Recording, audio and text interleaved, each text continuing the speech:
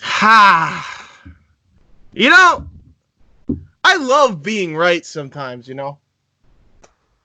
I just love it. Especially when I was called a fucking race baiter and a fucking dude making light of mental illness. I love when I'm right.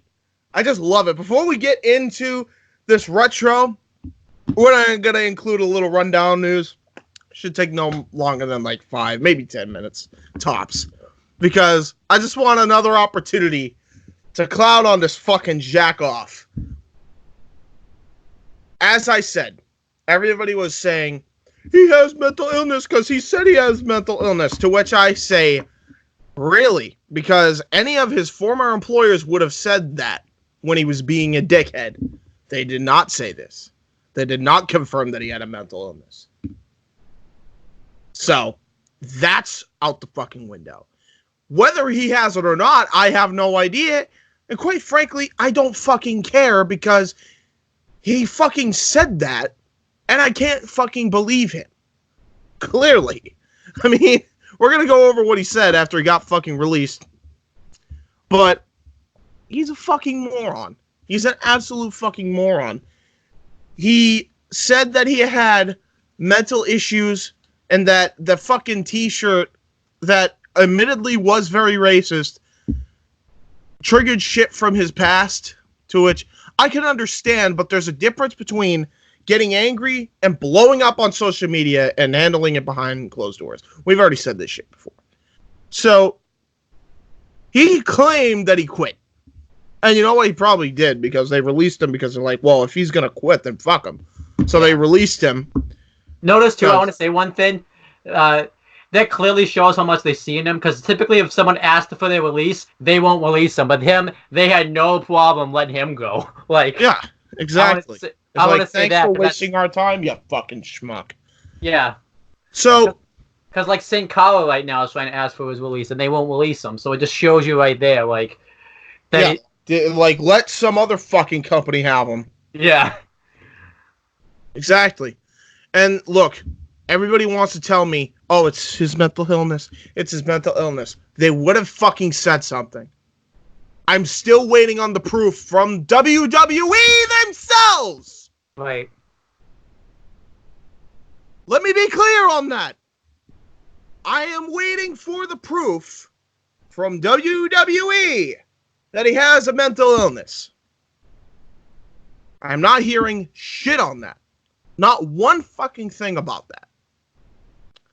Thus, he is known as a fuck-face liar to me. I don't know if you could tell how he's a fuck-face liar, but in case you've been living under the dark, why don't you ask Ring of Honor and Jay Lethal why he's a fuck-face liar? That's all you need to know. That's all you need to know. Period. All you need to know. And one other thing, I brought this point up when we're talking about this off camera. Even if he does have mental illness, Mauro Ranallo probably has it worse than him, and you never hear him have situations not once like complain. this. Not once use that as a fucking crutch. Yeah. He uses it as motivation, if anything, to do better. The only time, like, and this is legitimate. The only time like it affected his commentary was when he got in that car accident earlier this year, and he apologized that that he felt like his commentary wasn't up to par. That's it. I totally understand that. I get that. I mean, a normal person doesn't react well to car accidents. How do you think someone with mental illness is going to react? And that's another thing. Like, everybody wants to say, like, well, it's not, you have no proof of it. I'm like, I don't need fucking proof of it if nobody's fucking documented it or come out with it themselves. Yeah. Nobody's come out with it. This guy is a fucking slap in the face to guys like Mauro Ranallo. He's a slap in the face to me who's actually dealt with this shit. Right. On an anxiety fucking level. He's a fucking lying prick when he tells you he has mental illness. I know what mental illness looks like. Fucker. The next time you want to fucking clown around and act like I have this soapbox. I can make fun of whoever the fuck I want. I can call Jay Lethal Uncle Tom now that I'm a change for the culture. And then you want to hide behind your, oh, I have mental illness excuse? And everybody wants to tell me he didn't straight up say it's a fucking excuse. It is heavily fucking implied. Go back and watch that fucking Instagram fucking video. He heavily implied that is exactly why he did what he did. And the reason I'm so angry about it in a way is because, again, it's a slap in the face to me. It's a slap in the face to everybody else that suffers from mental illness or any disability for that matter. So ACH, after meeting you, I wish I hadn't. Honest to God, from Best in the World 2017, if you had to pull this bullshit, I would have punched you in the face and got kicked out. Straight up. Go fuck yourself, dude. Stay the fuck out of my fucking business. And by the way, everybody has some help that they need. I think any normal person needs counseling, but assholes especially do. So since you have this mental illness you claim you have, do us all a fucking favor before you even come back to the wrestling business in 10 years and get help. Fucker. Now, for old time's sake, it's time to clown. Time to clown on this fucking fool. Let's get him up. And I'm going to use him by his supposed slave name. Here we go. I got it up here. I don't know what you're getting. Oh, you know. Hold on. Hold on. Look at this dude! Look at this dude! Look at him! Look at how he was pushed to the moon when he decided to freak out and not handle it like a professional. Yeah, he said, Look at this dude! He said, "Can't hold me back." Go back to the picture with Adam Cole. What was he doing in that match? Oh yeah, he had a world championship match against Adam Cole. Hey, there he is, angry. He's angry. Crikey, he's angry. He's angry. Look at you, Mister. Oh, I'm a fucking anime weeaboo. Hey, how you do? Hold on. Super! Hold on. Hey, this guy who's of your race criticized how you handle it too. He's even like, look at this dude. Hold on. Triple H was like, look at this dude. Hold on. They put it on a white tee. I shouldn't laugh at that, but that's funny. Look at this dude. Hold on. Let's see if we can get a good image. Look at that dude. He's pissed off. Look at him. Yeah. Poor Jay Lethal. He didn't deserve that. There he is. Yeah, Ring of Honor. Even the logo's like, dude, I'm fucking disappointed. Yeah. And even though he's a fucking just as worse as ACH, thank you, fuck you, bye. Yeah, right. Hold on. What else we got? One more. Oh, look at you, Mr. Hey, I recognize that contract. That's when he won the breakout tournament. Yeah. They can't hold me down no more. Hold on. Hey, remember when this guy endorsed you? Yeah, I bet that's out the fucking window now. He's probably like, look at this dude. Hold on. What else we got? I can clown on this fucking... hold on. How many minutes I got? I'm going to go the full 10 minutes. All right, we got 30 seconds left. Hold on. One more good image for old time's sake. Better hurry. Look at this dude! Yeah, they'll take you at AEW. Go fuck yourself. No, it says AEW. It says right there, AEW reportedly plans to stay away from Jordan Miles too. Look at this dude. All right, I had my fucking fun. That's the best cold open ever. Don't fuck with the wrong motherfucker because I just swept the floor with you. I'm like the cleaner up in here. I kind of want you to meet him at a local indie show now, just to see you a clown on him today. Oh, dude, I would have fucking clowned on him. I wouldn't punch him now. He's not worth the time. Nah. I would have punched him back then. Hell yeah, if he fucking pulled this shit back then. But not now. I'm just gonna laugh at his fucking face. I feel like nowadays you just be like, look at this dude! Like, look at this dude! So there's your cold open, guys. That was the best cold open ever. You want to stop this so that way you have it saved? In any show that you've ever done. Yeah. Hell, this might, you know what? This was gonna be for retro, but now I'm debating on whether to actually put this in. Should we? Do you put think it in the run for the rundown? Yeah, put it in the rundown. You probably are confused why I said retro. Scratch that. You are seeing this as the cold up and now, right here on the Wrestling Rundown. That clock keeps ticking like a metronome, and my thoughts keep telling me to get me home, but my balls keep telling me to let me just let me That clock keeps ticking like a metronome, and my thoughts keep telling me to get me home, but my balls keep telling me to let me Fuck all that shit, just let me go. Owers and tastemakers make us no chaser. Gets the blood flowing like a fucking pacemaker. Cut the middleman and inhale the vapors. Madman, old 10 Don Drapers. Cut the jukebox on, make the woofers blow. We gon' sit here until all them heifers go. Holler at the tens and spend a little dough. Not on them, no, they can buy their own drinks. That clock keeps ticking like a metronome, and my thoughts keep telling me to get me home, but my balls keep telling me to let me just let me That clock keeps ticking like a metronome, and my thoughts keep telling me to get me home, but my balls keep telling me to let me fuck all that shit, just let me go. So, yeah, we just pretty much roasted ACH. That was fun.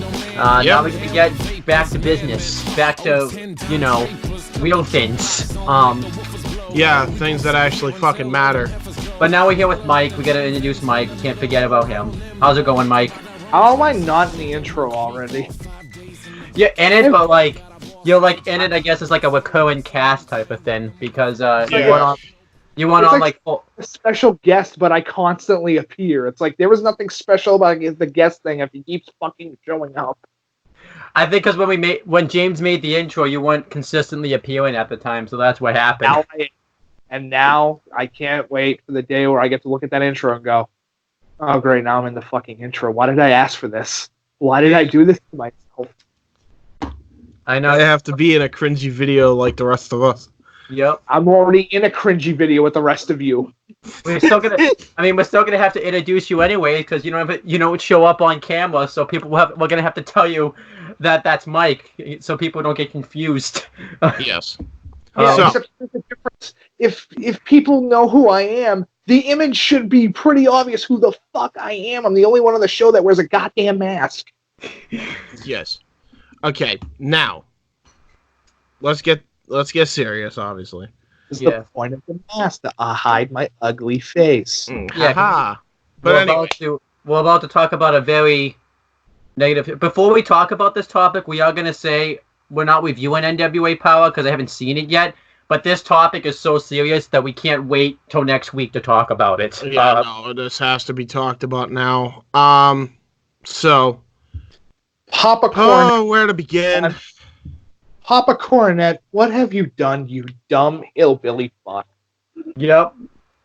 So, I'm going to be a little bit more subdued, probably until towards the end here, because this situation is a fucked situation, and I got to handle it a lot more delicately and professionally until the end, of course, because there are some stuff that I can fucking clown him for and fucking rant on him for, but I'm just absolutely disappointed in. So, Jim Cornette made a very bad comment. If you don't know what it is, go read it. I don't need to fucking recite it for you. You probably already know what the fuck it We'll is just now. say that it has to do with scooters and people of a specific race. Not even just that, and I'll get to that in a minute, because there was something that caught my eye before the race bit, and I'll get to that in a minute. Yeah, I don't want to say word for word. Yeah, there's no reason to. Yeah, That's why I'm not saying it. I'm not even going to give it the time. I'm not even going to give the quote the time of day. Now, look, I'll say this too. I know we did that before, but that's because James didn't know that happened, and I feel like James wasn't being intentionally like racist or anything like that. So if we've said anything racist before, yeah, no, it's all in the means of satire, and also plus we're not shall you say on commentary. Yeah, on a show that's brand new, that's based upon one of the best older products out there, that has one of my favorite tag teams of, I can't believe I'm saying it, of the current generation, and they're in their fucking 60s. Yep. So if nobody knows, NWA Power is a YouTube series that exists. Yeah. And it's trying to bring back the classic conceptual design of professional wrestling, which I give it credit for. Jim Cornette was a commentator on the product and said a specific comment that could be put in such a way that is racist. I say so. I want to play devil's advocate for a second, if that's fair. I feel like it's fair enough for me to put it on two different sides that I feel are possible. This is what I interpret it as. So Jim hasn't been behind the microphone in years and has his own podcast where he says whatever the hell he wants, whenever the hell he wants to say it. The cult of Cornette is a thing, but I feel like they ain't wrong when they call it a fucking cult. Yeah, and it's one of those things that I'm not condoning the action. I'm just trying to give more of a secondary. No, I get what you're saying. He says whatever he wants on the podcast, so he thinks he can say whatever the fuck he wants on commentary as well. And he was doing this kind of shit in commentary too, way back in the day as well. Yeah, so. It's one of those things where I think he just can't separate himself from the character at this point. He's a caricature of his own personality, which is upsetting that he has lost focus on who he is as a person. But in any case, and you're frozen. God damn it! Oh, I am. Yeah, your face is frozen. Just turn your camera off. Turn it back on, as you were saying, Mike. So in any case, and this is the second part to this, which is what I personally feel. He's been out of the wrestling game for years, and I think it's the fact that he had I'm going to call it the nostalgia. I'll tell you right now. We'll get to that, Mike. I want to hold off on that. I know where you're going with this. Are you sure? I want to hold off on that because there were two separate parts to this. Agreed. There's two separate parts to this. There's what he said on NWA Power, and then there's the rest of his fucking philosophy. We'll get to that. Yes. Oh, trust me, we'll get to that. But as of right now, allow me to at least finish what my statement was, so that way it's out there, so that we can later discuss it and actually have a discussion about it. Yep. I believe that he's been out of the game for too long. He doesn't understand. He might. I don't know Jim Cornette from fucking hole in the wall. He seems like a nice guy. He banned me on Twitter, by the way. Completely banned me. You're not the only one. Yeah. I just sent him a comment. I go, Jim, I can't believe that this is something you said. I've been a big fan of your podcast for years. Yada, yada, yada. I believe your philosophy is correct, but also misconstrued. I think that there are pieces of information that are that you need to understand. Wrestling is a circus act. It's always been a circus act, and it should be a thing for anybody from any race, religion, or any identity. There should be something for everybody. It's professional wrestling. That's what I said. Exactly. Thank you for the comment. I see your point of view. Thank you. Fuck you. Don't ever talk to me again. Goodbye. And I went, okay, that's fair. That's fair, I guess. That's whatever. So, and then I got completely kicked off of his Twitter. I don't even know if the comment's still up. If somebody wants to find it, they can. I know a couple. That's not fair. But you wouldn't be the first person whose comment he's deleted, as he's been deleting comments. So there's that. It's upsetting for a guy that constantly puts himself on a pedestal of a human being. Oh yeah. We'll get to that, but and do nothing wrong, but will shit. I'm going to current athletes. That's all I'm going to say. So now I'm going to just start with what he said. I'm not going to say it word for word. No word for word. Just I will provide context. That's all I'm going to do. He was talking about Trevor Murdoch, and as Mike said, it involved scooters, having a bucket of fried chicken, and black people in Ethiopia, who also happen to be starving. African Americans in Ethiopia, Africans that are in Ethiopia. Yeah. Great one, Jimmy Boy. So look, this is a fucked up comment to make. God damn it, Owen, you're frozen again. Get on a better goddamn Wi-Fi. See, this is why I don't show my face. Hello? I'm coming. I'm going on a Wi-Fi. All right, yeah, please. And also turn off your camera, turn it back on. As I was saying. Yes. Jim Cornette is lost a lot of my fucking respect with this comment. I agree. Not even so much of the racial connotations for it. And although they are bad, I'm not discrediting that. They were terrible. Absolutely terrible. Fucking fork. Anyway. It's actions going forward. It's more the fact he's not. It's not even just that. It's not even just that. And I'll get to why I'm more pissed about it in a minute. But he said it, and he made light of famine. And that to me is worse than any racial connotation. That's not something you joke about.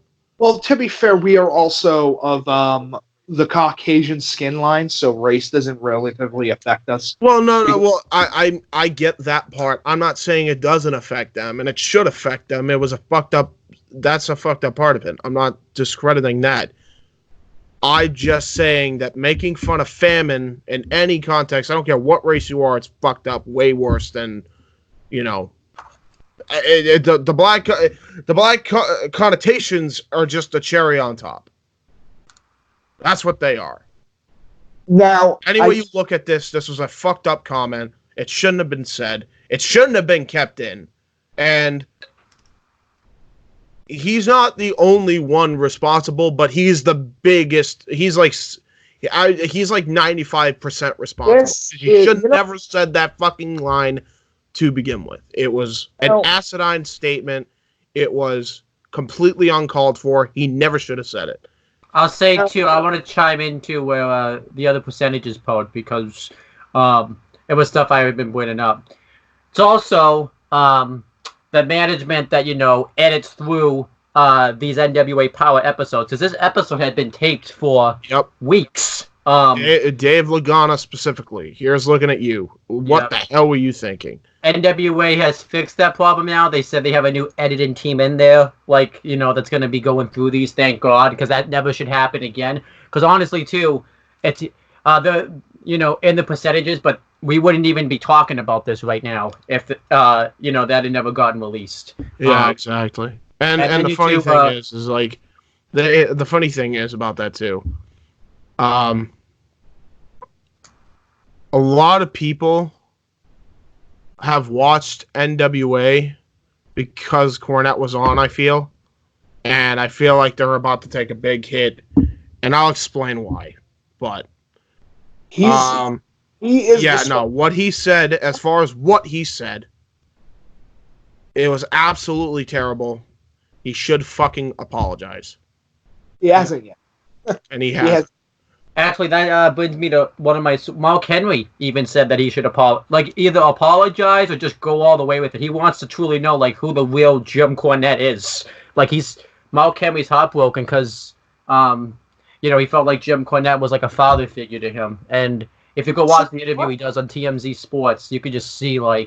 I've seen it, and I felt for the guy. I really did. But that's so does a lot of people in professional wrestling because of the fact of Jim is the perfect heel.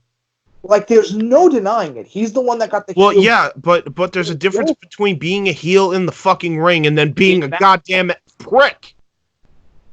There's a difference there. Agreed. And that's the problem. That's why I say Jim Cornette can no longer get rid of the gimmick. He's become the gimmick. Yeah. Yeah, and we'll get to that. So, yeah, I say he should apologize. I'm gonna just take this. Mute your mics. I don't care what you're gonna fucking do. Cause this is a fucking platform where I fucking decimate people when they fuck up like this. And I ain't saying I wear a fucking white hat. But I don't fucking intentionally try to fucking say this dumb shit on commentary. Gives us a bad name when he does shit like this, especially with a guy who should fucking know better. He should fucking know better. And I want to know the worst part about this? He won't apologize. He's too fucking stubborn to apologize. He's gonna go and he's gonna defend himself on a shitty fucking podcast. And he's gonna go and talk about how people took it way too seriously. It wasn't about race. How the fuck do you know what's about race, dude? How do you fucking know? Are you in Ethiopia? Are you there with those starving African fucking children? Those starving African people? You there? Yeah, didn't think so. I didn't think so.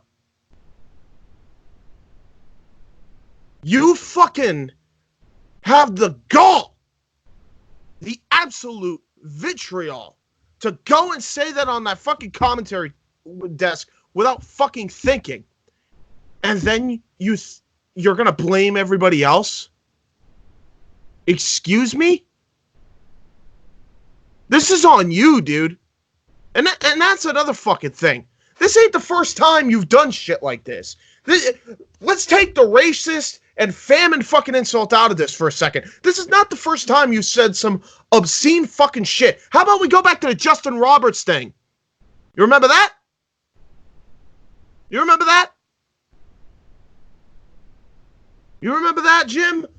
What was the line you fucking said? Oh yeah, Justin Roberts might as well be registered as a sex offender because he walked up to a child who had his arm on the hurt on the guardrail during a spot with Pac and Hangman or whoever. Yeah, you don't remember that? Because I do. I listened to it and I was fucking... And even Brian Last called you out on your bullshit. It's like, oh, Jesus. He laughed out of nervousness. I could tell a laugh out of nervousness. And if he fucking... I know he's probably going to fucking do your podcast. I'm sure he has fucking regrets. Oh, boy, do I ever. Because if I were Brian Last, I would have been the one to be like, dude, you're on your own on this. I'm going to fucking support your fucking shitty behavior. I ain't going to support it. Why the fuck would you say that about Justin Roberts? You joke about pedophilia like it's nothing. You joke about fucking starving children in Africa like it's nothing. And everybody wants to tell me, oh, you're thin-skinned. Oh, you don't understand comedy. This is why comedy's dying. This is why they don't go to the liberal schools. This is why they don't go there anymore. First off, motherfucker, correct me if I'm wrong, people. I don't know, Mike. You can maybe correct me if I'm wrong on this. But is he a professional comedian? You would know. Is he a professional comedian? Because I'd love to know. Is he a master of satire to you? Allow me to nudge in here for just a second. I've been a fan of comedy for years. Yeah. I've been watching some of the greatest comedians of all time, from Rodney Dangerfield and Andrew Dice Clay, who are raunchy. Yeah. absolutely raunchy. However, there's a limitation of what you can and can't say. I believe that comedy is one of those things that's hard to figure out what you can and cannot say because of the fact of it is one of those things where somebody will find this funny, somebody won't. That's the problem with guys, because I have to get eggplant real quick. But Yep. continue. You want me to just wait for you to come back? Well, no, because we'll just keep going. It's one of those things where the comedic timing is the most important thing. Like if I told you a joke, Owen, where I went, little boy blue. What are you gonna do? He needed the money. It's one of those things where you could take that joke, which is an Andrew Dice Clay joke, but it's the way you say it that's the most important thing to make it funny. Right. If I just said it as I just did, it's not funny. But if I go, little boy blue, he needed the fucking money, it adds a little bit to it, and it adds a little bit of a voice, and adds a little bit of a stereotype behind it. That's the whole thing with comedy, is that if you are a comedic act, you need to be something that nobody has ever seen before, or you provide substance. Jim Cornette in this situation did not provide substance or even comedic timing. He just said it out of the blue like it was the first thing that went into his head. Yes. Which fucking upset me, because that was the first thing that came into his head. As I said before, some of the greatest comedians of all time, you could say Louis C.K., Dane Cook. There's a couple of them.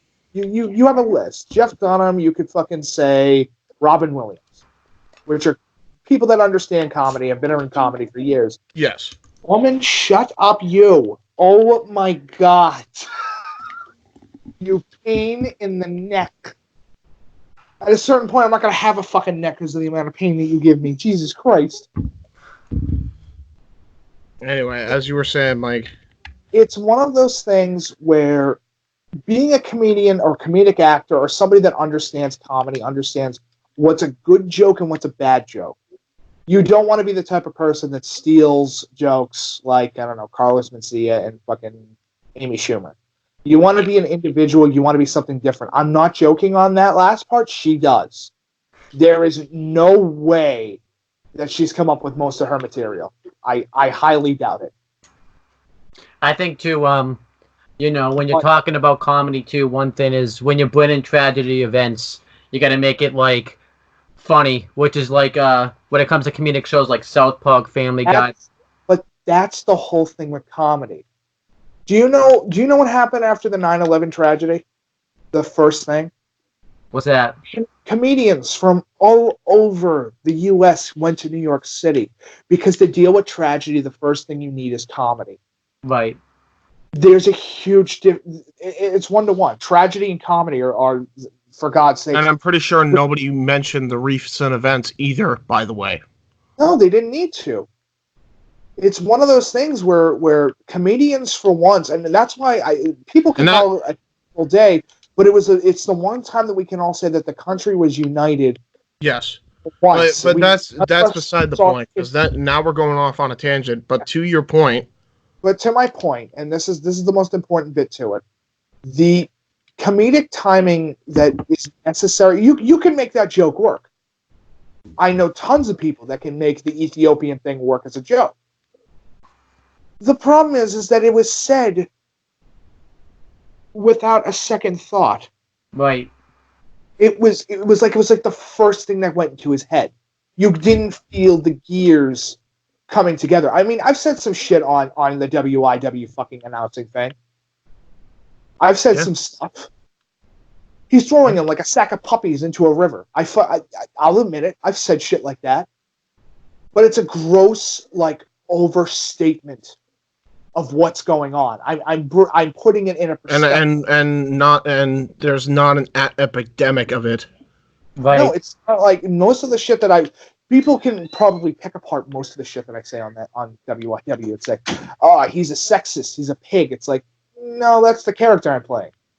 Especially too, they could probably pick all of us off on this very show alone. But like, we don't really mean half of the stuff that we say, anyways. But that what you guys are doing.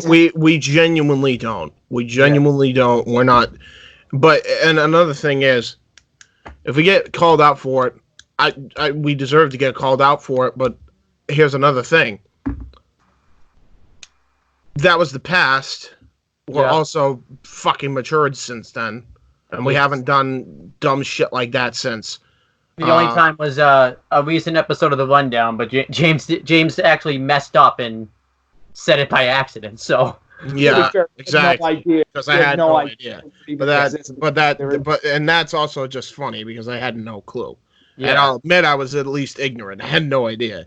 And if you watch that video, we didn't specifically say what it was, so it's not like exactly. I think I said like Nigel Wizard or whatever. But, but that's beside the point. I'm gonna go back to what I was saying originally before I we'll mute our stuff again. Cut off. No, you don't need to mute your shit. You'll be fine.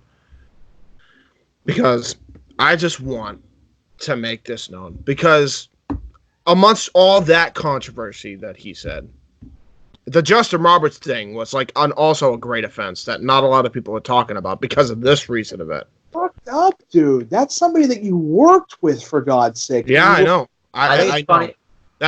That's not even the worst part. It's not funny. I want to say too. Isn't it so weird too? How this happened like right after the Justin Roberts thing too. Like. Yep. Here's the next thing. I'm gonna talk about two issues. So now we covered the horrible shit that he said about people, about black people, and about Justin Roberts. We covered that. We're done with that. Now we move on to his fucked up philosophy. Now we move on to it. James, I have a question for you. Move on. And you know what? Here's again. Let me talk. I know. I just have a question. No, let me talk because I'm gonna go off. It's a very important question. All right, go. Make it quick, please. What were the 2 rules of being a heel that I told you a long time ago? You can't talk about death. And? Mental illness. And you can't talk about mental illness. He's not a heel. That's the problem. That's the problem. So, there you go. Yeah, I'm sorry. I completely forgot about that in my tangent. Now, we're going to get into his fucked up philosophy on wrestling because I'm done defending this. I'm done even being a part or associated with this fucking cult anymore. You claim it's not a fucking resignation. You claim that if we don't pay for you and buy shit off you, that we're not a fucking full-fledged member. I don't really subscribing, watching your videos, and giving you ad time is giving you fucking money. So consider me fucking resigned from your cult of Cornette. I'm sorry, it is a cult. I shouldn't even have quoted that because it acts like a fucking cult, and I'll tell you why. So, because you don't agree with wrestling like the way it is now, you don't agree with guys like Orange Cassidy, you don't agree with guys like Joey Ryan, you don't agree with guys like fucking Christ, I don't even know how many Trent and Chucky T. You don't agree with fucking Tommaso Ciampa of all fucking people, the greatest fucking heel other than MJF for like what, the last decade, and you fucking hate him because of a fucking grenade spot in PWG, not even on a main program. You're fucking pissed off because it's not supposed to be silly. It's not supposed to be fun. Everything has to be serious and blah, blah, blah, blah, blah. You know what my dad's favorite fucking character is? A man you fucking hate. His name is Santino Marella. Yeah, you remember him? The dude you fucking slapped up? Because he didn't sell the boogeyman? But that's the whole thing. We wanted fucking... Do you remember the Elimination Chamber where everybody thought he was going to win and everybody was for him winning? Yeah. Yeah, and notice that the ratings didn't go down with him on television. It wasn't Santino. It was the fact that they didn't know how to book Santino later on down the line. Just like everybody else right now. That's what caused the decline in ratings. It has nothing to do with the comedy characters. In fact, if anything, AEW has been able to maintain a fucking audience and may perhaps grow an audience currently because they're all inclusive. A word that you can't seem to wrap your fucking to give fucking pea brain around. To give an example, you know what the one person he dislikes more than anybody else, and this is by watching his podcast and understanding him personality-wise. Mm-hmm. Did you know that he doesn't like Goldust? I can believe that. He didn't like the Goldust character, yeah. He loves Dustin, but he hates the Goldust character. Why? It was his character! But here's the whole thing. How much money did the Goldust gimmick make him? Exactly. How many times was he Goldust? He was fucking Goldust like 7 times. Yeah. I'm not even done. Cause I'm about to go. I'm about to go off here because there's more. There's more to this whole fucking thing. Because it's not. It'd be one thing if you didn't like it. I don't like Joey Ryan. I don't typically like Joey Ryan. But you get why he has money. I at this point get why he has money. And I've probably said some horrible shit about him in the past. So this is probably going to make me sound like a hypocrite. But you know what? I'll tell you why I've changed on him specifically. I still wouldn't watch him. But I'm not going to say he doesn't have a fucking place in Impact anymore. And we'll get to the reason why. But before I do, we're going to get to the reason why I almost got rid of your character in WYW in the fucking first place. Oh, you're not now? Oh, no, I did. It's because of the racist shit. But this is the reason why I almost got rid of him the first time. On his podcast, a guy was tweeting at him. And he was tweeting about how Orange Cassidy could be the modern-day Ricky Morton, which I think is ludicrous. I can agree that's ludicrous. I think it was a stupid statement in its own right, sure. Yeah. Sure. Totally can agree with that. However, this guy that was tweeting at Jim, he saw that one tweet. And in fairness, I think this was an old guy who really still likes wrestling. This was an old guy, in fact. I think he was like 63 years of age, who is a fan of both him, Jim Cornette, and Orange Cassidy, and tried to reason with Jim Cornette on, well, I'm not saying you have to like him, but maybe these are the reasons why you should at least maybe warm up to him a little bit. Blocked! Fucking membership sent back. Fucking banned from all of the fucking merchandise, everything. Wow. Everything. And no one's talking about this. No one even batted a fucking eye. Everyone's batting an eye on the racist shit, rightfully so. Everybody's batting the shit with the Justin Roberts crap, obviously. But no one's batting an eye on how he treats his goddamn fan base. Not one person. Not one person has seen how he freaking kicked one of his fans out for daring to like Orange Cassidy. Yep. Oh, I'm sorry. Because I like Orange Cassidy, what, you're gonna block me too, fucking old man? What are you gonna do, fucking slap me up? You fucking slap me up, I'd fucking knock your teeth down your goddamn throat, you old fart. You motherfucker. You think you can fucking cuss. Have you even known me? Oh, you're about to get a fucking licking, boy. Of course he knows how to cuss. I taught him all the dirty words. Motherfucker, I'm telling you right now, that's not the only offense with your fans. Now we get to wrestling with regret. We get to Brian Zane, who I respect. I think he has a very good channel. He's one of the major reasons why I got back into professional wrestling. Yeah, you could say the top 10 videos, his view himself on professional wrestling and what it needs to be. And he's definitely an in-between guy. He's not fucking one specific thing. And that pisses people off, and I understand why. Now, hold on. Because I want to not lose my train of thought. Right ahead. Y'all probably seen this. If you haven't, I'll link it in the description. Wrestling with Regret made a video where Cornette blocked him for a tweet that wasn't even directed at him. It was directed by one of his toxic fans that have bought into his shit. That, oh, we can't accept wrestling for how it is now. We must rebel. We must rebel over a fucking entertainment genre. So he made a comment and he said what he said on the video. Watch the video. I'm not going to even spoil anything he says. Once you watch the video, you will understand why this is so ridiculous. And this is what made me open my eyes to Joey Ryan and why he has a place in Impact Wrestling. Even though I don't particularly care for him, and there's a lot of guys I don't particularly care for that I've, criticized over the years, like Baron Corbin and God knows who else in the WWE main roster right now, Seth Rollins included. That doesn't mean they don't have a place in wrestling.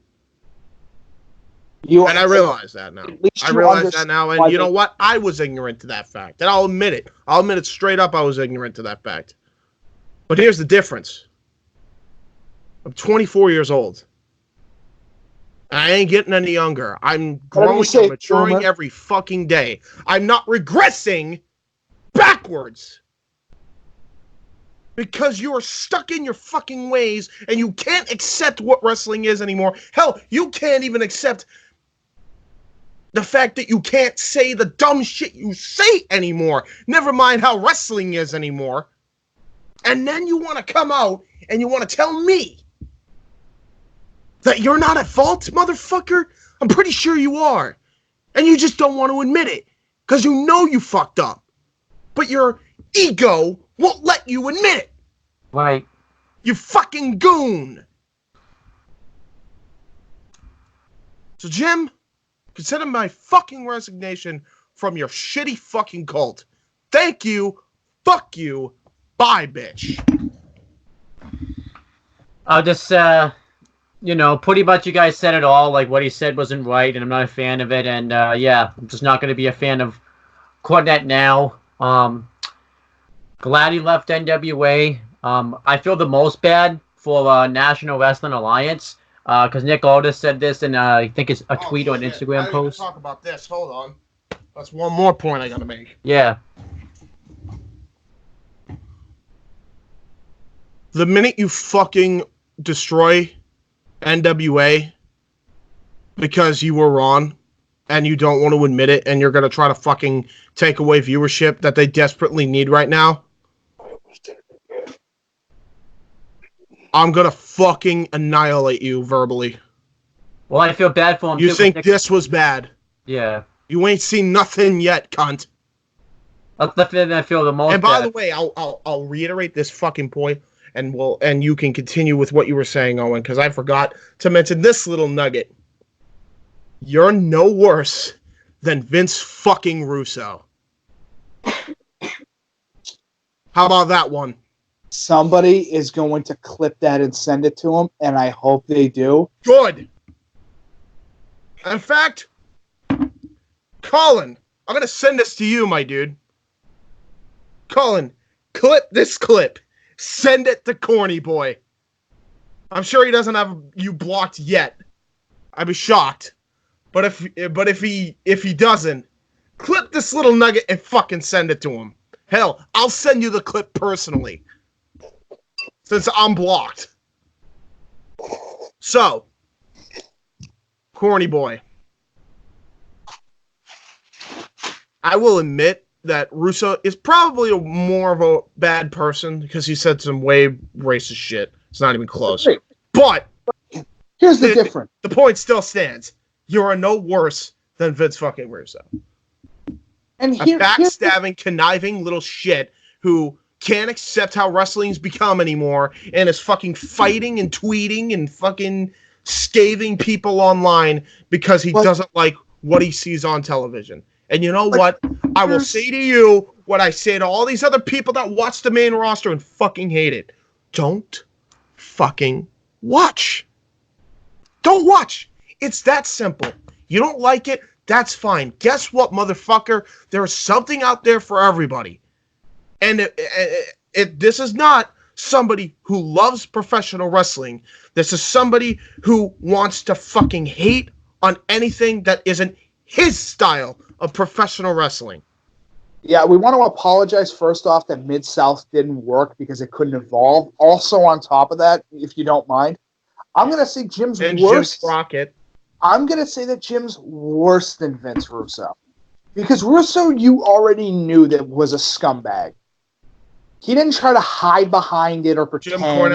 Jim Cornette has turned into a scumbag, is your point. Yes. Yes, he's become he is, I can't believe I'm going to fucking copy this because I heard it a couple days ago. And I agree with it. Jim Cornette lived long enough to see himself, instead of becoming the savior, he became the villain. Yep. He became the thing that he hated more than anything else. Go back to the Pro Wrestling Roundtable.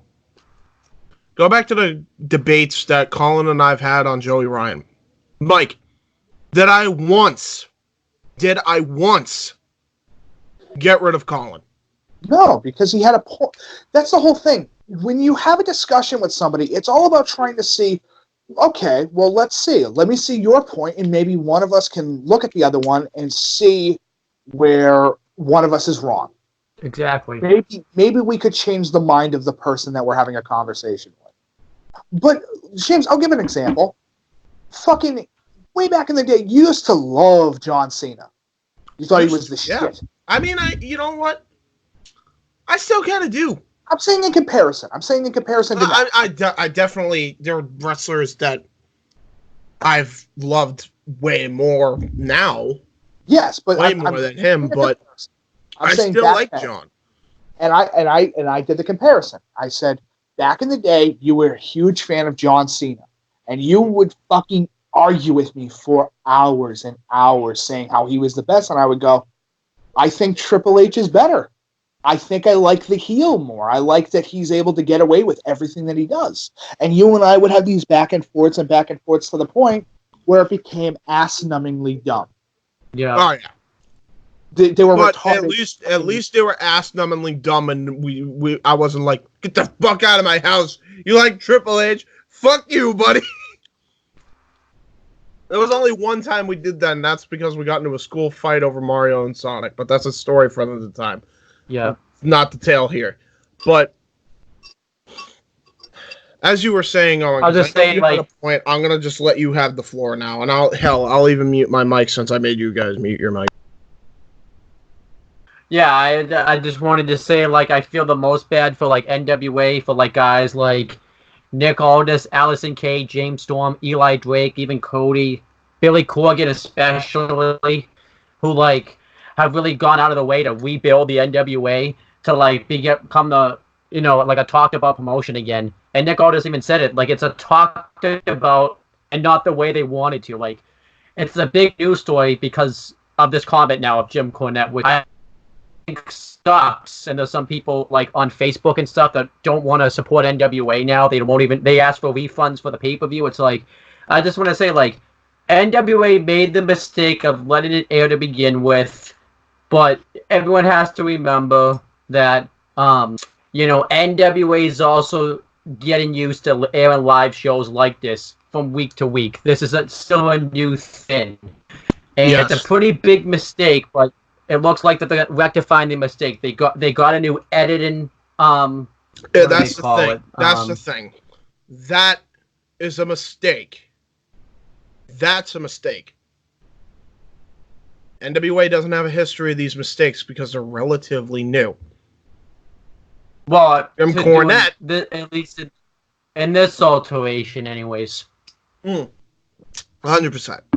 But the NWA has about almost 70 plus, almost 80 years of history.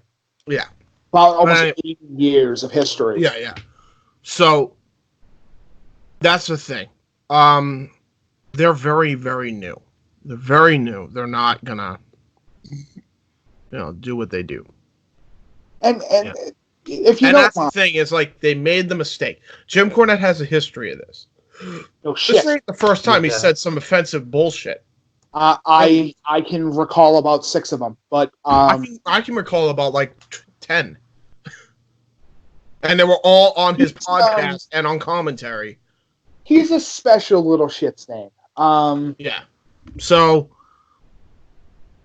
to think at one point, man, I had respect for you, but I just don't anymore. I lost respect for you just as much as I lost respect for Hulk Hogan. So, if you don't mind, Jim, buddy, pal, friend, thank you for all the years of racial comments, telling people that they're and I'm Hold going on, to go. hold on. Actually, save your comment because I got some sure? other comments to read. You sure you don't want me to go straight into it? Because I have about a Well, list. because I want you to save that for the end because there's Oh, some really? comments. There are some comments that I decided to comment. For those who don't follow Weymouth Youth Wrestling on Twitter, which is at Weymouth Youth TC. As of Wednesday, November 20th, 2019, Jim Cornette will no longer be a character in Weymouth Youth Wrestling. We'll recognize him as our kayfabe commissioner from the past, but we will no longer be using his likeness other than the past going forward. We simply have no choice. Now, to be fair to the people that go, why? It was a couple comments. We're talking about almost 6 years since YouTube became this big thing. Yeah, this isn't just a couple comments. This is a long time coming, dude. On top and you know what? I feel bad for even supporting some of it. Because I think we all had a hand in supporting some of it at some point. Dude, which is kind of fucked up in a way. Dude, as soon as I found out about the Dairy Queen one, I want to go to you and say, are we sure we want this guy in the thing? Because he kind of overreacted about this whole fucking situation. Yeah, and Jericho egged him on.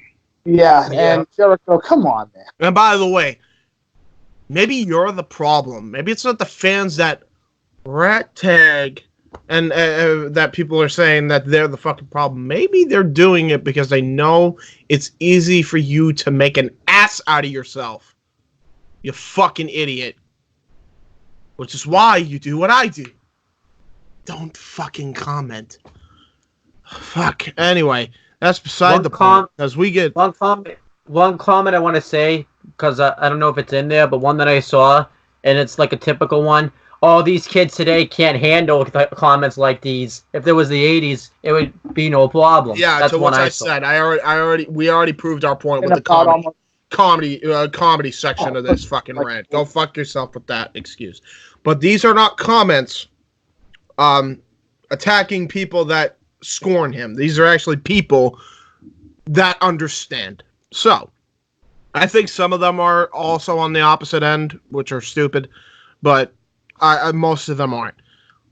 A guy by the name of Matt, I'm just going to say Matt and not give away his government name because it's not his full name. Comedy in general is suffering. Comedy is observation. Oh, all right. Yeah, this guy is one of them. I'm sorry. I stand corrected. This is one of these idiots. Comedy in general is suffering. Comedy is observational. You observe and make a funny comment on someone you observe. Sooner or later, everyone will be eaten by their own. Most comedians won't even go near college campuses anymore. Which is why I said fuck off at the college campuses fucking comment. I replied with, Cornette is not a quote-unquote professional comedian, so he should not be a comedian. Sound familiar when he said some people don't deserve the term professional wrestler? Something that he will never, and something that he's never been and never will be. Moral of the story, I like Bill Burr. I don't like Jim Cornette. Another guy, and this, I'm going to show the photo after this because this was fucking hilarious. I don't think Corny Boy is racist, but what he said was 3 levels of racist. There's a difference between the two. But the fact that that a lot of you can't just admit the second part is sad AF. And then it shows Jim Cornette in a picture, and I see. Yep, that's hilarious. That was absolutely hysterical. This guy replied, he recycled the line that he used in 1986, referring to Big Bubba Rogers. Back then, he also tried to use a line about Ronnie Garvin's face being burned as if he went up like a challenger. Jesus Christ. I didn't even realize that until I read it. Well, there's more lines. Fuck. That line grinded a TV taping to a screeching halt. But the Big Bubba line lived on. Bad taste? Yes. but Cornette used it then for being a rich guy, better than you heel. He was trying to be topical for the time, which, to be honest, that part I agree with back then. He's not a heel now. Yeah, he wasn't a heel. That being said, I don't believe that he truly believes in starving innocent children. He has tried to help donate money for Children's Hospital in Louisville, Kentucky, which is true. I will give you that.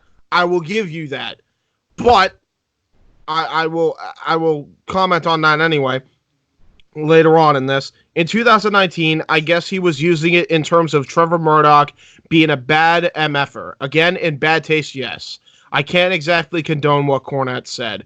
Maybe it's because I grew up with a father who said borderline racist comments, trying to be funny, like being half white due to my grandmother's maiden name being white. Maybe we're living in an era where everything being said can be scrutinized, much more so than the 60s or 70s. But we still have comedians like George Lopez making jokes about masturbation, which isn't even in the same fucking sentence. It's not even in the same fucking category. Or wrestlers like Joey Ryan charging people $30 if they want to touch his penis. Ways of being obscene haven't changed, but the avenues to criticize content has grown tremendously. So, here's the fucking problem with your comment there, Mr. I'll call you Paul. It's not actually his name at all. That one was a complete fucking made-up name. Here's the problem with this. That makes me respect Jim Cornette less because, yes, you're right. He has donated to fucking sick, starving fucking children, which makes it all the more worse why he said what he said. Yeah. He's pretty much... There's no defending this. There's no defending this. And then you want to fucking compare the whole Joey Ryan thing. Like, look, it is obscene. But guess what? He works for a TV 14 fucking audience where you can get away with that. You can get away with that. And his whole gimmick is that he has the dick spot. Exactly. So, look. God damn it. It's stupid. I don't personally enjoy it.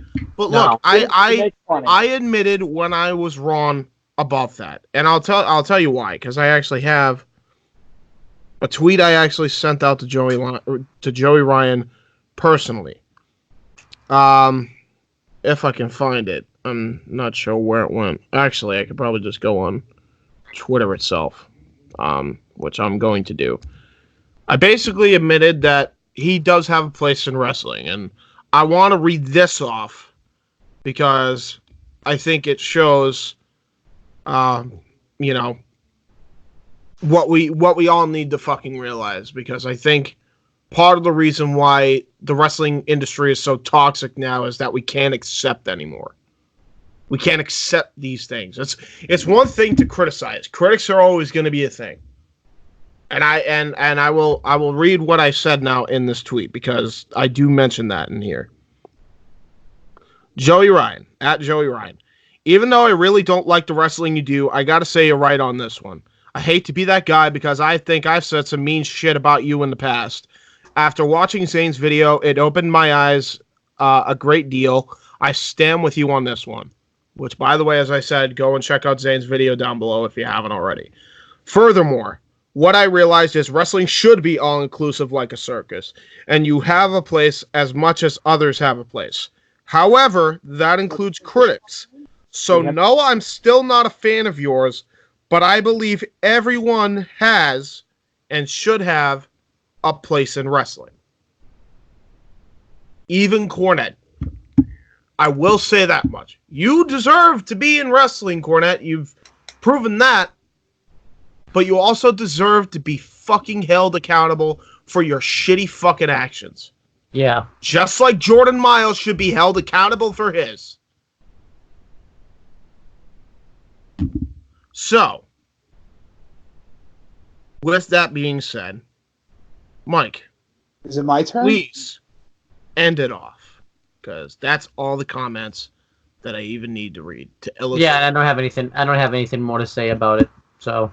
Alrighty. Oh, boys, I'm so glad you're giving me the ending bit of this. I'm so glad I get to be the one that gets to pick this motherfucker apart more than anybody else.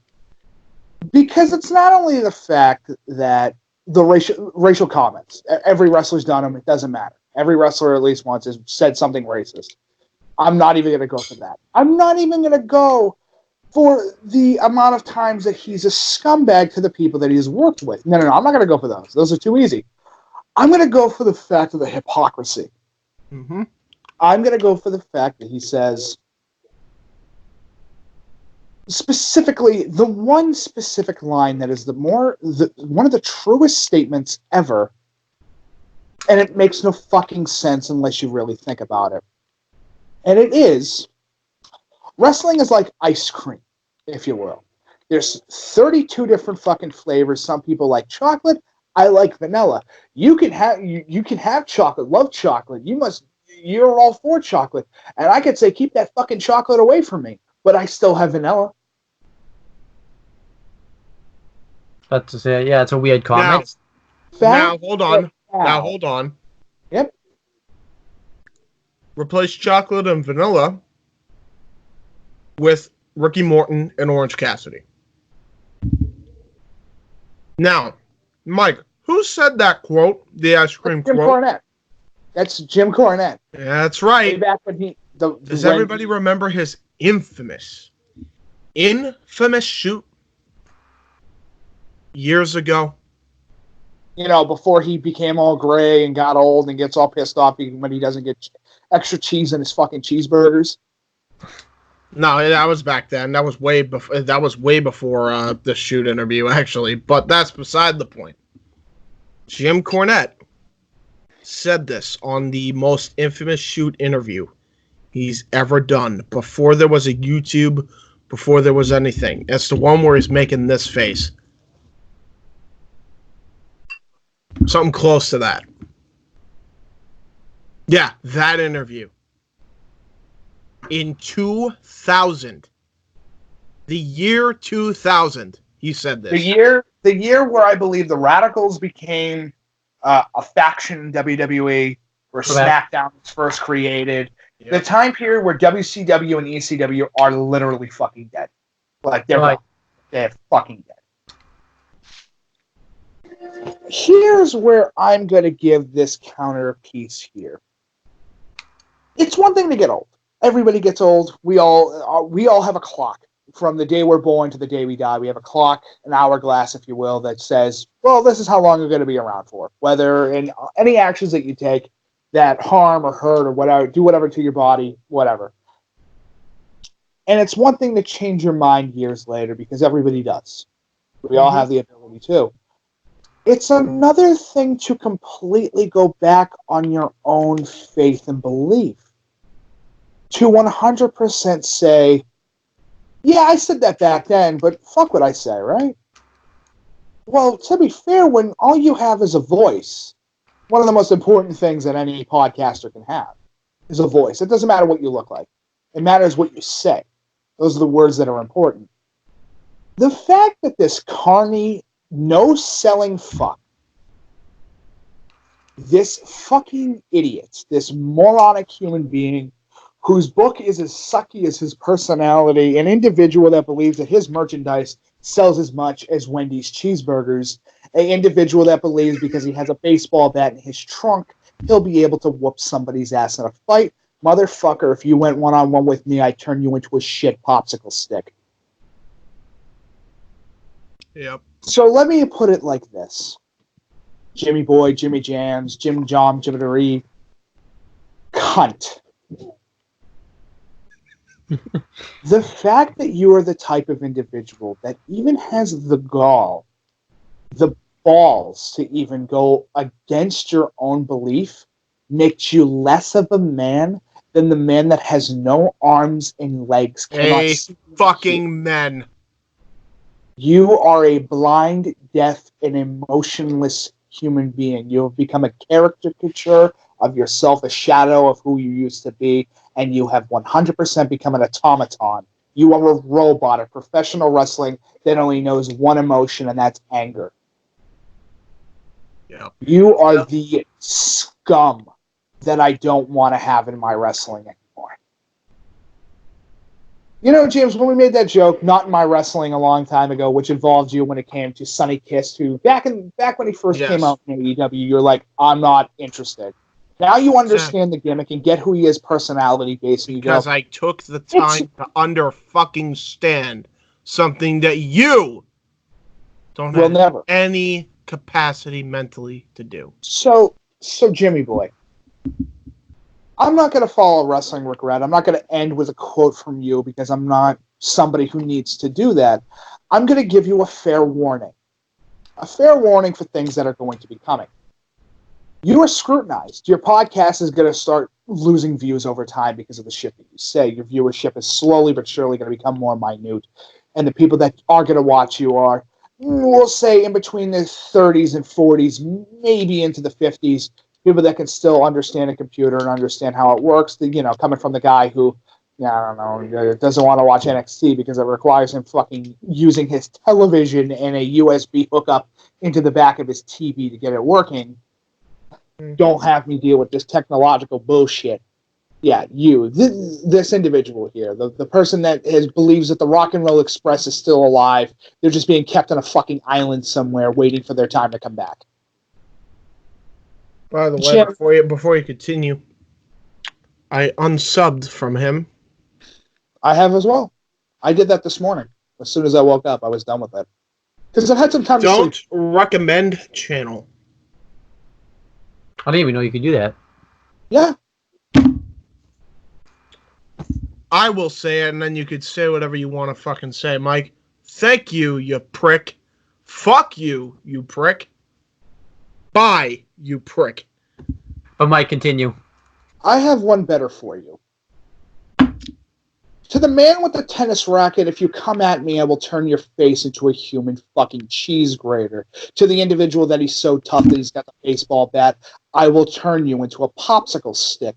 To the individual with the crooked eyes and believes that his face is one of glory, I will turn you into clay and morph it into an image of pure fucking horror. If you're not getting where I'm coming from, Jim, I will massacre you. I will fuck you up.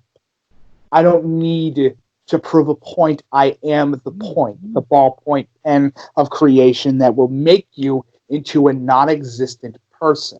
If you want to know what famine feels like, I will lock you in my basement. I have no fear of an individual like you that pretends to be the toughest man in the room. All you are is a crying child that believes that one day He-Man will come back and save me. Get out of here, you gay Lord Fokker.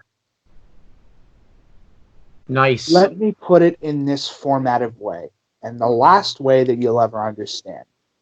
If you ever step in the squared circle with me, just like most of the other 59 people that I've ever gone up against in my professional career, as a mixed martial artist and as a boxer, you will know why the executioner, you will understand why the executioner got his nickname. Because I will put your head on the fucking chopping block and make sure that all that's left is a twitching, mumbling corpse of what you used to be, even though you've already become the corpse of who you are. I am no longer going to be a friend or a compatriot or an individual that supports you.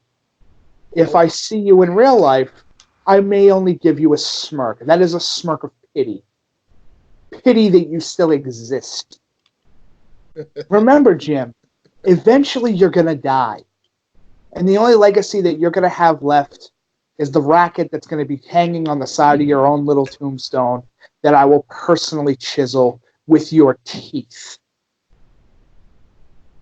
I am not somebody that you need to meet in a dark alley. I will bring a flashlight so you can shine it right into my face. So it's the last thing you see before I beat you into paste. You know, I can't help but to think this sounds extremely familiar. Yeah. It's almost as if You fucked with the wrong man. Fucked with a lot of people. In one final piece of information, Jim, your Midnight Express has come to a stop. The train will not return. And the people that you surround yourself with will eventually, like most things, cease. And the times that you're in your home, sitting alone, while the wife is doing all the work that you don't want to do because you're a fat, lazy fuck.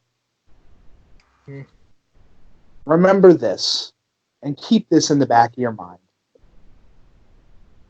There is no Undertaker that will be burying you. There is no Vince McMahon that will be able to get you out of your financial crisis because you have a gambling addiction.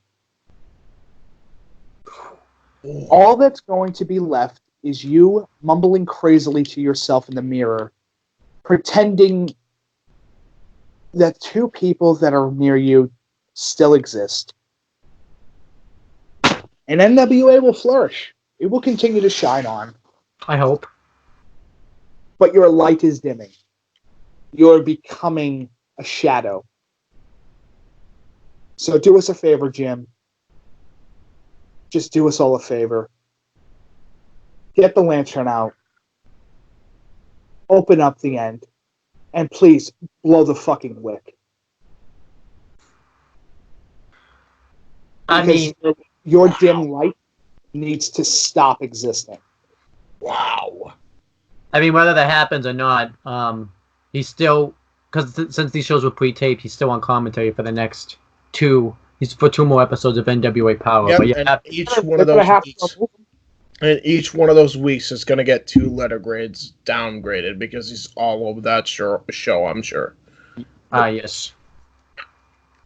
Once he's gone, they're going to go back to A's just to spite you, motherfucker. And I'll say this right now.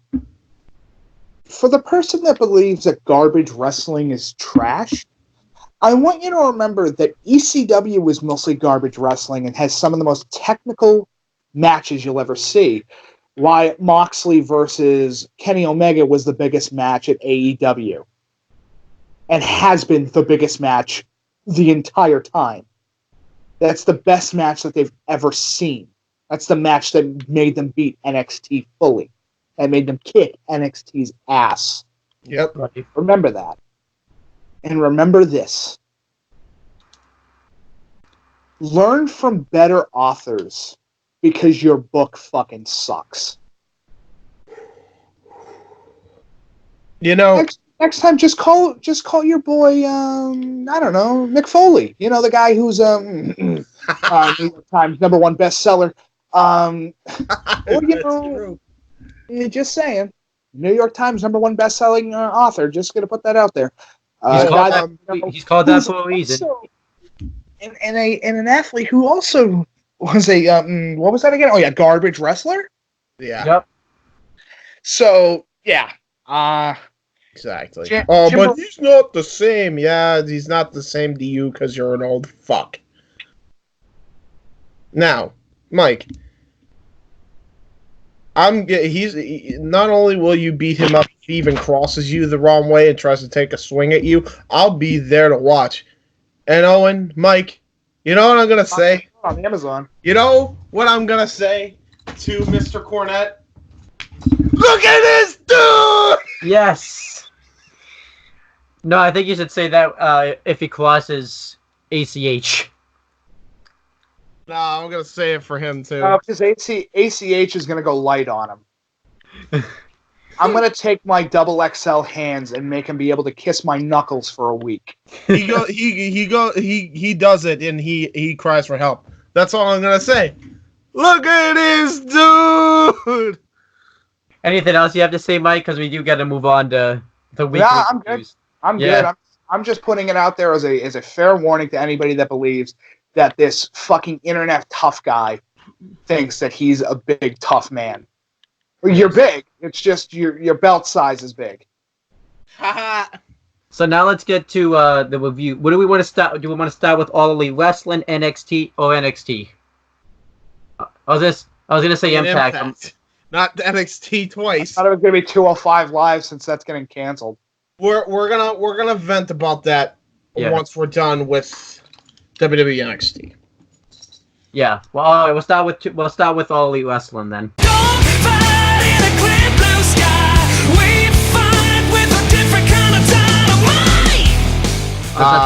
So we're not doing Dolk because James hasn't seen it yet, so we're gonna save that for a future rundown. We had more inappropriate news that needed to be covered. Yeah. Such as destroying an old man, so he has to cry in the corner again. All right. So as for so we're gonna start with AEW Dynamite episode 8. I will say when I read the win-loss records at the end of this AEW Dynamite, some of the wins carried over from this week. But yeah, that's fine. Yeah. So hey, at least we don't have to do it the week after, right? Yeah. Right. All right. So we have the commentary team, the second best one in all of professional wrestling, or third in Mike's opinion. Tony Schiavone, Jim Ross, and Excalibur. It's a fantastic commentary team. Always will be. What do you mean third? What is that supposed to fucking mean? Well, you said you like the Japan commentary team better, so that is very true. That is true, but you gotta give me credit. It's because Japan's hilarious because when they speak English, it's funny, and that's only because I'm a dumb Westerner. Well, because they're so over dramatic. Well, I am giving you props, but I don't want to say the second best one because that makes it sound like everyone thinks that. I gotta make sure they know not everybody thinks that. So it's very true. Because unlike Corny Boy, we don't lie here. Yeah. You know, just tell small truths. Yeah. No intro for some reason. I have that in my notes. No intro with a question mark because I thought it was weird. I was kind of disappointed. I liked the intro, and I thought it was weird there was no intro this week. You mean a Dynamite like question mark? Yeah, right. But I don't even care about any of that because then we got an absolutely wonderful match. It was Nick Jackson versus Ray Phoenix. Holy fucking Christ! Good match. Awesome match. This is really, really, really fun hot opener to kick off this show. So obviously this is coming off the back burner because Matt Jackson was taken out last week, and he's going to be out a few weeks, which I like because it sells the injury. Mm-hmm. And no, it's not like anything they did with WWE where like Lashley and Strowman went through the stage and Lashley was back the next week. So wasn't any of that happening here. So but anyhow, that's beside the point. Yes. Yeah, this was Nick Jackson's first singles match in, I think they said 5 years. Yeah, it's been a long time. I think the last one he had, I believe, may have been. I could be totally off base, but I think it was like an Impact, like one night only show. Ironically enough. I tried to ask Noah, but he didn't respond. I was sad because we don't have that knowledge. So Noah has the knowledge. Yeah, because it's indie wrestling. He knows everything about the indies. Very true. The only one that probably knows more than him is Dave Meltzer, but that's it. And Brian Alvarez, but that's it. Yeah, well, yeah, but Figure 4 Online Weekly. I mean, come on. Yeah, but they really told that. Figures. Joke. What? Figure 4 more. Figure 4 more like six figures. Joke. But they really told that story that this was the first time in Phoenix. Meanwhile, has been put on singles matches because he was recently the triple. That's why they call it the Figure 4. I thought it was because. I thought it was something new every day. Sorry, continue. Yeah. I'm sorry. What did you just say? That's why they call it the Figure 4. It's a light dawned on Marblehead moment. Don't worry about it. I'm sorry. You didn't know that the Figure 4 is because your legs are shaped like a 4?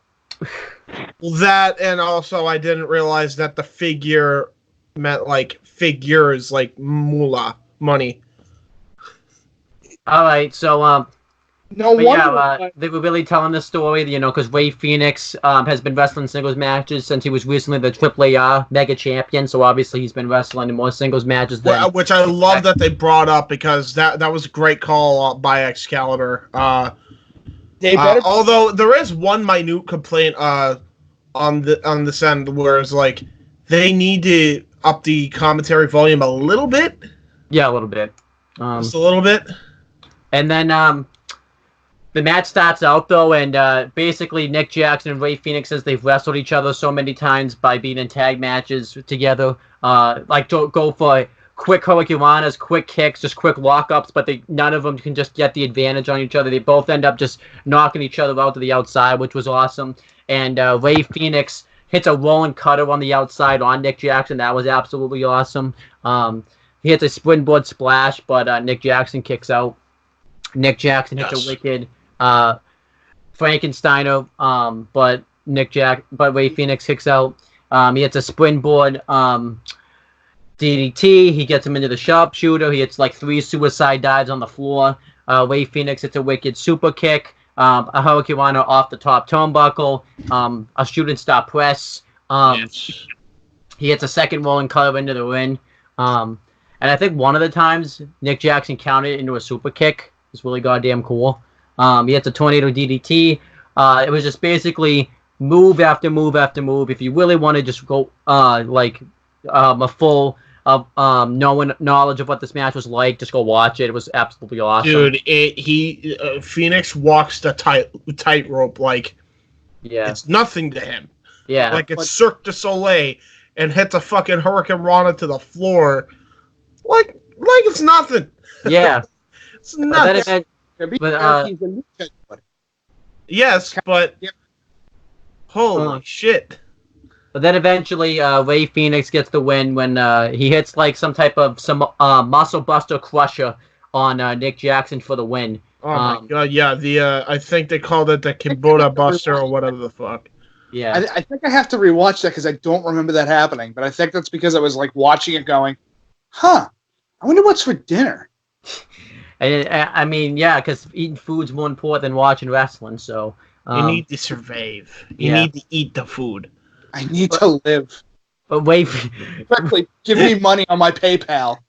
Ray Phoenix wins, though. I was actually okay with that because it made sense since Ray Phoenix has like more experience being in one-on-one matches than Nick Jackson does. So I actually thought that made sense. Afterwards, they go to shake hands, and everyone's probably getting mad, saying, "Oh, they're just gonna shake hands because they respect each other." But Ray Phoenix refuses the handshake. He just walks away from it. He's fully healed. The Lucha Brothers are fully healed. Yep. Which I, honest to God, did not see that coming. But this was great stuff. I give it 4.5 stars. It was a great match. James, what do you think of this? I love this. 4.5 all day. I really, really enjoy this. Just fast-paced, awesome action, and a great opener to get the crowd hyped up.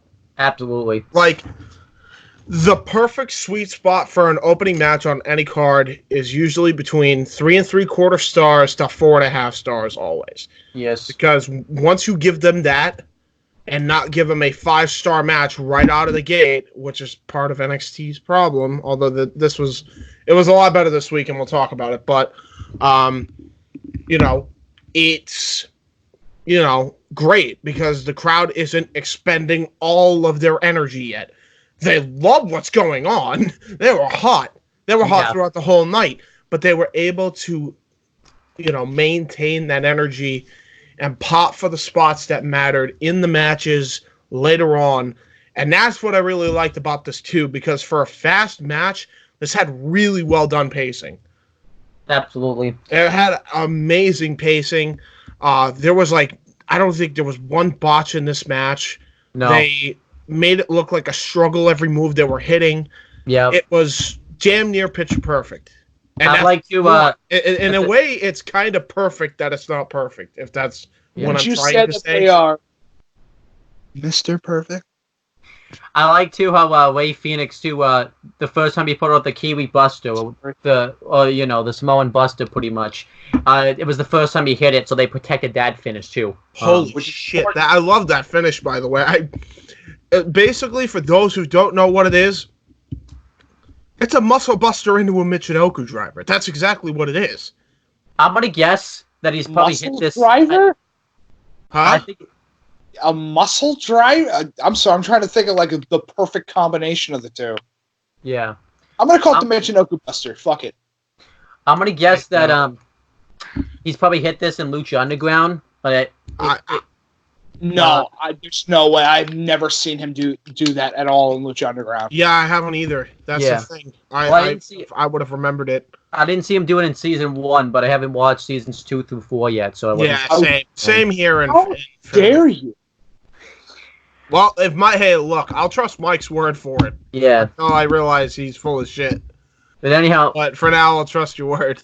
hey, now You're probably right. You're probably right, because you know a lot more about Underground than I do. So. Hey, James, we have something to look for now, Lucha Underground. If we review it, we get to see if Mike's bullshitting.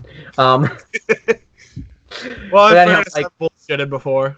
But anyhow, Mike, what did you think of this match? What's your star rate? I would give it a good 4.5 star rating. I thought it was very good. There you go. I would say I can't wait to see more, but I would be lying. He doesn't want to be a liar. Wait, are you saying you don't want you can wait? Are you a patient man? I want them to take as much time as possible. I would rather the whole thing with AEW, I want them to take their time. Don't rush into things. Yeah. The only time you need to rush into like a feud is like, we have to do this fucking now. Like, we have no other choice.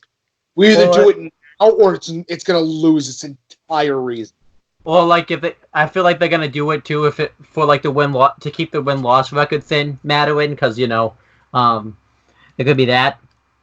Because if you have wins and loss matter, and then you don't strike with doing title matches and such, then it makes those kind of not matter too. Yeah, very true. But anyhow, next match. Speaking of that win-loss record, it was Britt Baker, DMD versus Hikaru Shida. This tied into that win-loss record in the rankings. They're actually making the rankings matter because Britt Baker was number 1 and Hikaru Shida was number 2, so they were kind of fighting off, and whoever would win would probably when I go through the rankings, they'll probably tell us like who gets moved up the rankings. Like I imagine Hikaru Shida now has to be number 1. But Thank God, the wins and losses actually matter in pro wrestling. But maybe Britt Baker was like 30 years. But maybe Britt Baker will throw it back on his face and say, number 1's the worst, number 2's the best, or something like that. You know what I mean? So Dude, I'm surprised nobody's ever taken my faction concept yet. Which would be? Call them the power players and have everybody go by the name player 1, 2, 3, and 4. I'd actually be pretty damn awesome. See what I mean? That's a cool concept, and nobody's taken it yet. And I'm like, you fuckers, do it! It's awesome. If any company should do it too, I'm not saying it should be All Elite Wrestling, since Kenny Omega and like the Young Bucks are like the gamers. You know what I mean? Like it makes sense. Like, well, not entirely true. House of Glory has some gamers. Yeah, but like, okay, what I'm saying is, I just want it done, but I want them to dress like the way I can only describe is like NES style characters. Like that's how my brain works. I want to see fucking nonsense. That's I know what you want to see. Nonsense. I know you want to see it done. I would suggest. I know I'm gonna sound like a hypocrite because I suggest you don't have the main roster WWE do it because they'll get. You're not wrong. Unless there's Xavier Woods. I trust Xavier Woods in the New No, Day. you shouldn't, because WWE will ruin that too. Trust me. Yeah. The New Day is far past its expiration date. Trust me. Oh, but they're so funny. They are, but Yeah. WWE script writing is not funny. So No, Yeah. it's because it's all the same fucking trash where it's like, dude, they dress like the X-Men and I almost laughed my ass off. Literally, I had to re-sew my butt. But anyhow, I'll let the, no, go right ahead. What? You had to resell your butt? When did you sell it the first time? I said so. I thought you said sell your butt, and I'm like, I'm not a prostitute. Listen, you gotta fucking pay for it. I'm just saying. James, stop. You should stop talking. You're making more work for yourself. For best of November. Really are. Stop talking. Like,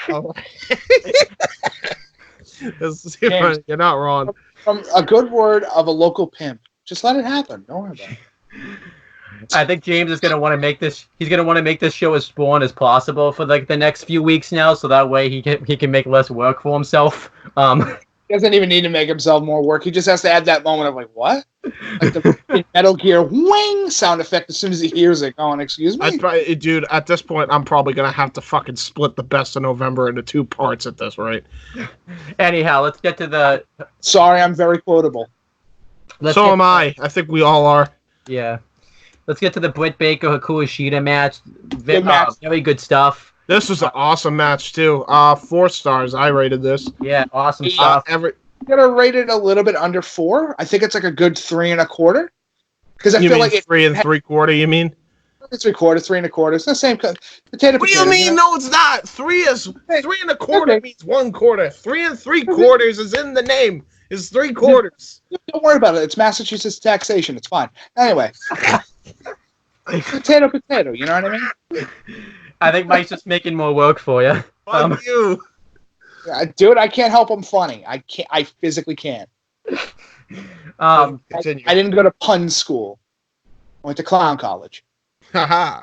But yeah, this match was very good stuff. Britt Baker gets the advantage early. She hits a suicide dive on the outside. She continuously tries to go for the lockjaw, which I wish they just went with James' idea and called it the Yankum. I was very sad.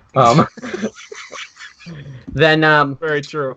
I was going to call it the operating chair, but that's just me. Especially if she was going to do it into a like a camel clutch.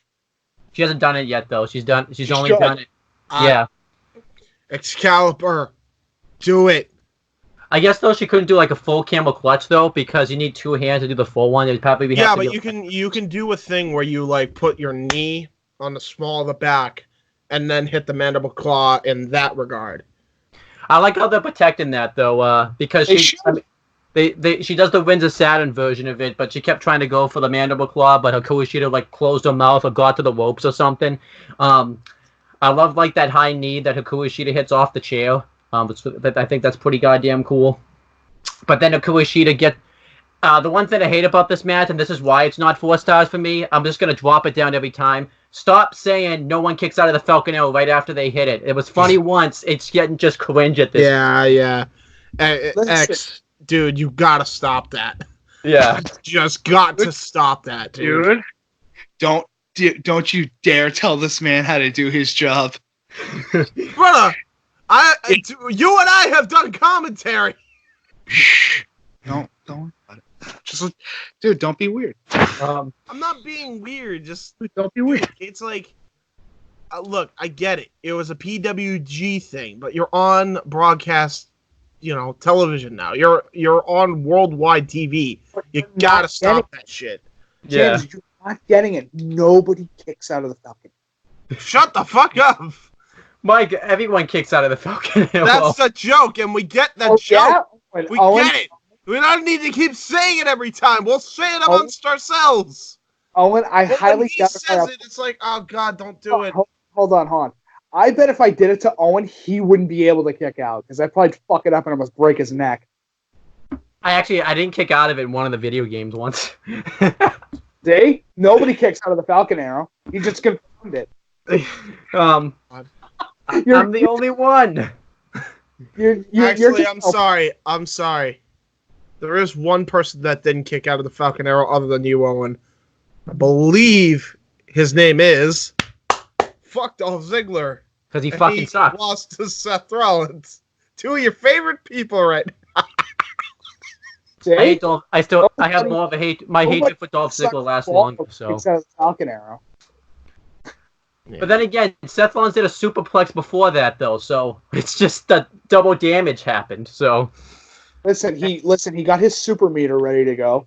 He got his double D. All right. I mean, what? But then eventually the finish. That nobody kicks out of the diamond cutter. Nobody kicks out of the diamond cutter. In 2018, nobody. The most important wrestling move, the diamond cutter. In 2017, diamond cutter. In You 2017, shall receive. in Jim, 2017 every through single time, can you just do me a favor when you're editing this? Every single time somebody says the word fucking diamond cutter, can you please put up an image of an actual diamond cutter? No. Please, that's You do this every time. I'm not gonna edit the shit that I don't have time to edit. yeah. Dude, don't worry about it. Don't be The weird. question I have is, another fun fact is no one kicked out of the F5 from WrestleMania 33 to 30 until 34. Hey, and by the time somebody, That why it requires 3. Brock Lesnar, he done the deal. Nobody kicks out of the F5. Brian Cage, he done the deal. Nobody kicks out of the F5. Oh, she kicked out of the F5. I think it's the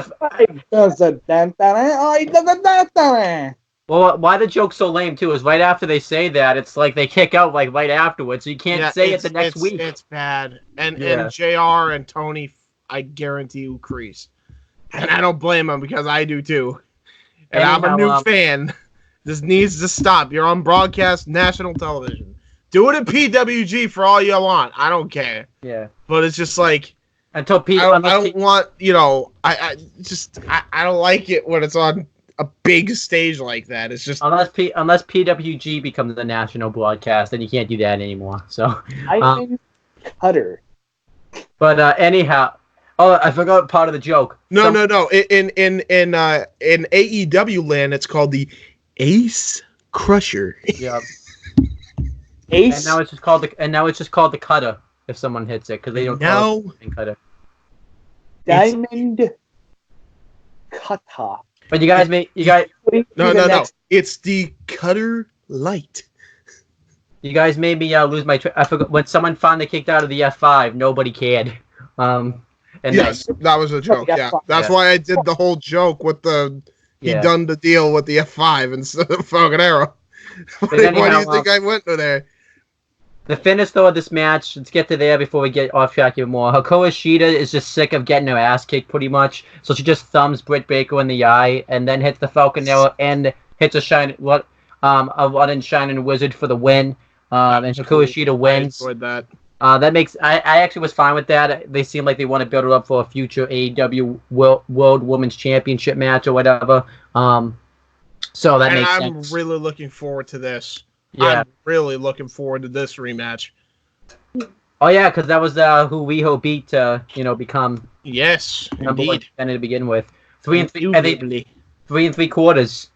And then James, you get to talk about. I don't know how you felt about this because I haven't talked about it. I really enjoyed it. Maybe I'm the only one. The video package they did for the Dark Order. I love this. This is hilarious. Yeah. This is. I mean, it was hilarious and cool at the same time. So, Am I the one that got this group is like, I got it right on the minute after the video package ended. I got it. So they, I don't remember all that's what it said, but I'll kind of reiterate and paraphrase where it's, this guy is on TV. So this guy is like, he's fat slob. He's walking. Yeah. I think this might be the guy behind the Evil Uno mask, but I'm not sure. I think he just has the same body type. That could just be me being stupid, but I think it might be him. That's the vibe. So he's walking, and he's got glasses, and these two black scumbags break his glasses, and he's like, "Oh, sorry," and walk away. And then he goes and sits down in a subway. In a subway, and then on the subway he sees a commercial. And the guy goes in the commercial, "Are you tired of being stepped on and walked all over? Are you tired of being told what you can and can't do? Are you tired of feeling like nothing in your life is going right? Well, we're here to help. Join us. We will make sure that you have a purpose in life." And it's like, as he's saying all this, and that's basically the gist of it. And as the video package is going on, it's glitching out, showing Stu Grayson and Creepers. No, just Grayson now. Just Grayson. Yeah, whatever. Yeah, I'm sorry. Yeah, because Stu Grayson is intimidating. But Grayson and Evil Uno like glitching in the package, and then like he goes, "Join us, join the Dark Order." Griffin? And then they show the Dark Order logo in Disney font. And I'm like, this is both hilarious and also terrifying, and I got it right away. They finally have a character. They finally listened to us, and they finally gave characters to Evil Uno and Grayson, which is what we've been calling for a while, but we were like, you know what? Let's be patient and see what they do. These last few times, I remember I hated Evil Uno when I first saw him, and then pressed me in the ring. Like, I couldn't believe how athletic he was. Then they impressed me with their mic skills last week. Evil Uno in particular was really, really good. Well, he didn't impress me because package. He didn't impress me on the mic because that was the same week the dinosaur came back, and that all went away. Shut up. Boys, can I just say one thing? I'll be right back. I have to go grab something downstairs and bring it up. Oh, that's fine. Okay. I assume it is foods. It is water. Fair enough. He's been talking for a while, so. So, yeah, as I was saying, I really like this promo package. It's it's a B plus promo package. Are we gonna grade the promo packages? Yeah, B plus. Yeah, B plus. I'm giving it a B plus, not for any reason like it's bad. There's no gripes with it, except for one little gripe, which is like where's the toll-free number, like they promised. That's the only thing. Like, if you're not going to put on a toll-free number, don't mention the toll-free number. That's the only complaint I had. But otherwise, B+, it was fine. I rated it a B+ because I know these vignettes are going to get better. And by the way, may I add, in one night, the Dark Order is already more over than the Fiend. Yeah. Just saying. Just fucking saying. I'll say this too now. Like, this basically is the Fiend, and everyone's going to be like, they're copying the Fiend. No, I think this is done so much better than the Fiend because it's not like even the Fiend. Like the Fiend was just, as I said, and that was my main complaint with it. The fucking Bray Rogers bit of it was just too goddamn goofy. Yeah, it's too goddamn goofy.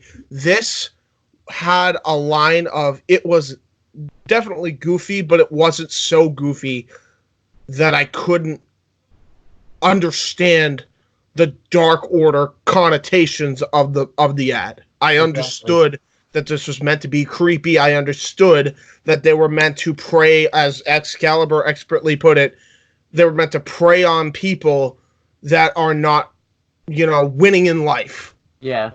So love this. I absolutely love this, and I can't wait to see more vignettes like this. I hope in the future they get someone from like the Waster to join like the Dark Order. Oh, 100%. 100%. I would even go as far as to say, I considered the idea of Villain Enterprises being the ones to join up with them. Actually, yeah, I wouldn't be bad. Marty Scurll turns on the Elite, goes full on heel, joins up with Grayson and Evil Uno along with PCO and Brody King. Don't tell me that wouldn't be good. Yeah. You have to do something though when Marty Scurll has been the leader all along, because Marty Scurll. 100%. Yeah, because that would make a lot of sense. Because Marty Scurll following like Evil Uno, like no one would buy that. And it would make a lot of sense considering the fact that being the Elite fans, in that respect, would understand why he was doing that because he was pretty much just left high and dry. Yeah. By the Elite. So this was a win. This is a huge win. Absolute B+. It's a B+ because I think they're going to do better ads. I hope. When Mike comes back, he can give his thoughts on what he thinks of this. Mike, are you back yet? No. Hold on. Just to be funny. Hey, Lillian, are you there? Are you there? Lily? No. Say hi? Okay. Yeah, all right, so then we had say, like, that'd be funny. But anyway. So then we had the first ever traditional battle royal. Was a Dynamite. Oh, here's Mike. Oh, there's Mike. Hey, Mike. This is not Mark. It's Who are you cunts talking on phone? I do not understand this. Technologos. Anyway, question for you. Might have answer. What Yes, did Bob? you think about this Dark Order ad? I give it like a thumbs in the middle. I was very confused. Okay. I went, Well, okay. What made? All right, that's fair. But what made you went, confused eh. about it? No, it was just the presentation. I went,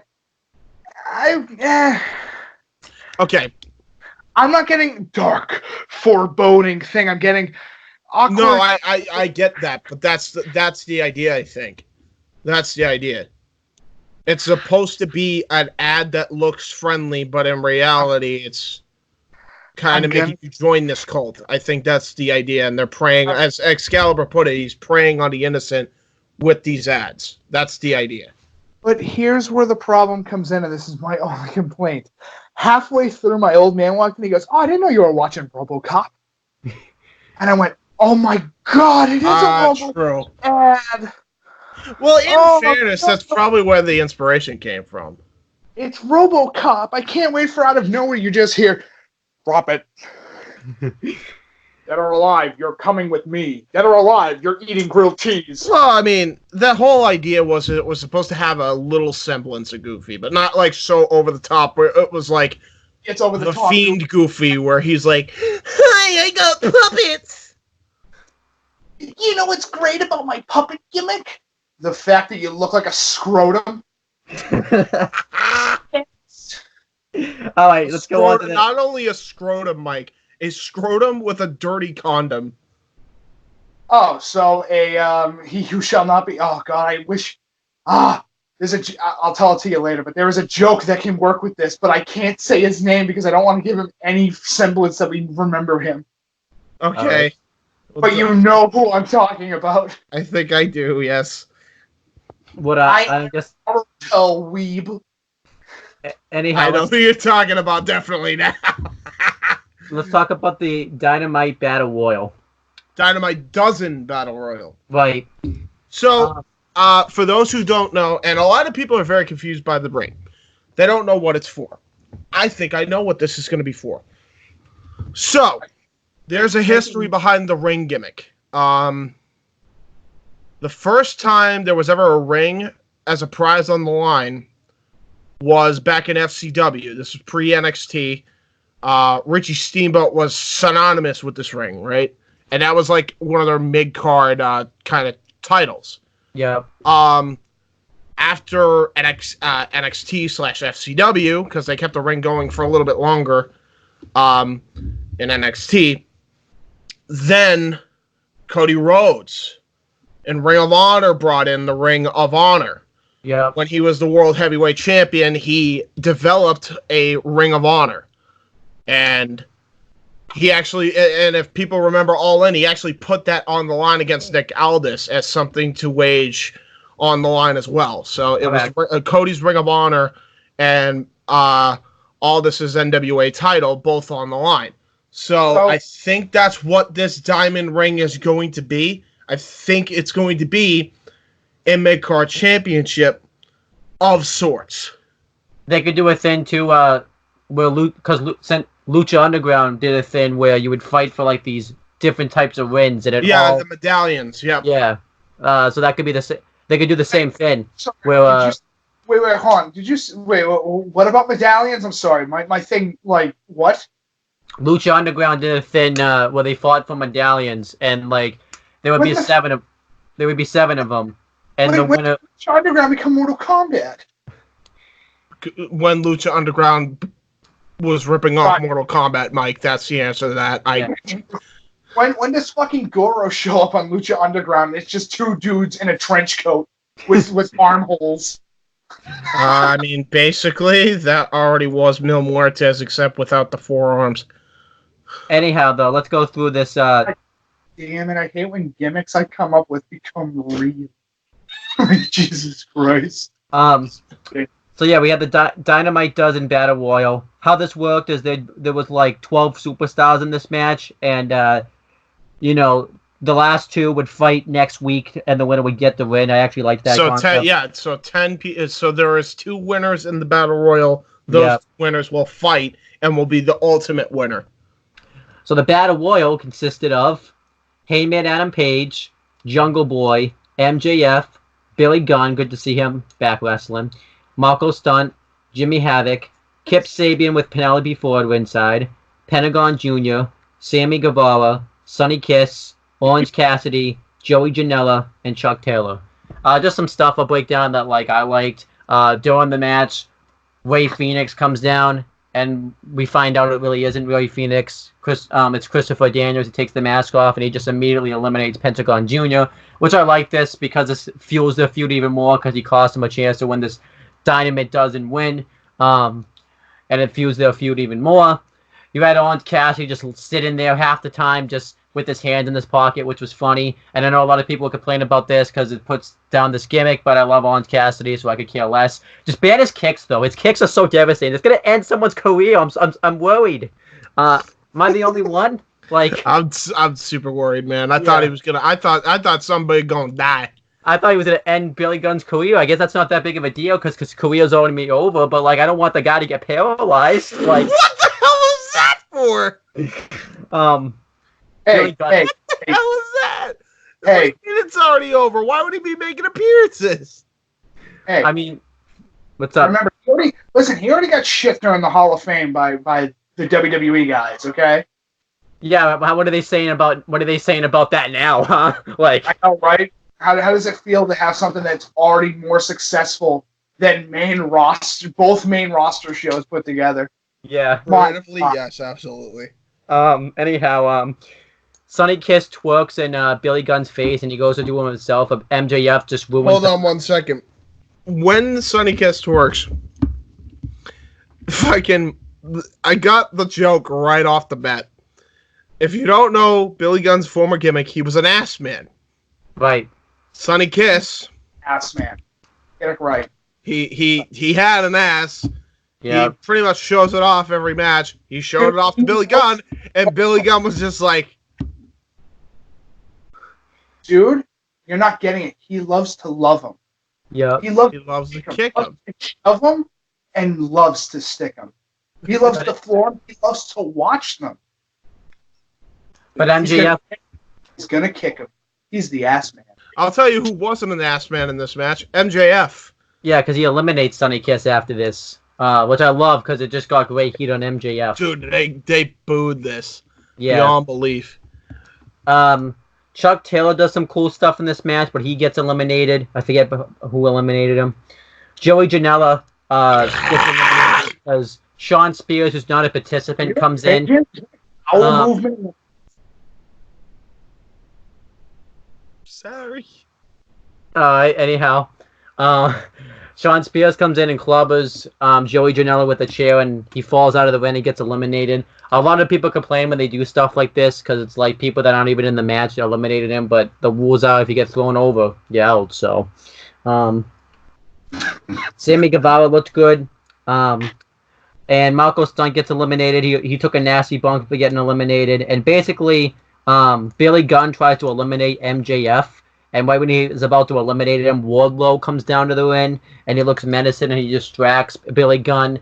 And this allows for Adam Page to eliminate him. And basically everyone just wanted Billy Gunn out of there because he was like the heavyweight of the match. He was the biggest threat. So I thought that was a nice story. So that's why MJF hit the buckshot lariat, because, these... MJF? You mean Adam Page? Yeah, I'm sorry. That's why Hangman hit the buckshot lariat on Billy Gunn and eliminated Billy Gunn. Yes. Then MJF rolls out of the ring, and he's not eliminated because he had to go over the top rope. Yeah, he did the Jerry Lawler shtick and took a nap. He did basically what any other heel does and takes when was taking naps. So, then unless you're Roman Reigns, you're healthy. Then unless you're Roman Reigns, then you sleep through an entire Royal Rumble. Right. Then we down sleeping.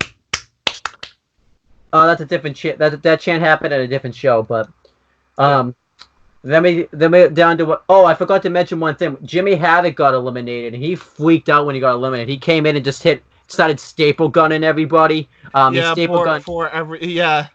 So okay, there is a problem with this, and I'll tell you the problem. Oh, come on, man! Don't make You have to, because if we don't, we're just glossing over shit. Sure. For the sake of the show.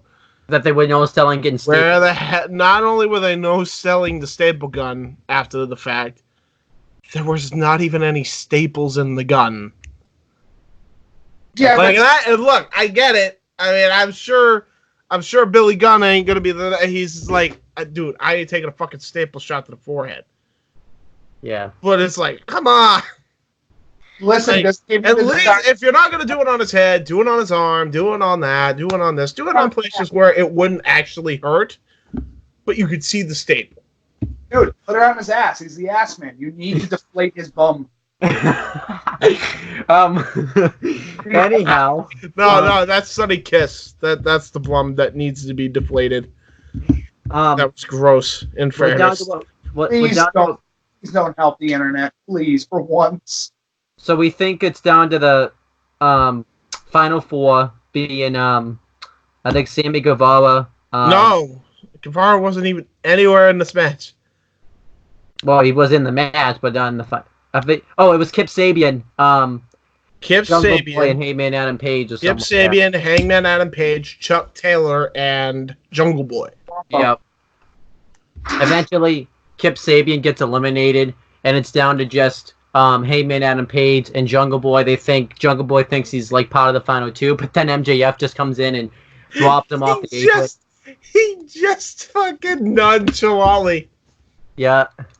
Chop blocks his leg, sits on the apron, the bell rings. Like, I absolutely love MJF. He's a fucking treasure. And afterwards, we have a pull-up wall with MJF and Heyman Adam Page, and it builds to the match next week. All of this was a thumbs up. I thought they utilized. Somebody please start their meme of James being the dude from The Wedding Singer, where it's like, don't touch Billy Idol, except for James. Don't touch MJF. But yeah, I love the way. I love the Battle Royal. It was great. We had some fun spots in it. We had, everybody was made from the Battle Royal, and there was always something happening in the Battle Royal, which is a typical complaint I have about Battle Royal, is that sometimes not a lot happens till the end. You had some fun. Fuck you. It's a Battle Royal. Enjoy it. You get to watch a bunch of people beat the shit out of each other for about 25 minutes. Yeah, I gave it 4 stars. We had some storyline advancement and everything, so there you go. Well, Mike, what do you think of the I agree with that, actually. It was a fun Battle Royal. I really enjoyed it. That's the point. That's what a Battle Royal is supposed to be, is fun. Not sitting there going, oh my god, another fucking Battle Royal. Yeah. On. What do you think of the Battle Royal, Mike? I'll give it about 3.5. I thought it was very good. It was entertaining. It forwarded some stuff. Is it something I want to see week in, week out? No, but I'm okay with it once in a while. Yeah, I agree. It's just be fun. It's for all the athletes to just kind of get together and do something fun. Yeah, I agree. Another thing, too. And this is the one thing I noticed from the Battle Royal and just this whole night in general. Everything AEW does has consequence and meaning behind it for the future. Yeah. Every little fucking thing they do. That's one thing I noticed. I want to say one thing. Pentagon Jr. didn't get to have fun because he got eliminated. Yeah. So he didn't get to have any fun. Poor Pentagon. That was a great... I wish they did this spot at the Full Gear pay-per-view. Actually.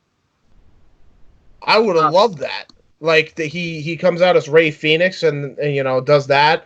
Because I didn't know it was Daniels at first, because this time they had him covered completely. So you couldn't really see how scrawny his arms were. You just saw a mask, and it looked like Phoenix. And then he took off the mask, and I'm like, holy shit, Daniels?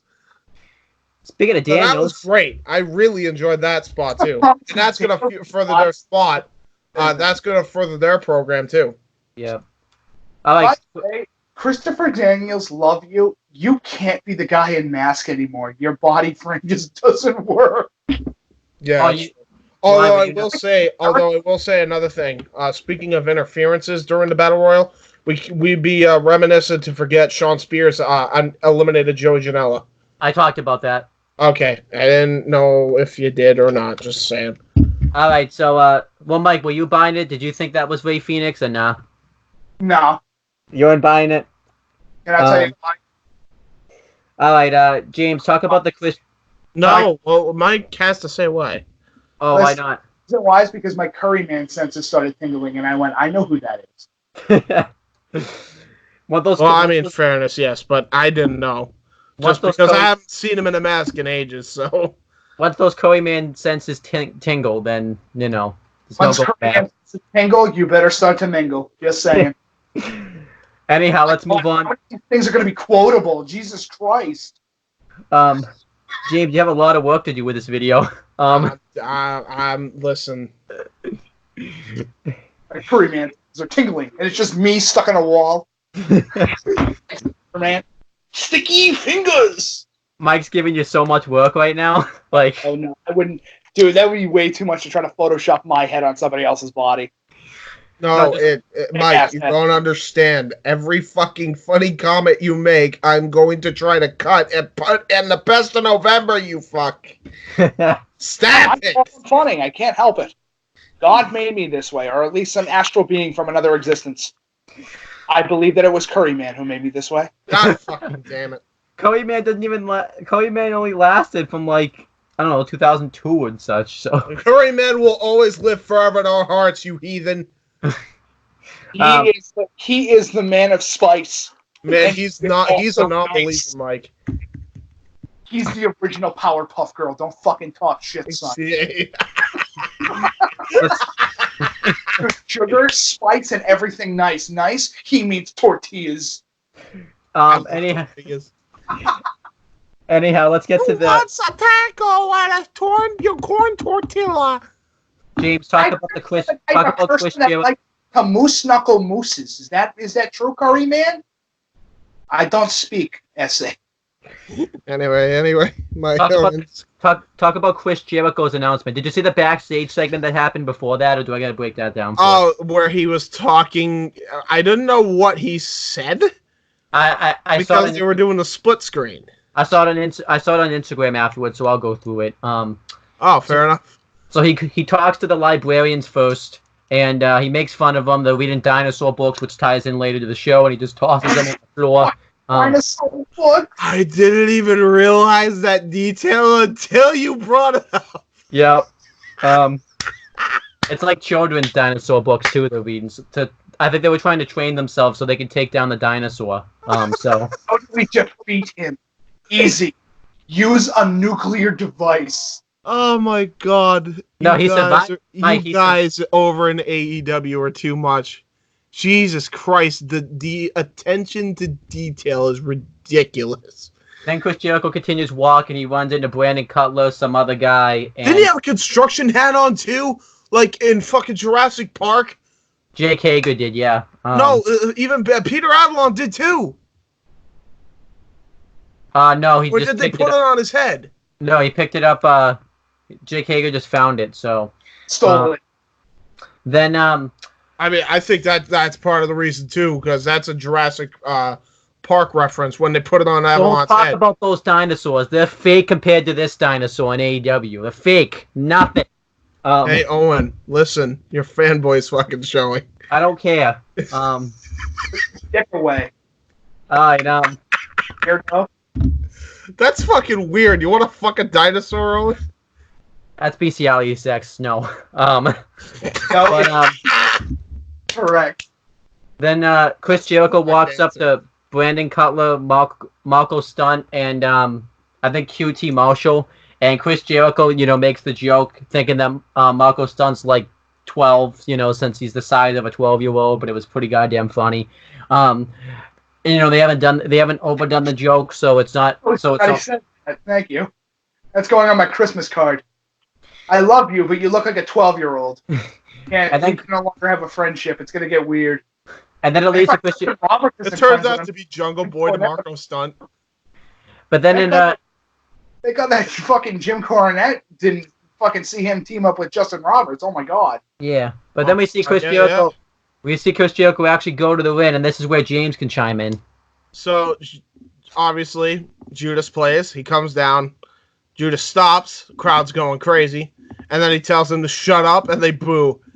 Ah, great heel.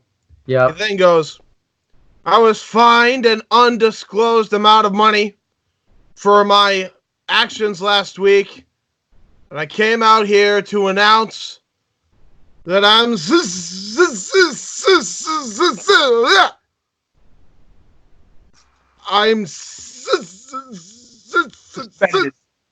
Suspenders. Say Jericho, it's okay. You can say it naturally. Just say it. You can do it.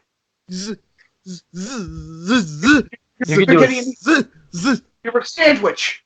Oh god damn it, I'm hungry. Puts the microphone over to Hager's mouth and he just goes, he says he's sorry. And then I laughed so hard. That's the first word Jake Hager's ever spoken in AEW. It's the best. When did Jericho become the Grinch? When did he become the fucking who was the one? It was Elvis. I thought it was. Or no, Fonz. He became the Fonz. I'm sorry for being wrong. Yeah, exactly. Yep. You can say it. Put your dick away. But yeah, no. So Jericho was doing that. That was awesome. That was an awesome moment. Then, you know, he's like talking about how he's gonna have a party and that gives the mic back to Hager. Sorry for not being in this dump hole of a city to celebrate my thank you that I'm rightfully deserving of. But you'll at least get to see my good-looking bod on AEW TV or something of that nature. Yeah, Chris Jericho, a good-looking bod, is like fucking watching a sandwich try to have a conversation with a bowl of cereal. It's not going to happen. Unless you animate it. Don't tell Coppa that. Don't tell Coppa that. Anyway. Somebody get on that now. I don't care who's animating it. I need to see a sandwich talk to a meatball sub. You just go snap, crackle, fuck you, punches the cereal. Snap, crackle, I need alimony. That'd be great. Anyway, so SCU come out because Scorpio Sky pinned Chris Jericho. Yep.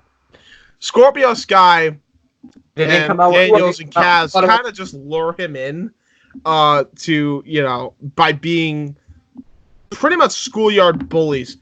I remember what he says towards the end. I for some reason I'm blanking on the beginning of it. So help me out here. I'll go through it. So he talks about you know, he appreciates. Oh, it just dawned on me. Never mind. So he's like, Jericho, I respect the hell out of you, man. And to beat you last week here on Dynamite, dude, my phone was blowing up. I was blowing up. My ex called me. My ex-crush, Melanie. His high school. I haven't talked to her in years. His high school crush too. My high school crush called me, Melanie. And then the crowd just chants Melanie. That was the best. And then he's like, so Jericho, I have to say it. Thank you. I really appreciate it. And just thank God it wasn't for your title, huh? And then Jericho says, oh yeah, you think this is funny? Yes. I saw Melanie one time, and I've seen her, and she's put on some weight. And then they have this perfect... I swear to God, the crowd is just as much as part of the show as anybody else. They show this woman, this big-boned woman, in the crowd, like... Yep. And then Sky, with the comeback of the century, is like, I like big butts, and I cannot lie. And then I think... Really quick, the Melody thing, I'm not shitting, is a reference to Full Metal Jacket. That doesn't surprise me, actually. Because he's a huge fan of Full Metal Jacket, actually. I love to even... You have to change the name Melody to, like, Stan, or something like Jake. And there's a reason why, is because they used to tell, dude, don't worry about what's going on at home. You know that David or John is keeping your wife safe. He's fucking her good. It's like, well, okay. And we should mention too, right after Scorpio Sky sings the lyrics, I think Excalibur sings like the rest of the chorus of the song. It was great. Yeah, because Excalibur goes, and you other brothers can't deny. And then you just hear JR corpsing on commentary. I haven't heard him laugh this much. I don't even know how long. Probably since WCW. Even if JR goes, I'm not a fan of what I'm working with, he can at least sit there and say, I'm having fun. Actually, he's a huge fan of AEW. Believe it or not. I thought everybody keeps saying that he's not. And I'm like, Nah, how? dude. Have you seen him? He loves this show. He really loves this show. Like, that's not even a joke. He fucking's always entertained with it, and that's why everybody's like, he doesn't love the show because of his commentary style. It's kind of, everybody's like, his commentary style is diminished. It's like he doesn't care. Bro, have you known how long he's been doing this? He's old, man. He wants to chill out a little bit. Let the man chill out a little bit. I think he deserves to chill out a little bit after the sound bites he's giving us over the years. Listen. It's okay. He has every right at this point to say, dude, I just want to shotgun a beer and chill the fuck out. Okay? Yeah. Can I do that? I don't blame him. He did that with Jimmy Havoc and Jungle Boy, I think. So Exactly. Shotgun a beer, he drank the bar. anyhow, James, continue. But anyway, so he goes, you know, if anything, I just hope that, you know, we don't have another one-on-one match again. And then Jericho is like, what do you mean? Yeah, because if we did, I beat you. I beat you, Scorpio. I beat you right here, right now, in the middle of this ring. And then you just have Kaz is like, okay, whatever you say. Just don't mention putting the AEW World Title on the line because Jericho doesn't like how the Ixnay. And then he's like, what was that? What was that? You don't think I could beat you for the AEW title? Guess what? You don't think that you think you can take this title away from me? And then Scorpio Sky's like, no, I don't think I can take this title away from you. He's like, no. You know what? You got a week to fight me. And he's like, what do you mean a week to fight you? I can't. I need 7 months to prepare. And then Jericho's like, no. You know what? Not only are you going to fight me, it's for the title. Guess what? It's for the title. And guess what? We shook hands. It's official. This is the best. That is not how contract signs go anymore. And then it gets serious because then Scorpio Sky cuts the promo's fucking life, pulls Jericho in, and he says, you might think I don't have a chance against you, but I guarantee you a lot of people do, and I'm one of them. And next week, I'm going to turn Le Champion into Le Bitch. At this point, I'm losing my shit because I'm like, that was a good line. And then the brawl ensues, and I'm like, holy shit, let's go. I love this. I love wrestling. At this point, I'm just like a fucking kid in a candy store. Here comes Brandon Cutler and Michael Nakazawa trying to help. They get taken out by the Inner Circle. The Inner Circle pretty much bum rushed the ring. Santana and Ortiz handcuff Scorpio Sky and Scorpio Sky. Scorpio Sky. Kazarian and Daniels. Sorry, I'm talking too fast for my brain to catch up. So they handcuff the other two. Scorpio Sky's getting beat down by Jericho and Hager and Sammy Guevara. And then out comes Mongrel Stunt. He tries to do something, gets clocked by clothesline by Jericho. Before that, Jericho hits the Judas effect on Scorpio Sky. Very true. And then Jungle Boy comes out. He gets one punch in, then he also gets clotheslined. Oh yeah, here comes. And then the boy comes in. Yes. Lucha Effensaurus. Could you please do that little bit that you just said? again for the memes. Good old Owen. Oh yes. No. You gotta say it the way you did say it, because you said, "Oh yeah." Oh yeah, the dinosaur's out here. Dinosaur comes out and No! Oh, and you weren't supposed to do it!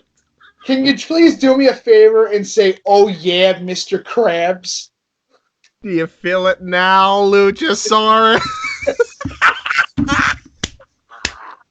the dinosaur comes out and Has no idea what you're talking about. yeah, I know what you're talking about, pretty much. Oh yeah, Mr. Krabs. It's okay to say you want to fuck the dinosaur. Just admit it. No. You need to have that bestiality sex.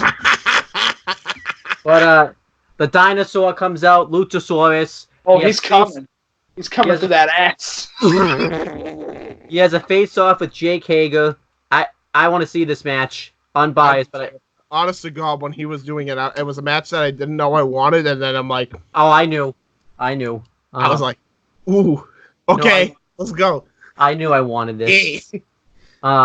Jake Hager backs down because it's a freaking dinosaur. Like, obviously he's gonna back down. It's a freaking dinosaur. Just almost fucking coughed up my damn Pepsi into my nose. You are making somebody's fan fiction come to life of you fucking the dinosaur. I guarantee you they've already written a fan fiction about Luchasaurus fucking. Draft 1 is already done. It's going to be sent to your Twitter like next week. I don't have Twitter anymore, so. We will make you a Twitter just so that way you can see you getting fucked by the dinosaur. But yeah, the dinosaur stands tall. This segment's an S just because the dinosaur was there. This segment would have been an S regardless if the dinosaur was there or not. Like, it's an S. Yeah. It's just an S. I love this segment, everything about it. And it was and you know what I loved about it? It was hokey. Came out that normally wouldn't be friends with SCU. Yeah. To help the babyface. What a novel concept! The babyface has friends! Actually, too, this was all building from that backstage segment where Jericho was just talking crap to everybody, so it actually went somewhere. Also, too, I love, too, how Jericho got worked into having to put his title on the line. Like, the baby faces outsmarted the heels. It's just old school as F with a new school shine. I like that. I really like that. I have to rate this to 500,000 dinosaurs, too, because it was awesome just to see the dinosaurs. This time I'm with you. This time I'm with you. What? Anyhow, Mike, what did you think of all of it? Why did this number go up even more than what it was already? It was already like 800 million dinosaurs, 65 million years ago dinosaurs. Oh, wait till we get to the match. The match has so many more dinosaurs in it. So, fucking damn it.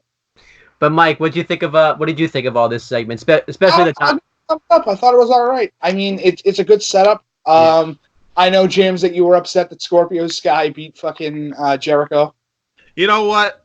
I was because of timing issues, but I did say I was going to get over it because I know we're going to get a great mini program, and I know we're going to get something great next week, which we did, by the way. Got dinosaur involved. That was great in itself. So, you're just helping whatever fan base you have start making fucking you having sex with a dinosaur. Dude, Rule 34 exists. If we get popular, you're fucked. I'm serious. Better hope we don't get popular then. By the dinosaur. Like, I can already see the image now. It's you with fucking spoons in your hands, and then the dinosaur just giving you that. I can correct you. It's spoon and a tunt depressor. Okay. Actually spooning that cum up as soon as he starts blowing his load. Anyhow, Mike, what did you? So yeah, you like this. We all like the segment, so that's good. We have to move on to a more important thing right now. So we're not going to move on. He's going to keep on coming and coming. Stop it! Go! Next was Peter Avalon with Leva Bates versus Luchasaurus with Jungle Boy Marco Stunt. It was a squash. Obviously, it should have been. It's a freaking dinosaur. Dinosaurs trump all humans. It's just, You're Not selling this a little bit. Not that you intended to. I will never question your fandom for Lucha, Sortis. But the way you're presenting this. Peter Avalon was cutting a promo, and like it doesn't matter though. he walks out, and then he's about to like he cuts a heel promo on the dinosaur. He puts all of his books down, the microphone down. He's kind of running, and then all of a sudden, wham! Roundhouse drop. Yeah. He just fucking Lord. He picks him up, and he hits the Tombstone Facebuster for the win. I mean, we made it. By the way, it's in WIW as a move. I think he No, he hits a choke slam before that. Yeah, I'm sorry about the choke slam. Yeah, we cannot forget about the choke slam. Yeah, and I gave the match like 3 stars, and I give it 60,000. No, 90,000. No, 1,000,000 dinosaurs. A million dinosaurs. I hope you know. I hope you know. Mike, what did you think of this match, and how many? What's your star rated and dinosaur rated? He's not going to give a dinosaur rating. Maybe he will this week. Just despite this dinosaur shit. And there's only one Mike, I got a better rating for you. What? How many tongue suppressors do you rate it out of 100? A dinosaur dick down the throat.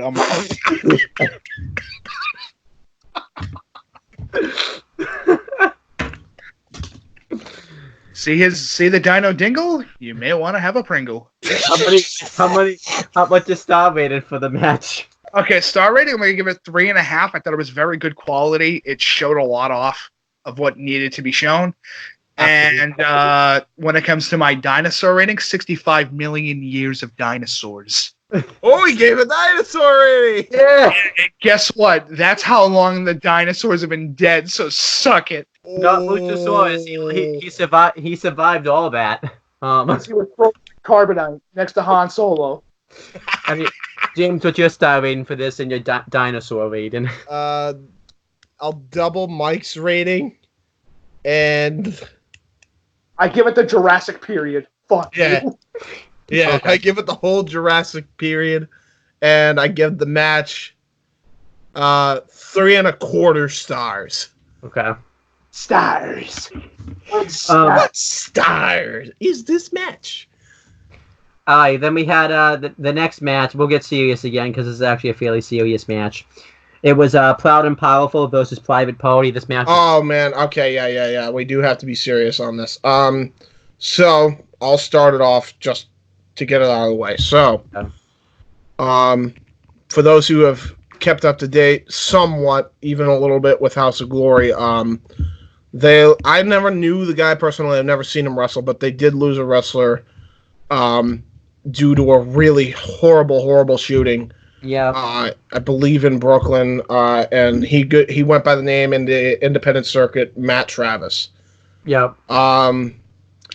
If you notice, both teams, Proud and Powerful and Private Party, who were a huge, they were the biggest tag teams in pretty much House of Glory, to really get that thing off the ground. By the way, shout out to JD from NY206, who commentates for them. They were actually wearing merchandise of Matt Travis to commemorate his memory in this match. So this is actually officially dubbed as the Matt Travis tribute match between the Proud and Powerful and freaking Private Party. So yes. With that being said, obviously I did this for WIW, but out of respect for Matt Travis and out of respect for his family and everybody in the HOG family, we will do a 10-bell salute right here, right now for Matt Travis.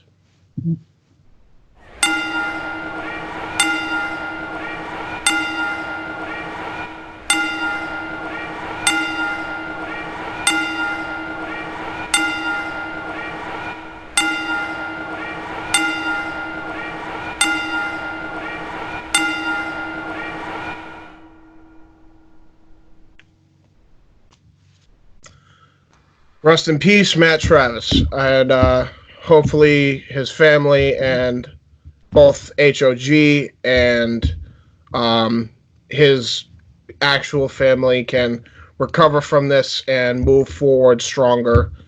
And to the guy who fucking shot him, fuck yourself, man. Yes. Not cool. That being said, let's get into this match. This is a great match. Oh, man. So it was a great match. Private Party started up very dominant in the beginning, and then Proud and Powerful dominate. I believe Mark Quinn first. They get the heat on him for a long time. They do that. We forgot to break this down at Full Gear, and I feel criminal that we didn't. At Full Gear, they did the same thing to the Young Bucks, where they do the camel clutch, gory special combination. Well, to be fair, the camel clutch gory special combination is an old Japanese technique that's been used for years. It's actually a Michinoku Academy technique. The double camel clutch, actually. He's right. And then Isaiah Cassidy gets the hot tag, but then they cut him off. They take it. They start taking down his legs. I was getting worried because I'm like, ooh, this match starting to run along. Dude, this is one of those matches where I'm fine if the main event had to get cut short, to be honest. Yeah. To be honest, that this is one of those matches where if it had to be the longest match, it deserved to be the longest match for the reasons previously. I didn't want to see with what the main event was. I was like, I don't want the main event to get cut short for this. Then I don't think it did. No, it didn't. But how could I have known that? I was watching it live. It's not like I can see into the future. True. Private then Proud and Powerful mounted come. Flux Dinosaurs? Shut the fuck up, Mike. What's that, Mike? You do not have that superpower yet? Not yet. I'm working on it. I'm working on it. I mean, James helped me create time travel, so it's possible. Back in time, you saw Luchasaurus and you said, "Dude, I want that ass." But you should be able to see into the future. Then moving on, Private Party hit double suicide dives. They hit. Actually, I like this touch. They tried to do silly string, but because of Mark Quinn's back, he couldn't do the silly string, so he was selling his back. I like that. Then eventually, the referee gets distracted by Nick Jackson, and Private Party hits Gin and Juice. I can't tell them apart, but I think on Ortiz for the win. We'll just say it was Ortiz. Yeah, probably. And afterwards, so Proud and Powerful, Private Party win. I'm actually okay with this win because, Nick Jackson cost him the win, but I'm kind of like, I don't know if it was the right time for Proud and Powerful to lose, so I'm on the fence. Because +2, Private Party just recently, if they were going to win this match, why didn't they beat the Best Friends at AEW Dark? So that was just kind of weird. But then, Proud and Powerful beat down Nick Jackson. They throw him into the guardrail. And I noticed, too, Sammy Guevara went live on Instagram Live because I have his notifications on. I'm like, I wonder why he's going live. And then he just comes out to the ring vlogging via Instagram Live. That was insane. I saw that after the fact. I'm like, Jesus, they're running with this, and I like it. I like it. I even said, like, with Zack you want him to be the ultimate asshole in that group. Have him be a YouTube vlogger. It's perfect. It's perfect. What were we going to say, Mike? You can't do what WWE did with Zack Ryder. Give him all this build-up, give him a title, give him all this shit, and then... I actually hope to God Zack Ryder gets released so we can actually have that match now that you bring it up. I don't think Zack Ryder's going anywhere, though, but... Yeah, but still, if he does, that would be a match I would love to see now. But I can't even believe I said that. There's a dream match out there for Zack Ryder now because of Sammy Guevara. Thanks, Sammy! So Zack isn't a bad athlete either. It's upsetting. Yeah, he is. Oh, no, he's not at all. Like, he's fantastic. I think... Well, he's not fantastic, but he's really good, I think. He's somebody that you could say, yeah, it's a good opener match. Yeah. So then, Proud and Powerful and Sammy Guevara are beating down Nick Jackson and I think Private Party, but they might have been doing their own thing by this point. But I forget. No, they were beating them down too. Yeah. Then out of nowhere, Dustin Rhodes comes out with and just lays waste to everybody. Yep. Can we say Dustin Rhodes? Because I think because Cody and he uses the cast. Yeah. That's a weapon. Yeah. Well, why not? Kofi is actually getting the trademark of the Rhodes family anyway back, so Yeah. Thank Christ, by the way. yeah. What's And that one? WWE, I didn't realize, by the way, looking into that case with the Bash at the Beach trademark and the Rhodes trademark, I didn't realize how much of a case they didn't even have. Uh-huh. AEW or WWE? WWE. WWE.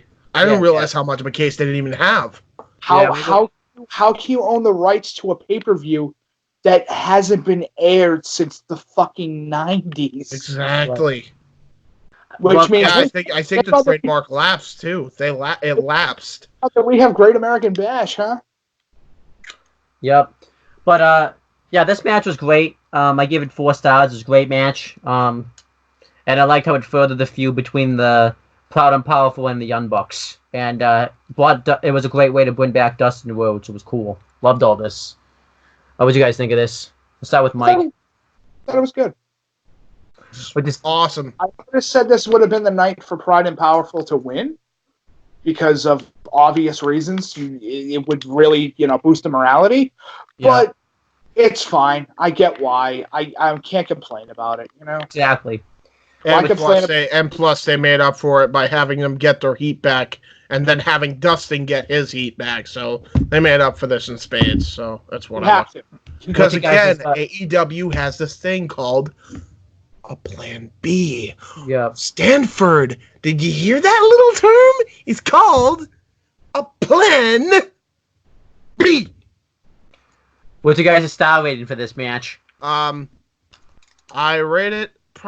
You know what? Just because it was actually a really good tag match, and because of the connotations and the right guy went over because of those connotations, I'm gonna give this 4 3/4.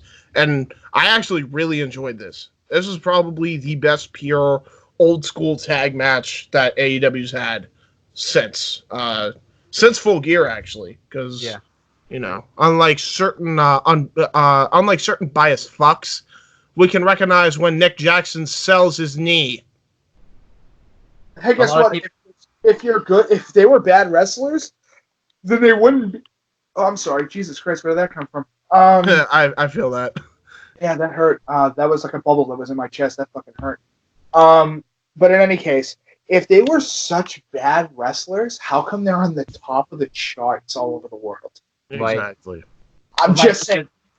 What's your star Dude, rating? Owen and I have been the biggest defenders of the Young Bucks, like going back to Wrestle Kingdom, because they sold their ass off for Show and Yo.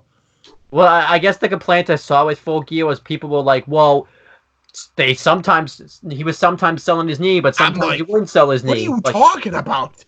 Yeah. Are you daft?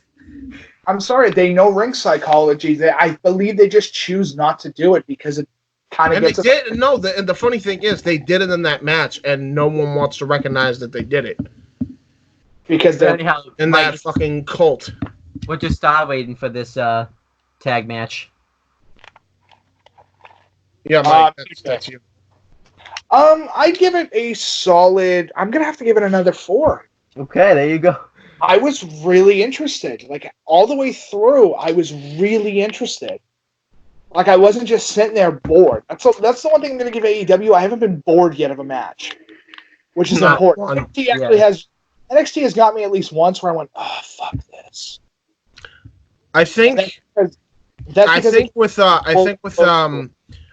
AEW, the only match that I think was just was the Jabali match, and even that had its fun moments. So Well, actually, I can name it Brandy Rhodes versus Allie. So but it's still but then you were like kind of curious in a morbid way, and plus awesome con and Asia Con. yeah. So. Asia Kong. All right, James, take us through this Kenny Omega training session that happened. So Kenny Omega is lifting weights, couldn't lift one of those weights up, like one of those pull-ups up. And then Michael Nakazawa is helping him train. Because he's a goof. He be the goof. But Why was he not putting oil on the weight? That would have made Okay, fun. I'm going to tell you right now, Owen, he doesn't need to put oil on the weight because he doesn't want to kill him. That's the important thing. yeah. Kill him. I mean, Yeah. Do you really want him to drop a fucking 200-pound barbell on top of his head? I don't think so. Yeah. Anyhow, So anyway, Wrestling had enough so death. Kenny Omega says, "Hello, fans. You know, I'm not normally a promo guy. I'm not usually a hardcore guy. There's a lot of things you guys didn't think I was. But I did something that not a lot of people thought I could do. And to be honest with you, I've been going a little insane lately. And you know what? I finally found out where it all started. Started with you, Pac. It all started with you. And now, the bookers that be, I don't know who booked the match, but looks like I got a chance. I got a chance to exact my vengeance upon you and get my win back and get back on the right track. So I'll see you next week, Pac. You better be ready. And you better give it your all, because I'm not going to hold anything back. Now, if you'll excuse me, I'm going to go back to my workout. Yeah, let's Hey, Michael. Can you put in more weight? Oh, yeah. Okay. And then it shows two of like the tiniest dumbbells ever. yep. And then Nagasawa was just like about to put the other small dumbbell on, and then Omega's like, all right, that's good. And then Nagasawa was like, you sure? Are you sure? Yeah, it's fine. Just go. And then he's struggling lifting the other side up. That was funny. I love that. But the promo itself is very good. Yeah. This is a A- promo by Kenny Omega. For a promo guy, he got a hell of a promo. What do you mean for not a promo guy? You mean? Yeah. For a not a promo guy. I mean, don't know how English I do.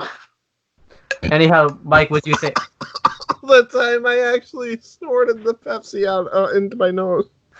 I can't believe you laughed at that. That's like the worst thing I've come up with. I didn't expect to laugh, and then it just happened.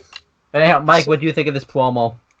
Okay, Kenny Omega's obviously bullshitting because we all know what he's actually doing. He's sitting at home waiting for Gil to come out for Street Fighter V. No shit. That's what he's obviously doing. I mean, hope no so. shit. I can't wait for somebody to go, you just killed kayfabe with that one sentence. And I go, oh, I'm sorry. Like, what are you talking about? You just killed kayfabe. I did not Anyway, actually Next. keep kayfabe alive. But it's one of those things that I'm like, I understand why Kenny is not a promo guy, even though, you were fucking Cody in Street Fighter V. Just going to let that be known out there right now that he was Cody. He got a hell of a promo for that. He's a good actor. I'm surprised he doesn't get more work. But it's the fact that he just gets it. He gets that everybody keeps calling him the comedy wrestler, even though he could fucking go for miles. Mm-hmm. Yep. It's not like the fact that him versus fucking Akuchika Okada is fucking some of the best matches he's ever had. Oh, God. I've been watching those recently, and They're so good. Jesus Christ. They're so good. That's a retro we got to do one day. It's a Wrestle Kingdom pay-per-view with an Okada and Omega match. Probably the first one. They've only fought twice, if I remember correctly. They fought in 4 times. Is it 4? The final time got a 7-star by Meltzer, by the way. Yeah, because it's that fucking good. I thought he was just bullshitting, and I'm like, wow. And anyhow, Mike, continue. It's one of those things where Nakazawa is always going to be a favorite of mine because of the fact he looks like I hope Kenny Omega hears this at least once. Just so that way I can sit there and go, dude, you are training with Mr. Libido. Truth, though. Yeah. Like, I made the distinction a long time ago, and I will forever see it. I think that was the whole point. But in any case, Omega's great because of the fact that he's able to get somebody else over no matter what, and he's able to...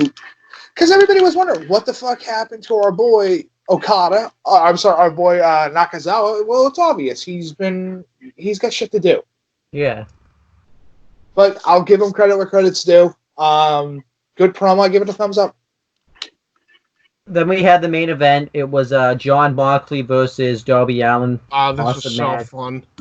So Fucking fun from before the bell even rang.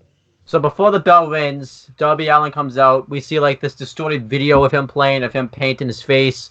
That was such a cool entrance. And he has a body bag with the name Mox written on it, and he goes inside it. He gets crowd surfed, and when his actual theme song comes on, which I love his theme song, by the way. It's so good. I love that song. I was considering putting in the year-end awards for best theme songs, but there's so many other ones that are unfortunately better. It couldn't make the cut, which I was sad about. Which, by the way, we got to talk about that because I think there's a reason. We'll talk about that, but we'll talk about it off air. But, as you were saying. But yeah, he comes out and he's in the body bag as he's doing his entrance, crowd surfing, and then he unzips it because he didn't zip it the whole way because that'd be a problem. And he actually makes his entry. I love too how Justin Roberts announced him skateboarding down the ring now. Like that's just great. I love that. Moxley, like Justin Roberts, you could tell gives a shit too, because he wants to do every little thing that like they want. Like what do you want me to say when you come down to the ring? And Darby Allin's like, hey, brother, can you tell me, let me skateboard down the ring? Say, come and skateboard down the ring. And he's like, yeah, man, I got you. Yeah. I love Justin, man. Roberts knows that he has a better paycheck working for this company. Oh, hell yeah, 100%.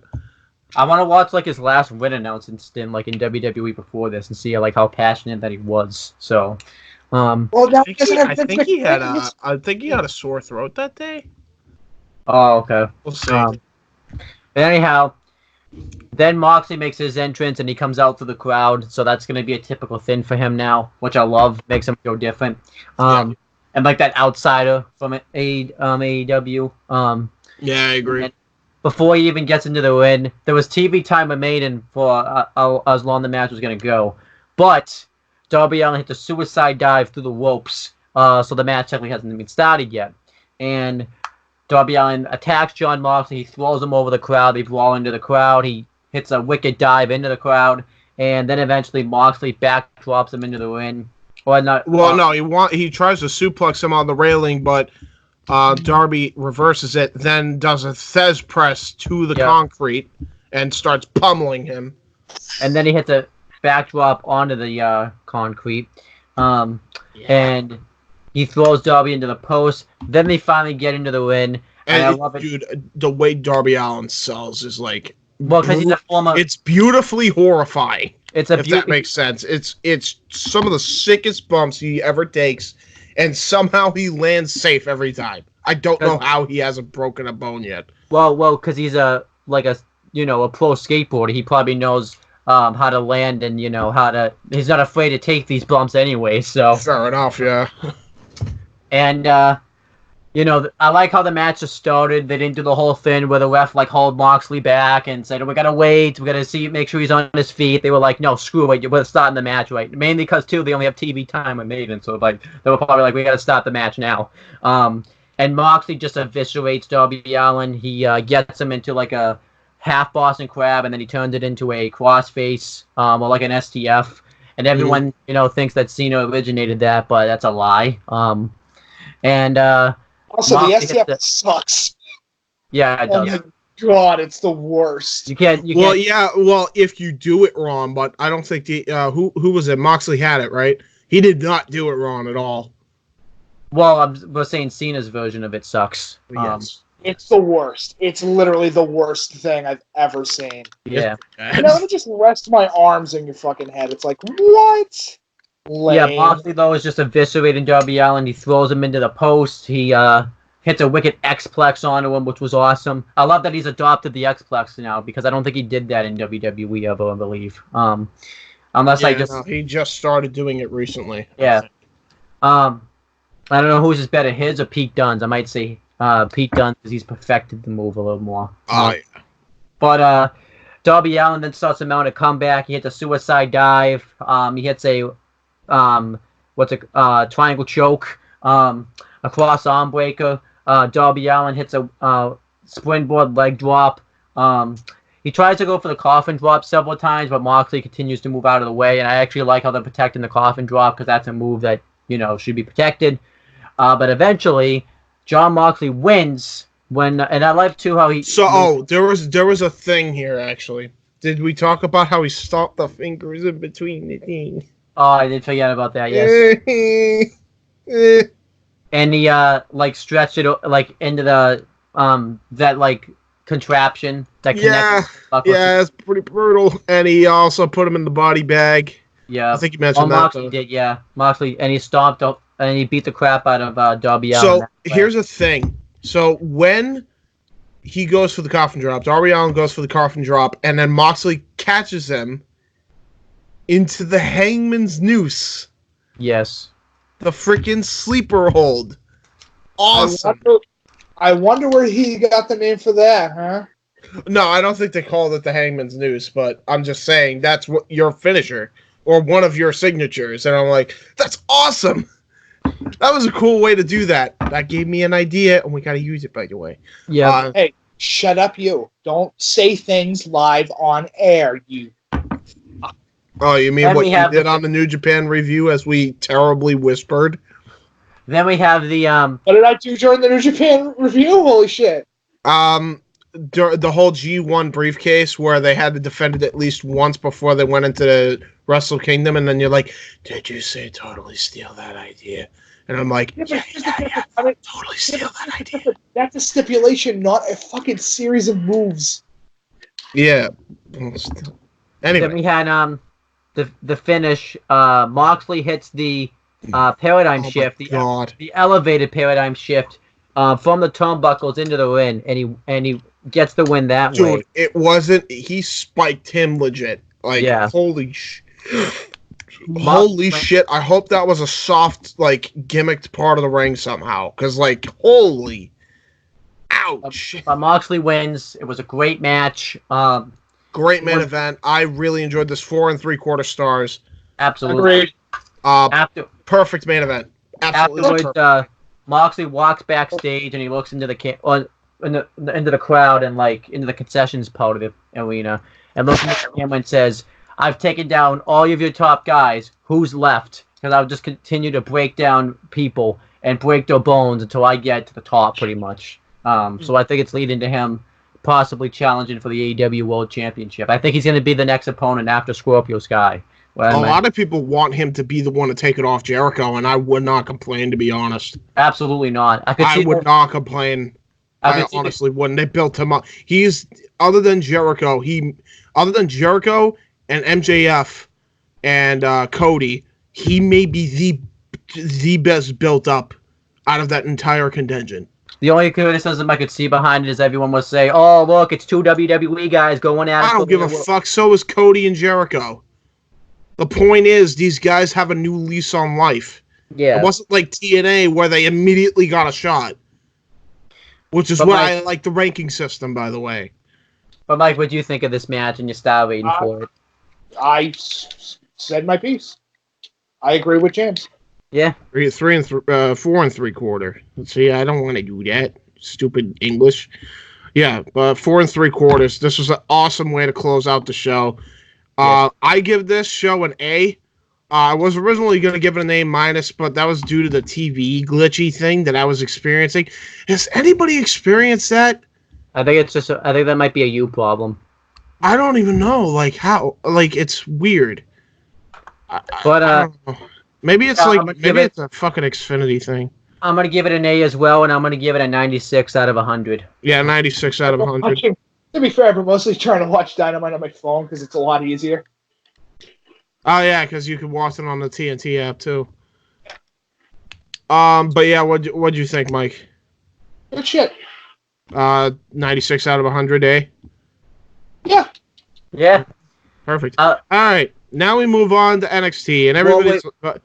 Wait, I gotta update the win-loss record and the rankings and all that. So right. Go do that. You can't forget about that. Sorry. All right, so I'm only gonna do it from people from Dynamite because we haven't reviewed Doc yet. So Nick Jackson is now 7-5 because he has a win from Dolph that we haven't reviewed yet. Mm-hmm.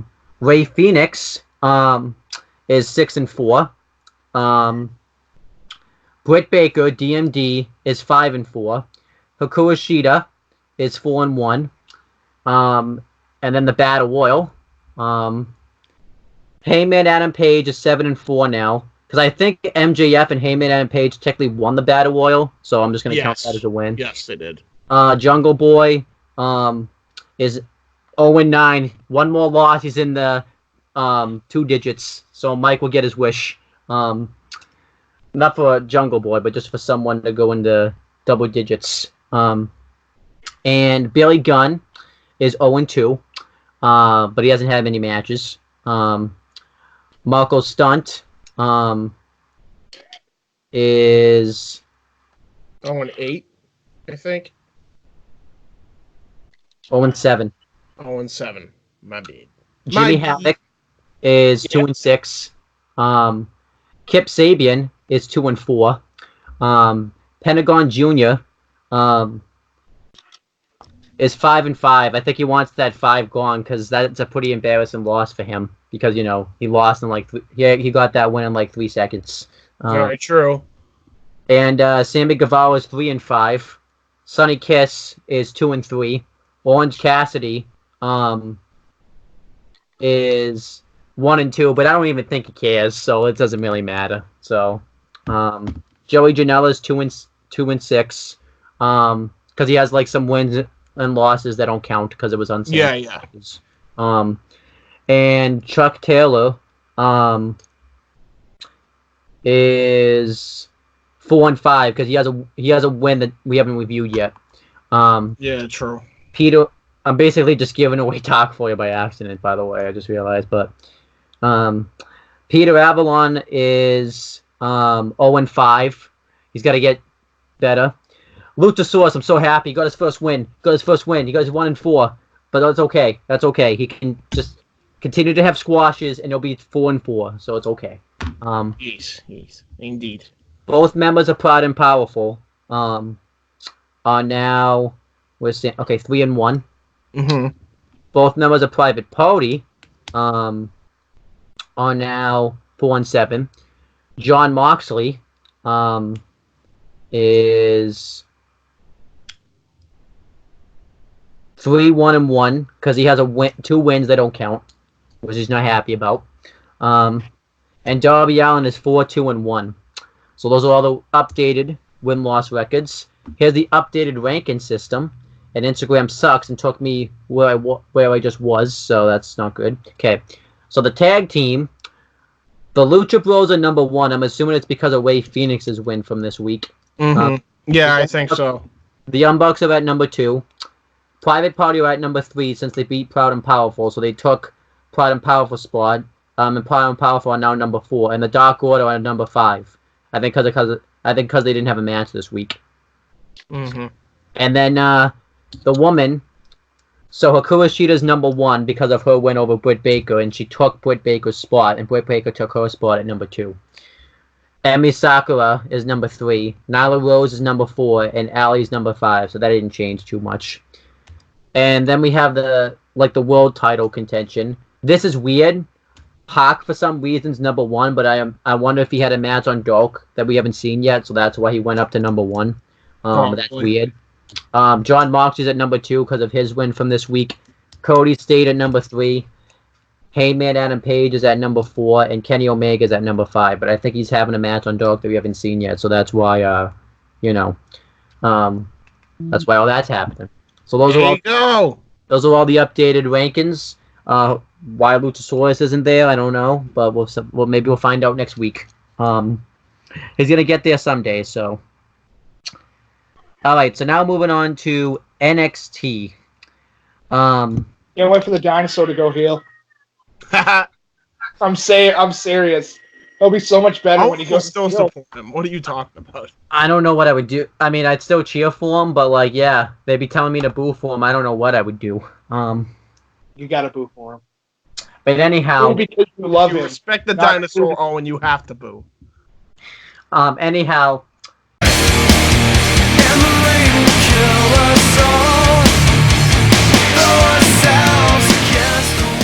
So one thing we gotta say from NXT that we have to say, because we haven't you might haven't seen the main roster portion yet, is Triple H sent out the open invitation to invite in the main roster pretty much to show up, which I actually liked because we knew they were going to show up anyways. So I actually liked that he offered the open invitation and made NXT look really smart. And they did this, I think, because they wanted to up the ratings for NXT, and we'll get to that in a second. But let's talk about NXT. I'm that reason alone. We're going to talk about it now because I'm now scared for the future of NXT. Yep. Okay, I am scared for the future. I'm officially now scared for the future of NXT, and I'll tell you why. The minute they saw this, I guarantee you Vince is like, we're going to do this every week, pal. Yeah, I hope that's not the case. We got to pray now that this does not happen. Like, honest to God, this needs to be the last week of this, and it needs to be done after Survivor Series. Yeah. Seriously. I don't want NXT to be infiltrated by main roster guys unless it's like their like the Revival and Kevin Owens like just move over and switch brands to NXT. I'm fine with that, but you cannot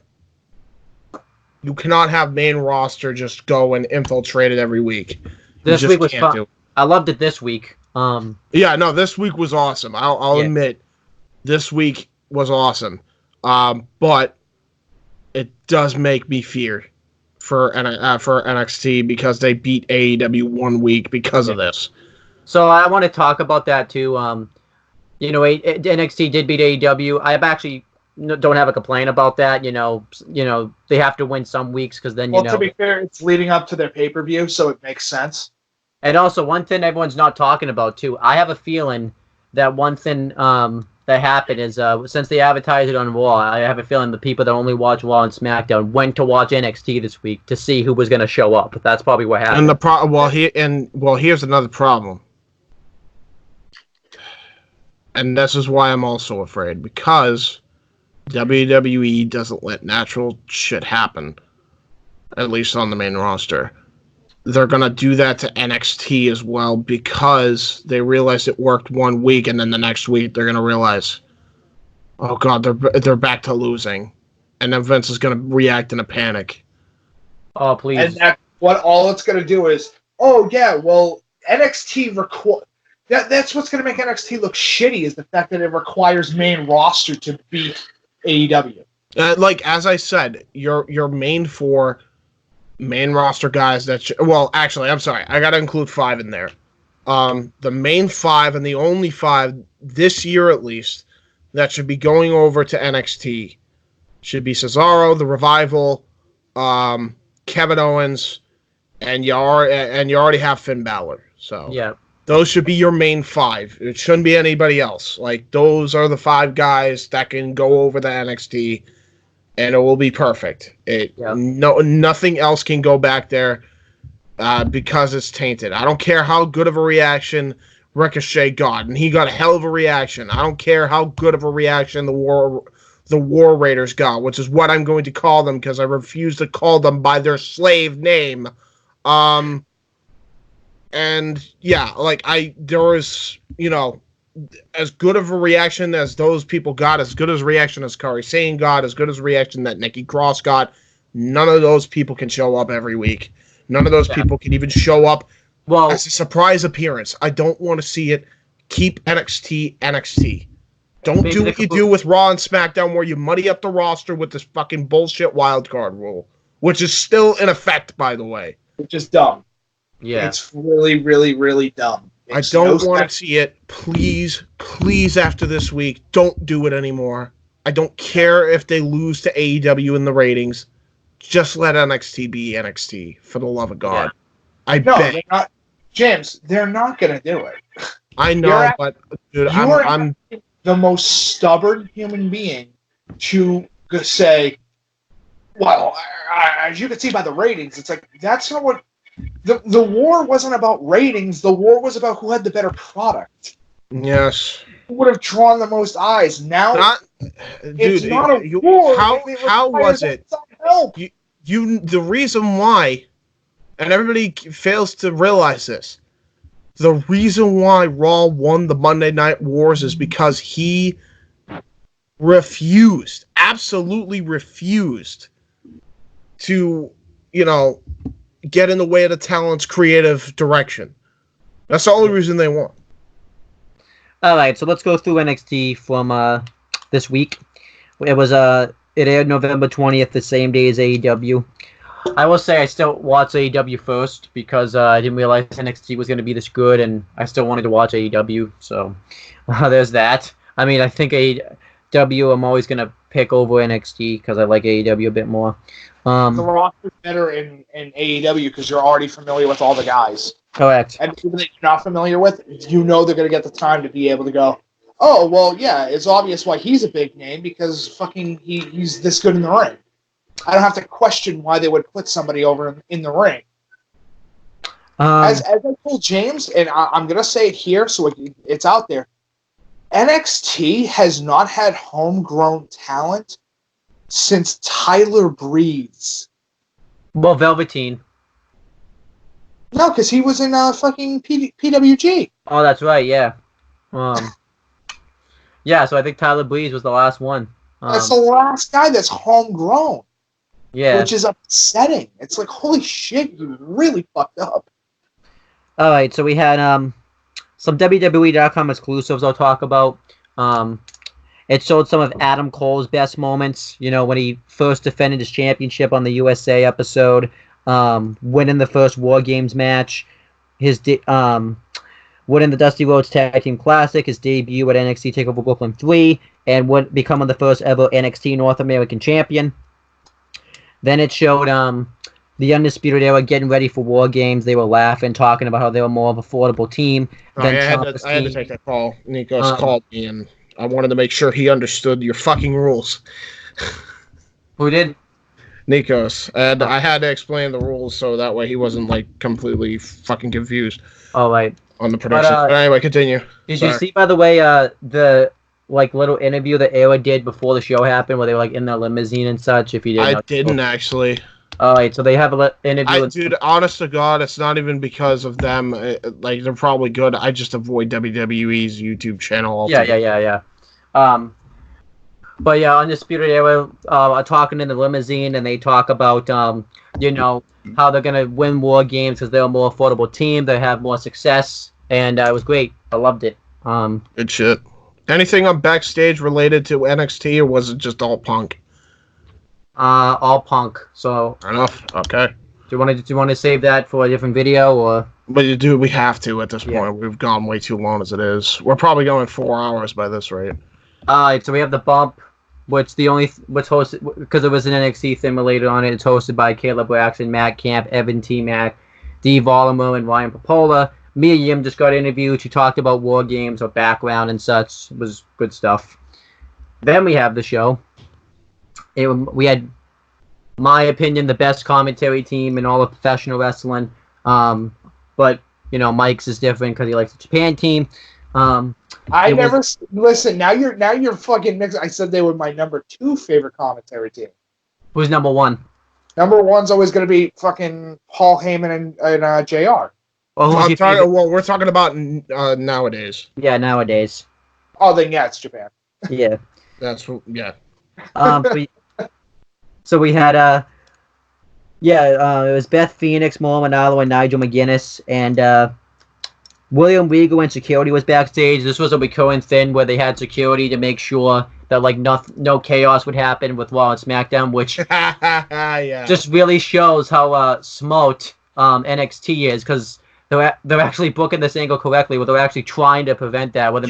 Exactly. It's like, again, it's like, so the common denominator with NXT and AEW, the attention to detail. Yeah. Nothing when it comes to the main roster on Raw and SmackDown. No attention to detail, carefree, who gives a fuck. Do you NXT, every little detail, and you can see in the show, every little detail they were like focusing on to make this shit make sense. Do you want to go through? I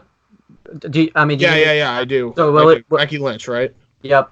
So she comes in. So Becky Lynch comes in. The crowd's going fucking mental for her, because in everybody's hearts, NXT was her original home before she went up to the main roster.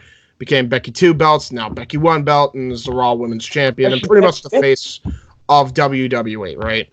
Becky bitch cakes. I want to say too, the crowd was awesome on this show. They cheered. Oh yeah, 100%. This really shows that if you book your actual roster members correctly, because everyone on the main roster is booked so terribly. When the NXT invaded, everyone loved it. Literally, dude. Every time, every main roster member was like, welcome back with open arms, because of their history in NXT. And by the way, there's going to be a moment where we have to get to where that is especially the case.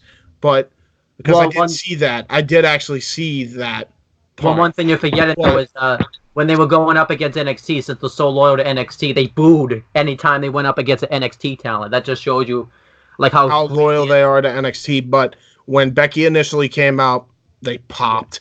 Yeah. They popped, and then you could tell how emotional Becky legitimately was, because she's talking about her NXT TakeOver Unstoppable match with Sasha Banks, where she was on the losing end, and despite her being on the losing end, the crowd hummed her song, and she mentions that. Yeah. And, she's like, it's been a while. It's been a while since I was sitting in that corner. And in defeat, all of you would chanting my song at me. And the crowd starts going nuts, chanting NXT, chanting Becky Lynch. It was honestly one of the it's such a heartwarming moment. And truthfully, it's also kind of sad. Yeah.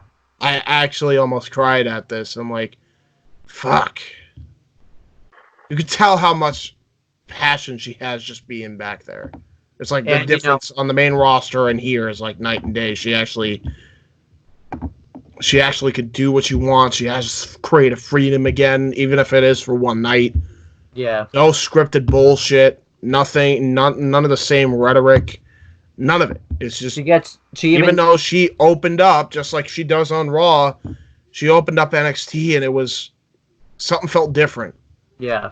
And she was like, well, it's been a while, but you don't have to wait longer to see me kick some ass right here in Full Sail. And the crowd's starting to go nuts. Before that, she does too plug her Survivor Series match, because they have to. Yeah, she plugs her Survivor Series match with Bayley and Shayna. Yeah. She calls out Shayna. Now I'm under your spotlight. What are you gonna do about it?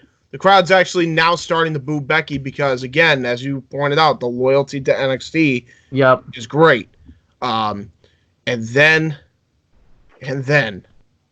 Rhea fucking Ripley comes out. That was awesome. And I'm just like, all right, I like this. Let's fucking go. I don't even care if it ended in a fuck finish. I don't care. I don't care. We got to see these two in the ring. That's all that fucking matters right now. Rhea Ripley comes out.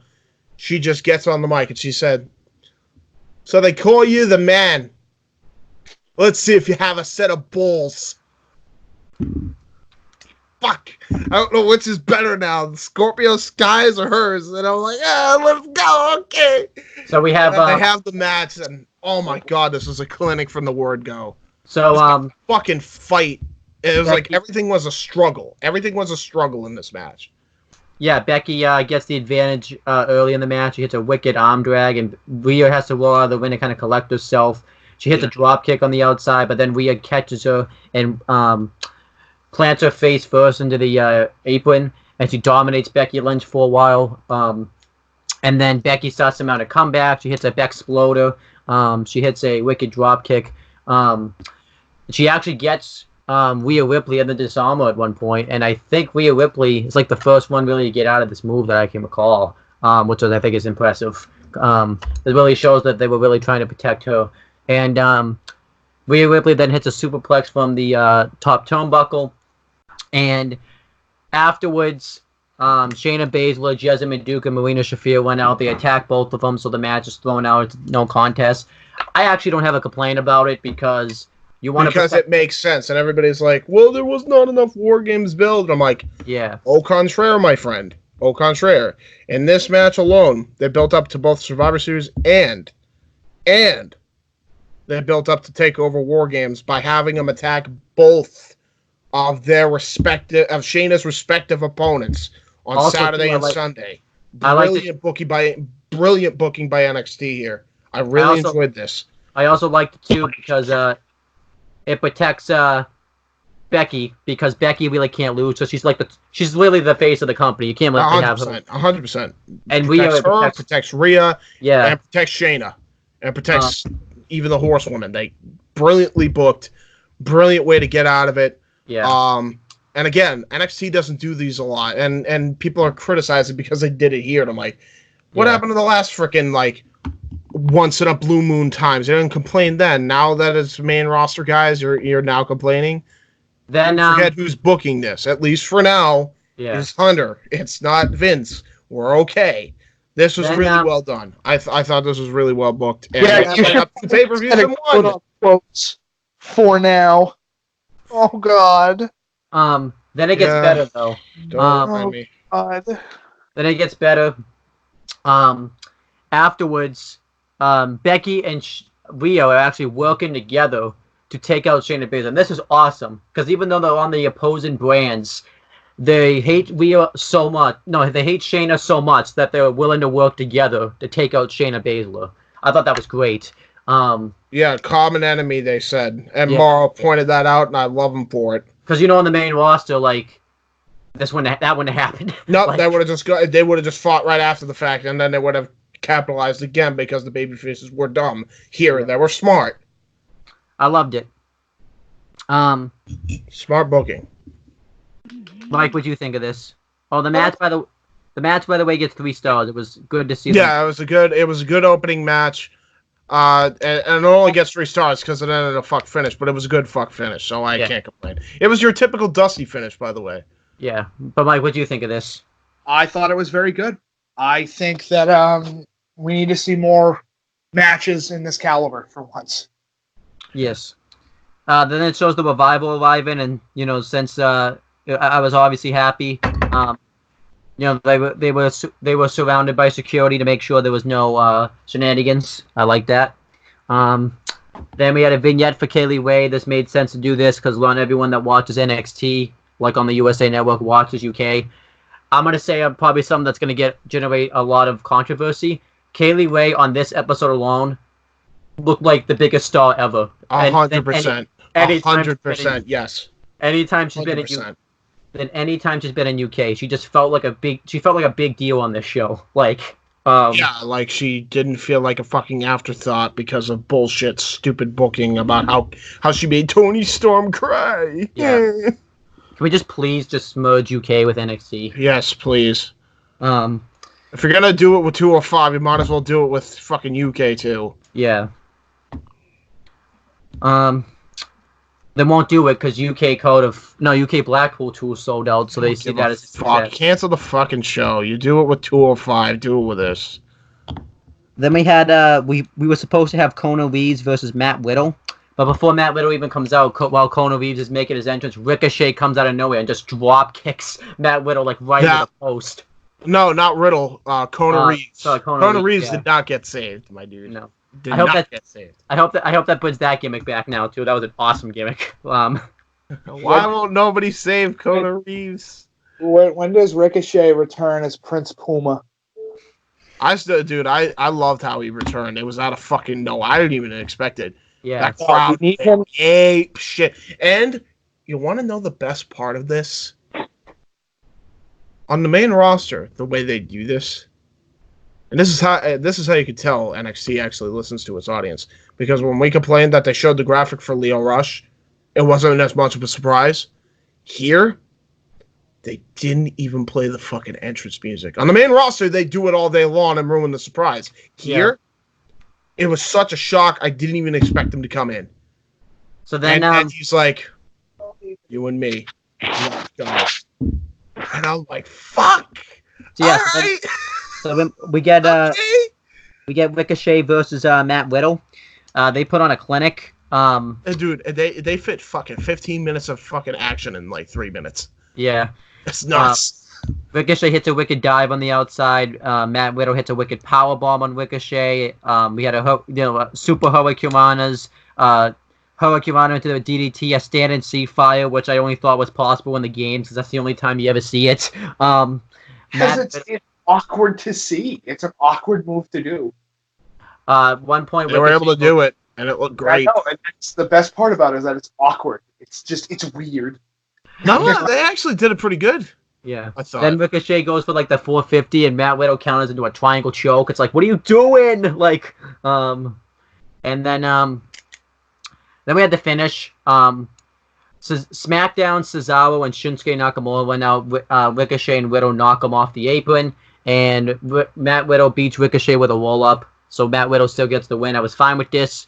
Then afterwards, Cesaro and Nakamura beat down Ricochet. And dude, oh man, you talk about, because I know Mike is gonna agree with me on this. When he's on SmackDown now, Shinsuke, and even Cesaro too, but more so Shinsuke right now, they don't even bat an eye. But in NXT, holy shit, the pop that he got. yeah, When he stood on that apron and was going for the Kinshasa, everyone was losing their fucking shit. before that though, Ricochet and Riddle fight them off. And I don't think they're really working together, but they're kind of like just defending themselves. So Obviously they have to. And then Ricochet hits a wicked dive like out of the ring, like into the crowd, right onto Cesaro. That was insane. So awesome. Holy And shit. Nakamura hits a wicked reverse exploder on Matt Riddle when he goes for the Kinshasa.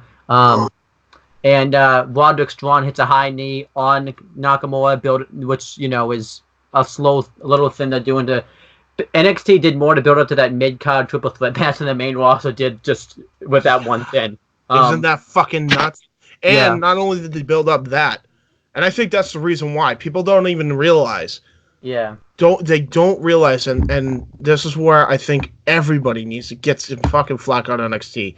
If this is going to be the one time they do this fucking brand warfare deal on the show, because NXT was so picking up the fucking slack. And yes, while I agree with JD's point that NXT should have been focusing more on war games, I think it was actually a good 50-50, because you got to remember, last week they built war games up really, really well. Yeah. So this was their second go-home show. That last week was the first go-home show. This week was the second go-home show for not just for Survivor Series, but also for War Games. And I'll tell you why. Because after this, Riddle ends up executing a roll-up and actually is able to pin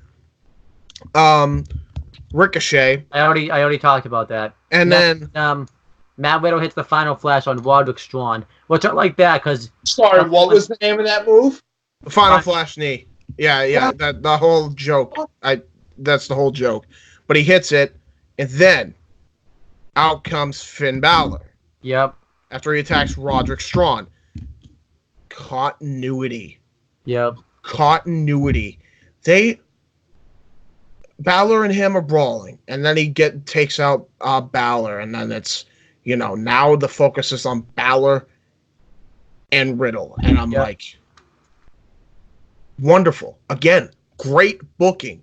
Fantastic booking. Do you realize how incredible, NXT is? I don't think people understand, because they literally they're putting the entire, don't understate this, the entire Survivor Series weekend on their backs. Yeah. On their backs. I even love to, one thing that, no one was friends on this show. Matt Riddle didn't like Roderick Strong. SmackDown was working together, but, Ricochet didn't like Matt Riddle. Finn Balor didn't like Matt Riddle. That's what I loved about it the most. No one was friends just because of, they were fighting with a brand. Exactly. That's what I loved about it, too. It was they know what they're doing in NXT. Yeah. It's not the main roster. Like, every little attention to detail, from the building to the matches at Survivor Series to War Games to the little shit in between, where Matt Riddle was supposed to be in War Games, and they even kept that rivalry going. Yeah. Just everything made sense. Everything meshed well. Everything meshed well here. And I have to add this point too. That crowd was going nuts for every little fucking thing. And booing at the right times. Here's a great example of paying attention to detail. I love when Cesaro had the Fox SmackDown shirt, and he just turns around to show the Fox logo, acting like an arrogant asshole. That little hint, that little touch was picture perfect. Mwah! Magnifique. Yeah. Awesome. Absolutely awesome. I don't even care. This segment, to me, is an S. I don't know what it was, but I love this segment. Everything about this segment was freaking great. Becky Lynch and Rhea Ripley was A+. This was S. This was full on S. Beyond satisfied with what do you rate the match between I rate the match just 3 3/4 because I couldn't believe how much shit they were able to get in 3 minutes. I gave it 4 just because I thought it was great. But yeah, just everything about this was just 2 gorilla thumbs up. Gorillas. I fucking know where you got that from, you piece of shit. Exactly. Hello, OSW Review. I love you. But Mike, what did you star rating what do you think of all this and your star rating? I thought it was good. I thought it was very, very good. They're making attention. Oh my god, my brain is just not going to work right now. They're putting attention to detail, which is important. Mm-hmm. Because you need to not have shit blur the lines. You need it to be and focused, and they're doing it, which is important. All right, James, I love this shit, man. Yeah, I absolutely loved it. All right, James, you could talk about this, the Triple Threat NXT Championship #1 Contenders video package that they did, just building it up. This was fucking great. And I love what NXT does here. Because they realize, hey, we got to have some stuff on the line. So instead of having this match this week, they're now having it at TakeOver. And the winner of this triple threat match between Pete Dunne, Killian Dane, and Damian Priest gets a shot at Adam Cole at Survivor Series for the championship. Yep. Love it. Boys, I got to go do something. I will be back a little bit later. I have to go finish something up. What are you doing? I have to go do the dishes. Oh. Yeah. It will just take me about like 5 minutes. Yeah, just be quick. If you want to ask my rating, go right ahead, and I'll give it to you quick. What do you mean rating? Well, isn't that what we're talking about? The match rating or the show rating? The match rating. This match. It was a video package. Not it's a video package. It's a video package. I'll give it a thumbs up. Yeah. Yeah, this was good. Just try to be quick. But keep your thing on. Keep your thing on. Obviously. All right, I'll be back. All right. Anyway, as we were saying, yeah, this was great. Everything about this was awesome. Loved the segment. I just loved this whole little bit in general. But yeah, this is good thumbs up. Good shit from NXT. Putting something on the line in this triple threat match. I bet you Pete Dunne's going to win just because who doesn't want to see Pete Dunne and Adam Cole in Survivor Series? I've already thrown the predictions, but I'll say it again. Like, I think that's the most intriguing match. Like, out of the you could do Killian Dane, but I don't really think that match would be like it'd be great. Nah, but it's gonna be either Priest or Dunne, but I think it's more likely gonna be Dunne. Then we have probably the Revival's best match in years. Holy shit! So we had an interpromotional. It's like they never left. Yeah, we had an interpromotional brand versus brand match. SmackDown's the Revival, who I forgot were even on SmackDown. I thought they were on Raw, but I had to check. Versus NXT's Bobby Fish and Kyle O'Reilly. This was awesome. What and a reason for happening. Fucking tag match. Yeah. Holy shit. So the Revival actually were portrayed as the faces, which was interesting because I figured Fish and O'Reilly would be since it's NXT and like the NXT loyalty, but there's there's something to be said about this. Yeah. They missed them too much. And I think they're pissed off just as much as we are on how they're utilized. Yeah. That they miss them so much more. They miss them so much goddamn more. Which is why I say bring them down. Because, oh my God, could you imagine? Could you just imagine the Revival versus the Era versus the Juggernauts? Keith Lee and Dominic Dijakovic, shut the fuck up and take my money. Like, especially too, like, if you don't do it now, then they'll just go on AEW. So you have to do it exactly. Now. You want to keep them, put them on NXT. Honest to God, that's your only shot to keep them at this point. And you could tell, but we'll get to that when we get to that. The match just starts out of control. Like, they hit like a exchange of moves, like a suplex into like a high kick combination, like, and the wall just laid out before it went to commercial break. It was great. I really wish they had like that split screen for this match. I don't know why they didn't do it, but I feel like they should have. Yeah, I agree.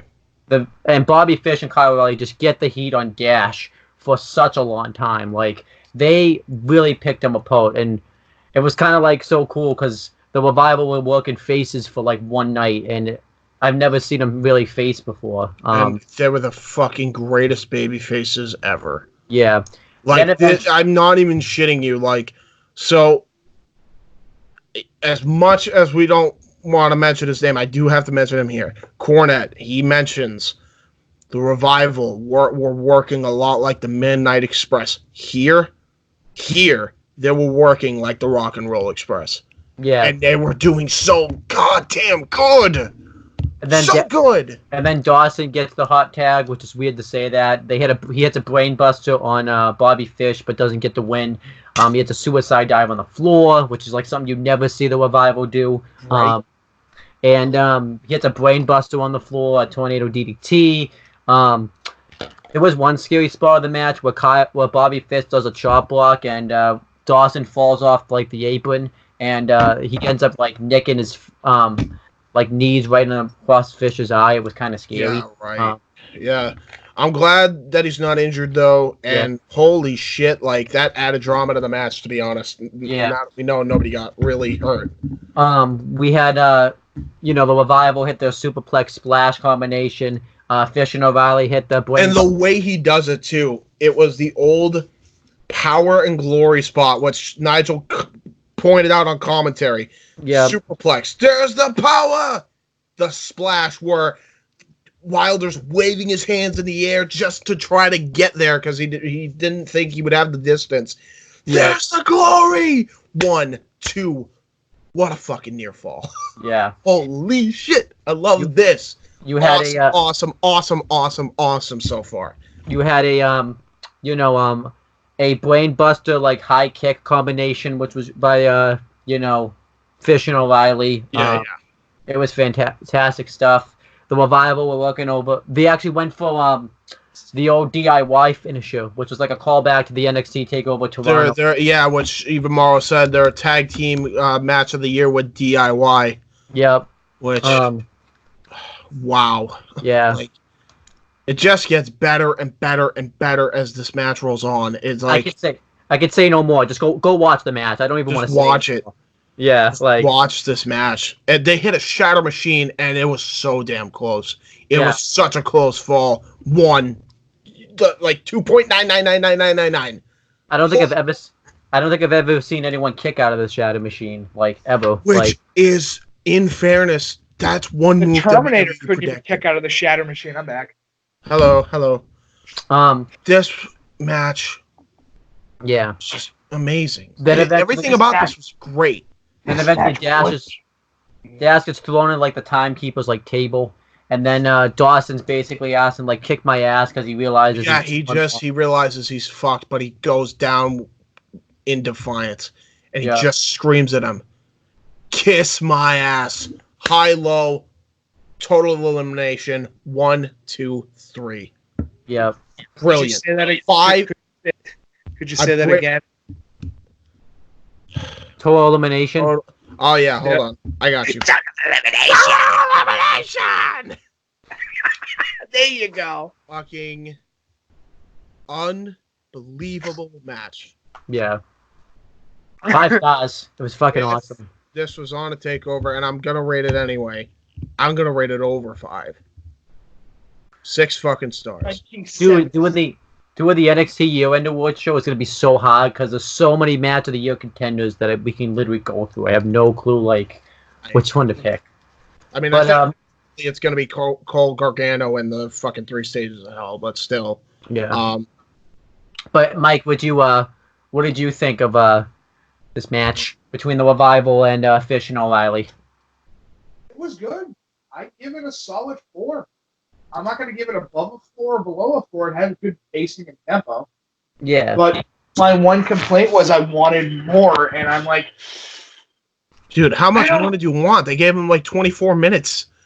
I'd say an extra couple seconds just to get the amount of pain that move causes. Oh, the high-low. Fair enough. But Yeah. still. So afterwards, That's too, my only complaint. we should talk about this. They got a tremendous ovation after the Dude. match too. That we didn't. That was the loudest they were, and it was during a commercial break. Then They were so damn loud after this match. They were standing, they were clapping, people were stomping their feet, they were screaming. People were legit in tears. the Revival even And they were chanting at them, "Please don't go. Yeah. I think they mean don't leave NXT. Don't go back. Do not go back to the main roster. Defect. Come back. We'll welcome you home." I agree with Full Sail. We will welcome you back home. Yeah. I don't even care if you don't go to AEW. As long as you're in AEW or NXT, I don't care which. Just come back to where you belong. Because clearly, the main roster fucking shafted you. These people know it. We know it.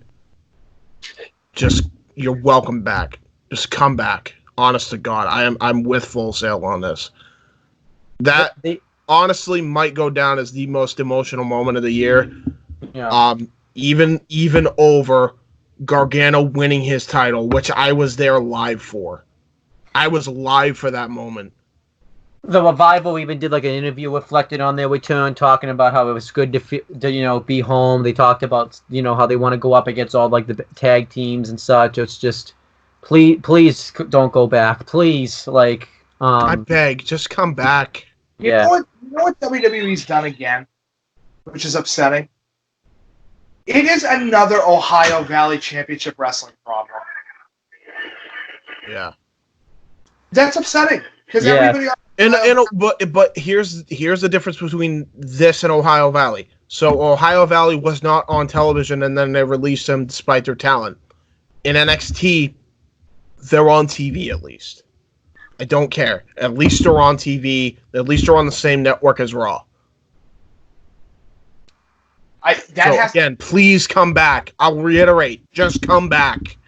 That has to be pissing McMahon off. The fact that this little independent project has got. Good. I hope it fucking does. Wake up, you old bastard. Wake up. Do you not see what this crowd, the emotion they had for this one team? This one team? How? How do you not see this? Yeah. Open your eyes.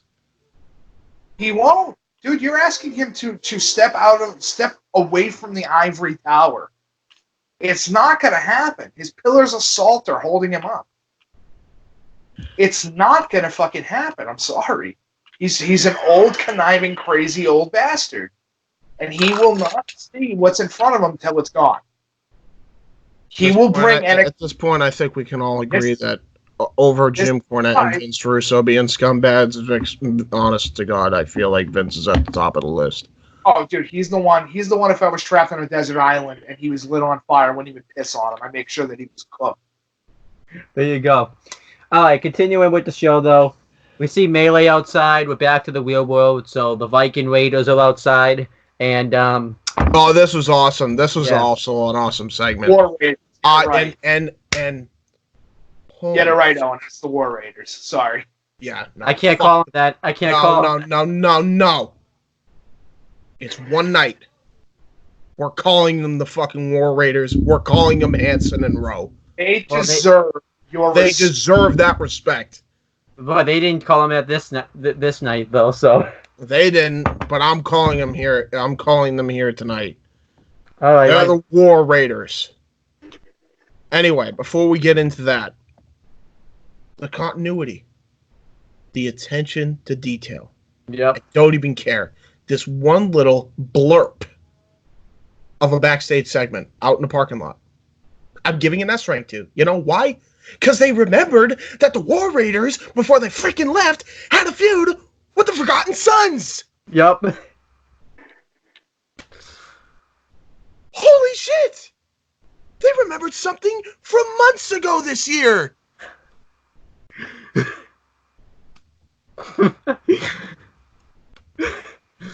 It's a miracle. And the funny thing is, miracle. And the funny thing is too, it was like a small thing that happened like earlier this year too. Like It was the smallest thing, but they remembered. That's what I appreciate. They remembered. Damn it, I love NXT. Don't change a thing. Mike, what'd you think of this backstage thing with? I want more. I want that more. I want to see athletes be treated like Athletes, yes.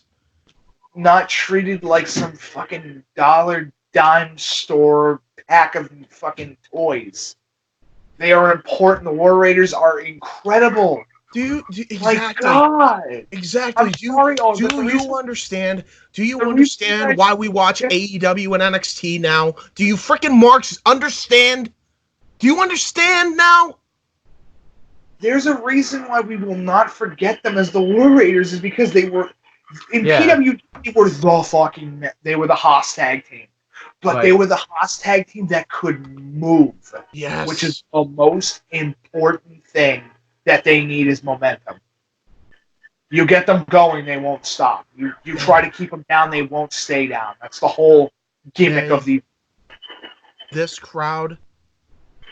Hell, I will make an exception for 6 if you bring the War Raiders back under their names. Yeah. It should be the War Raiders, for fuck's sake. It should be the War Raiders.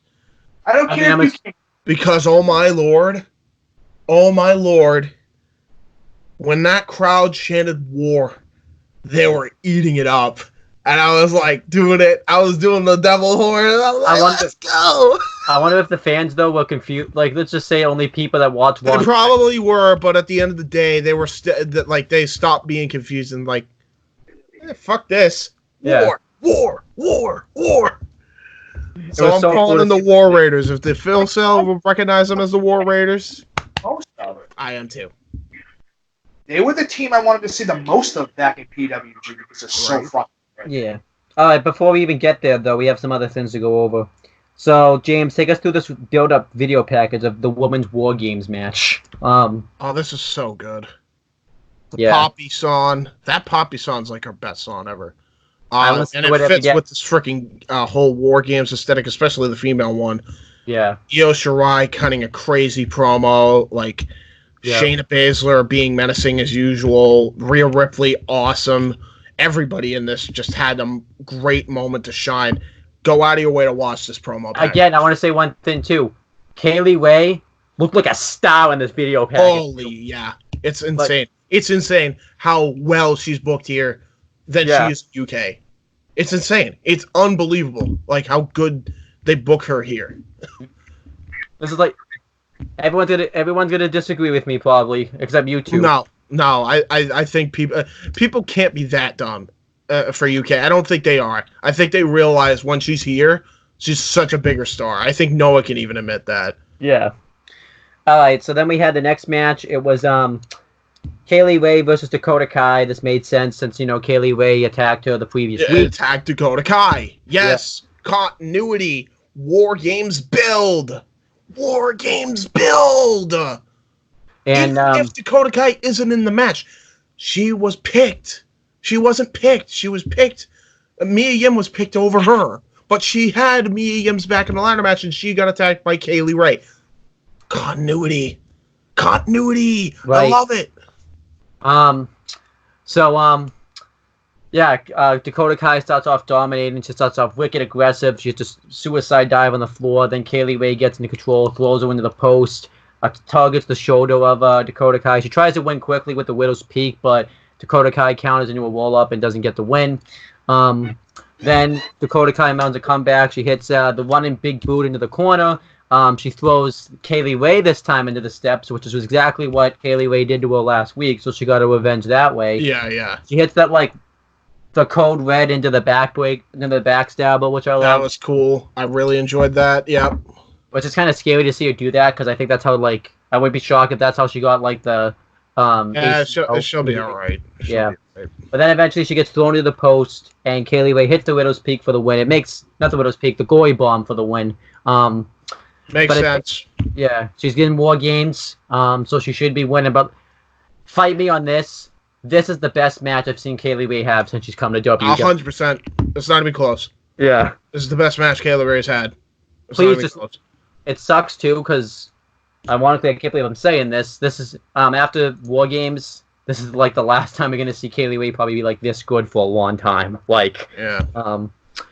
But Mike, what did you think? Because the only time you've seen Kaylee Ray was NXT UK Takeover Carter. So what did you think of Kaylee Ray? Carter was fucking terrible. Hey, so what do you think of her here? But she was good. I want to see more of her. That's the important bit. And I fucking know that she's not going to stick around. Because WWE likes napping up that talent going, if they work over there, let's put them in a different environment. No, you cannot put Mike Awesome against fucking a dude like Kevin Nash. It just doesn't work. God damn it. Yeah, that's basically the equivalent of that, yeah. But in this case, it's the company she left, well, even if it's temporarily, or the brand that she left, she actually had a better match and looked like more of a star than Mike Awesome did the opposite way around. Yeah, so. Because they didn't make that set. She's not that 70s chick yet. Yeah.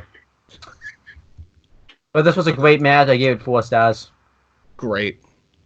Mike, you agree 4 stars or? I'll give it 4. Okay. Actually, no, I don't think of it 3 3/4. I thought it was good, but not enough for me to bring up the rating itself. All right. Then we had another inter-promotional brand versus brand match. Since we're out of respect, Raw's tag team champions, the War Raiders versus Wesley Blake and Steve Cutler with Jackson Riker representing NXT. And the Forgotten Sons. Yes. This match was very good. This was what a showcase for the Forgotten Sons, huh? By the way, they had a hell of a match. Not in the beginning though. It was a destruction in the beginning. It was a destruction, absolutely, from Hanson and Rowe. Yeah. They just decimated them like the War Raiders do. They kept doing quick tags in and out, isolating them in their corner, being a smart tag team. Oh wait, I forgot something by the way. In the women's match, afterwards. Yeah, that's right.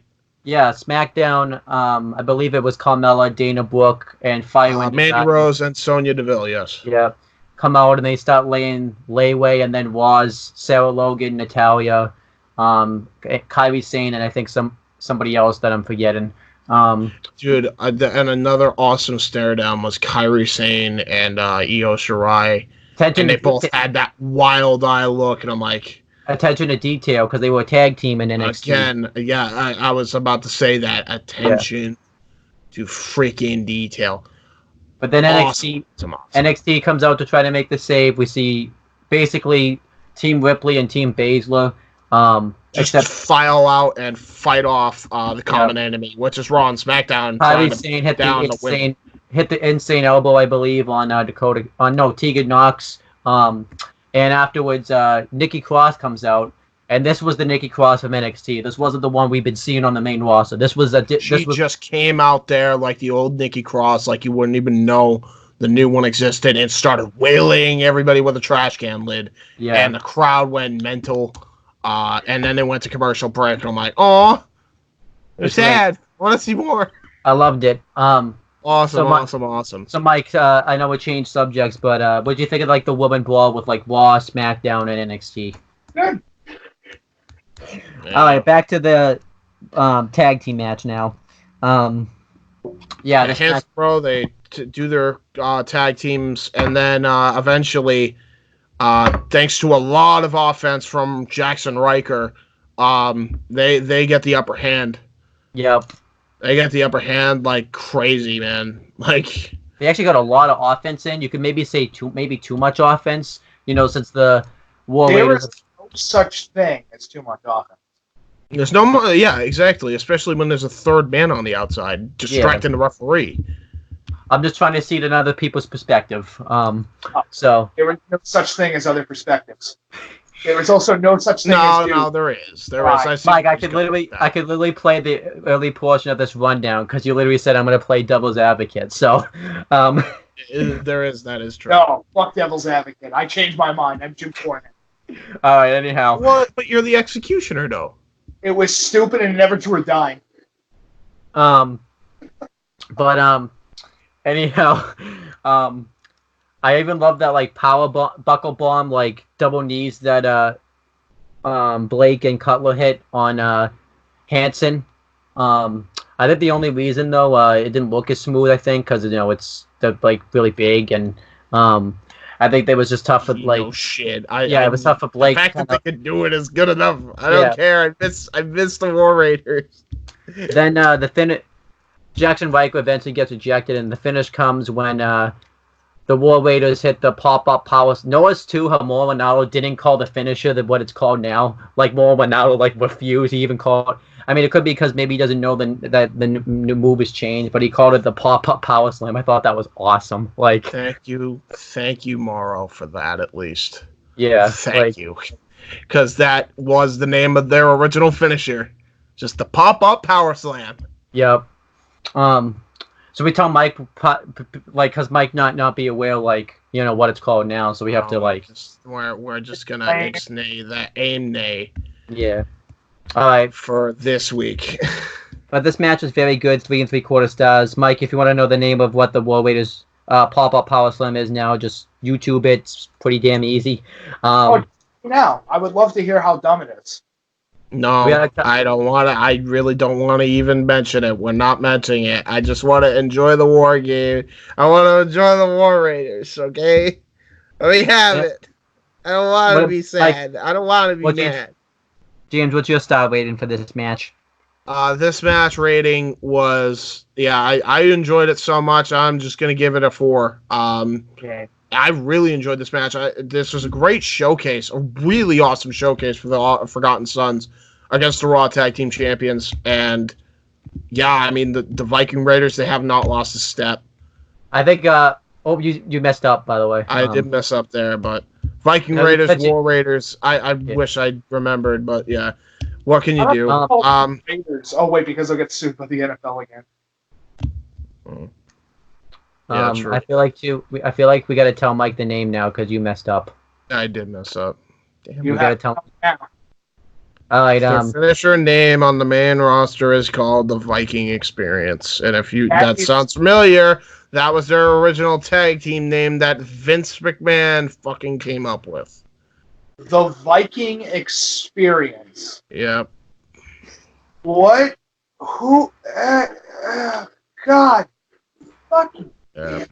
The Viking Experience. And that's the name of their finisher now on the main roster. The Pump Power Slam. Because what happened is everyone was so mad with the name that they, changed it, but Vince wanted to keep the name in there somehow, so...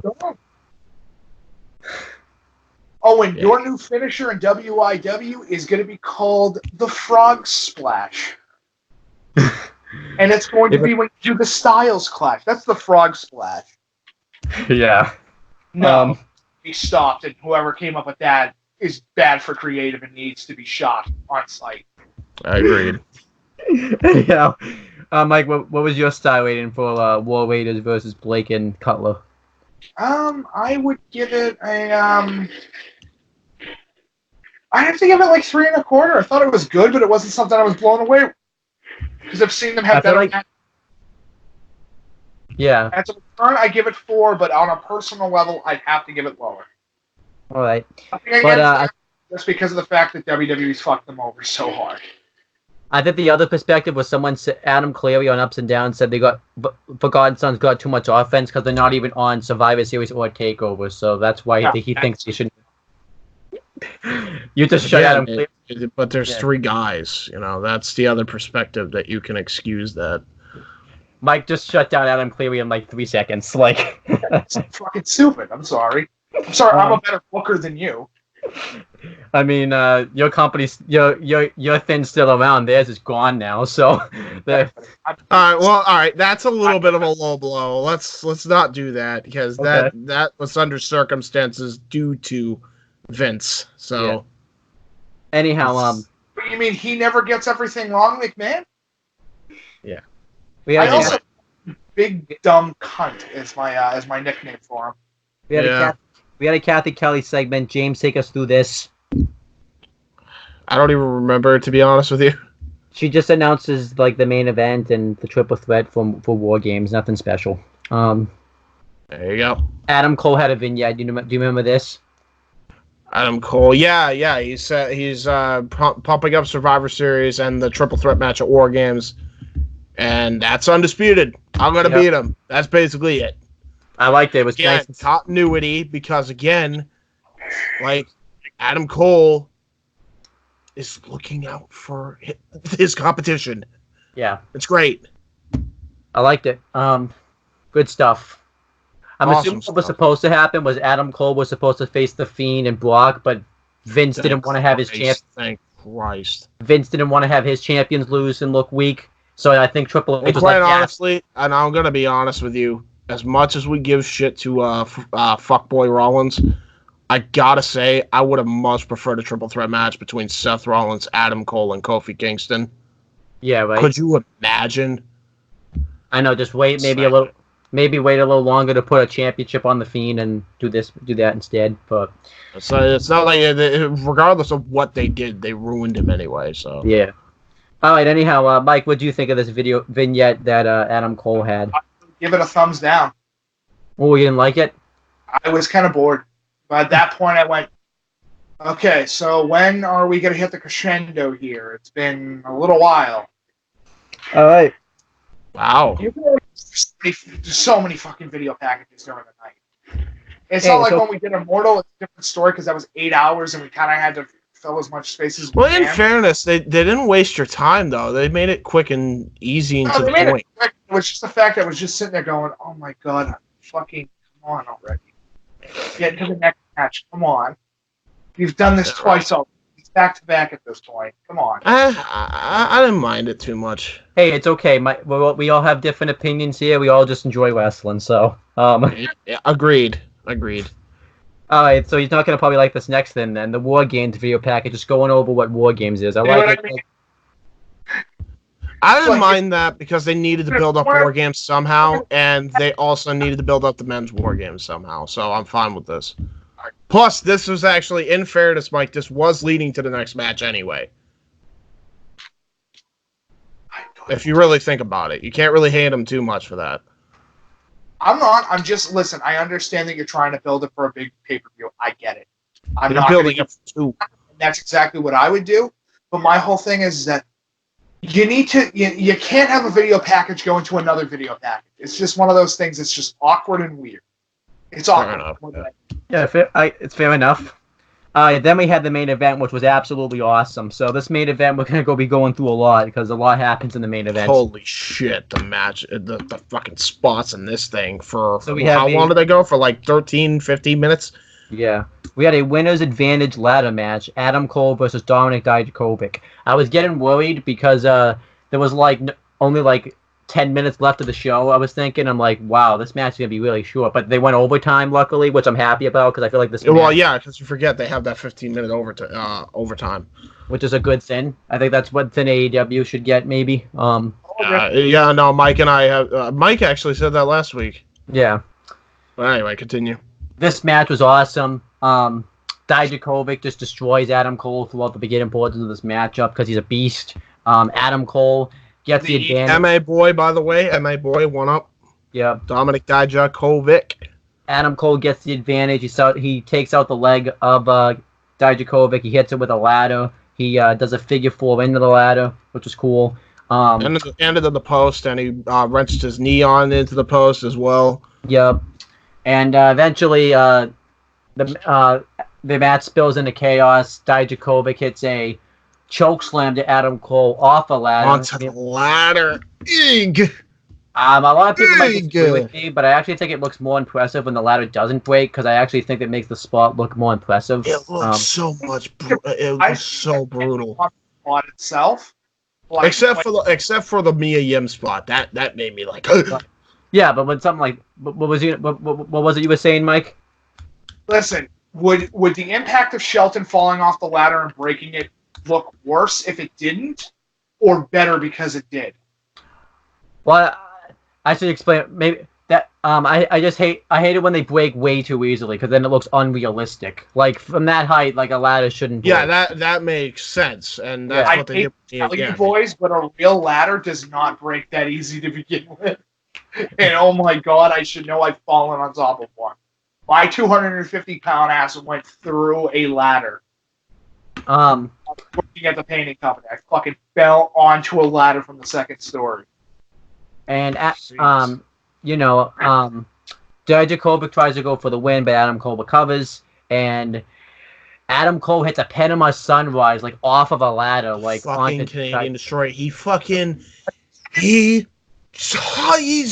pulled off, and then he pulls it out of nowhere. I'm like, what the fuck just happened?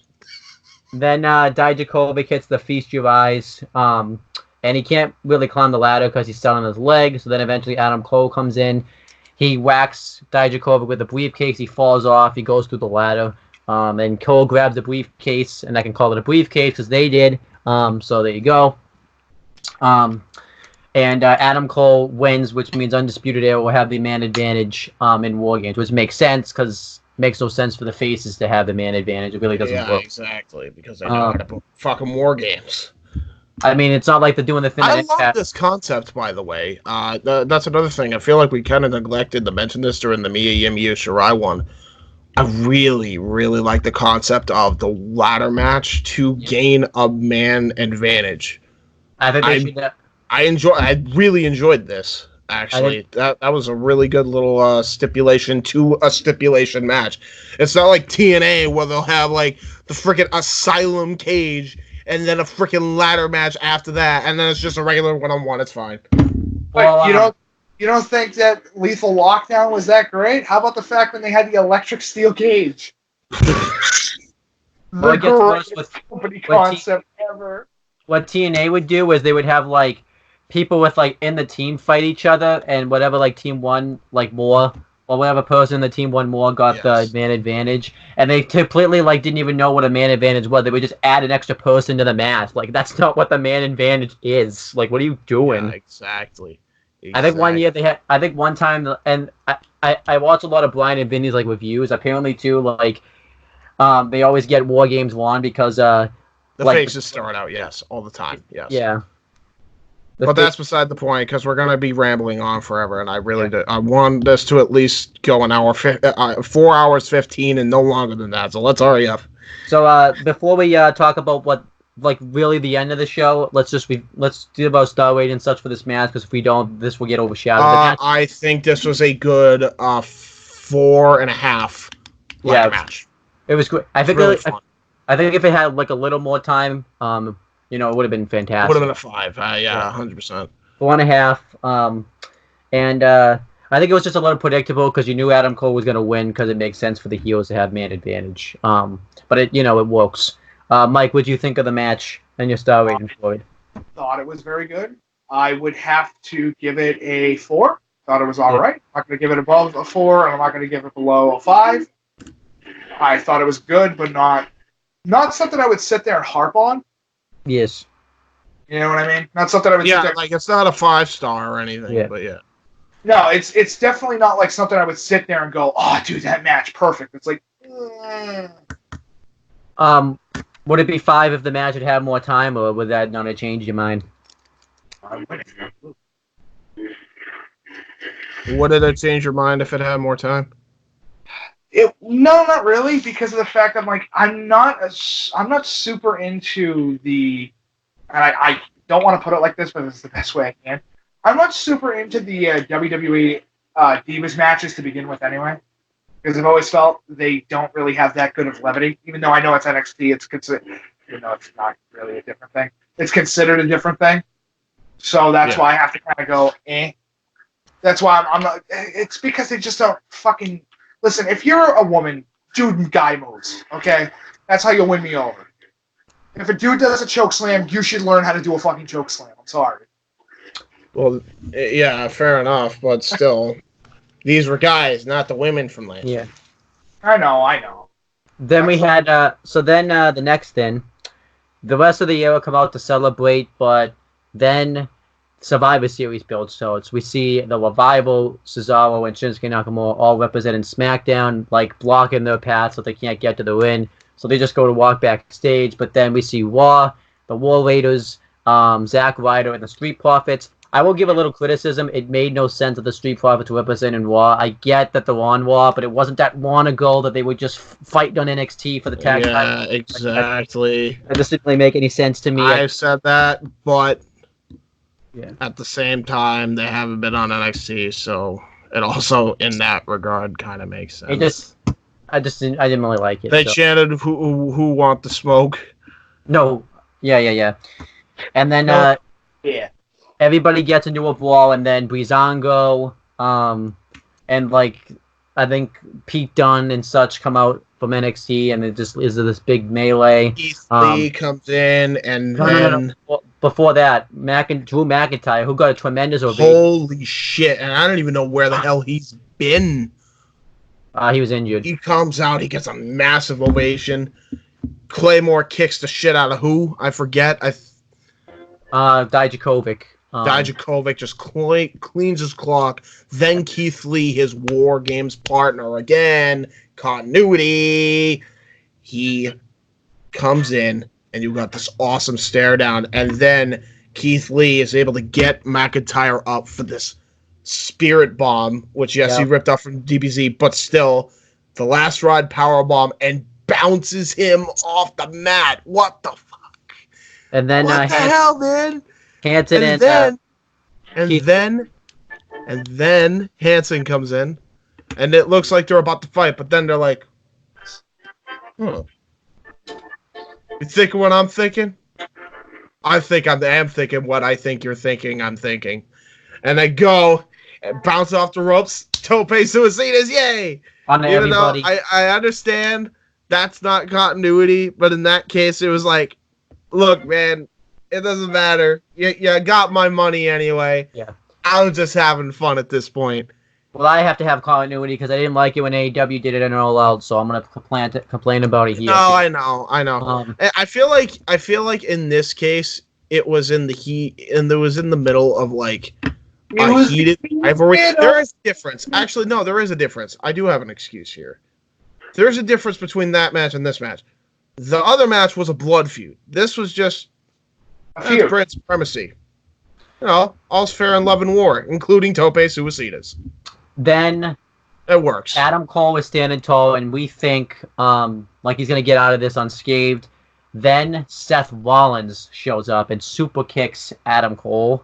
Holy shit! So half the crowd is chanting "Burn it down," and half the crowd's booing him viscerously. Yeah. And then, before he could even get the curb stomp in on Adam Cole, Tommaso Ciampa's music hits. And the final scene, and I love how Mauro pointed this out again, continuity, just even the history. You're missing one thing. Before he even gets into the ring and has the face-off of Rollins. Right. He hits a freaking knee strike onto Adam Cole, his War Games opponent. Yep. Continuity.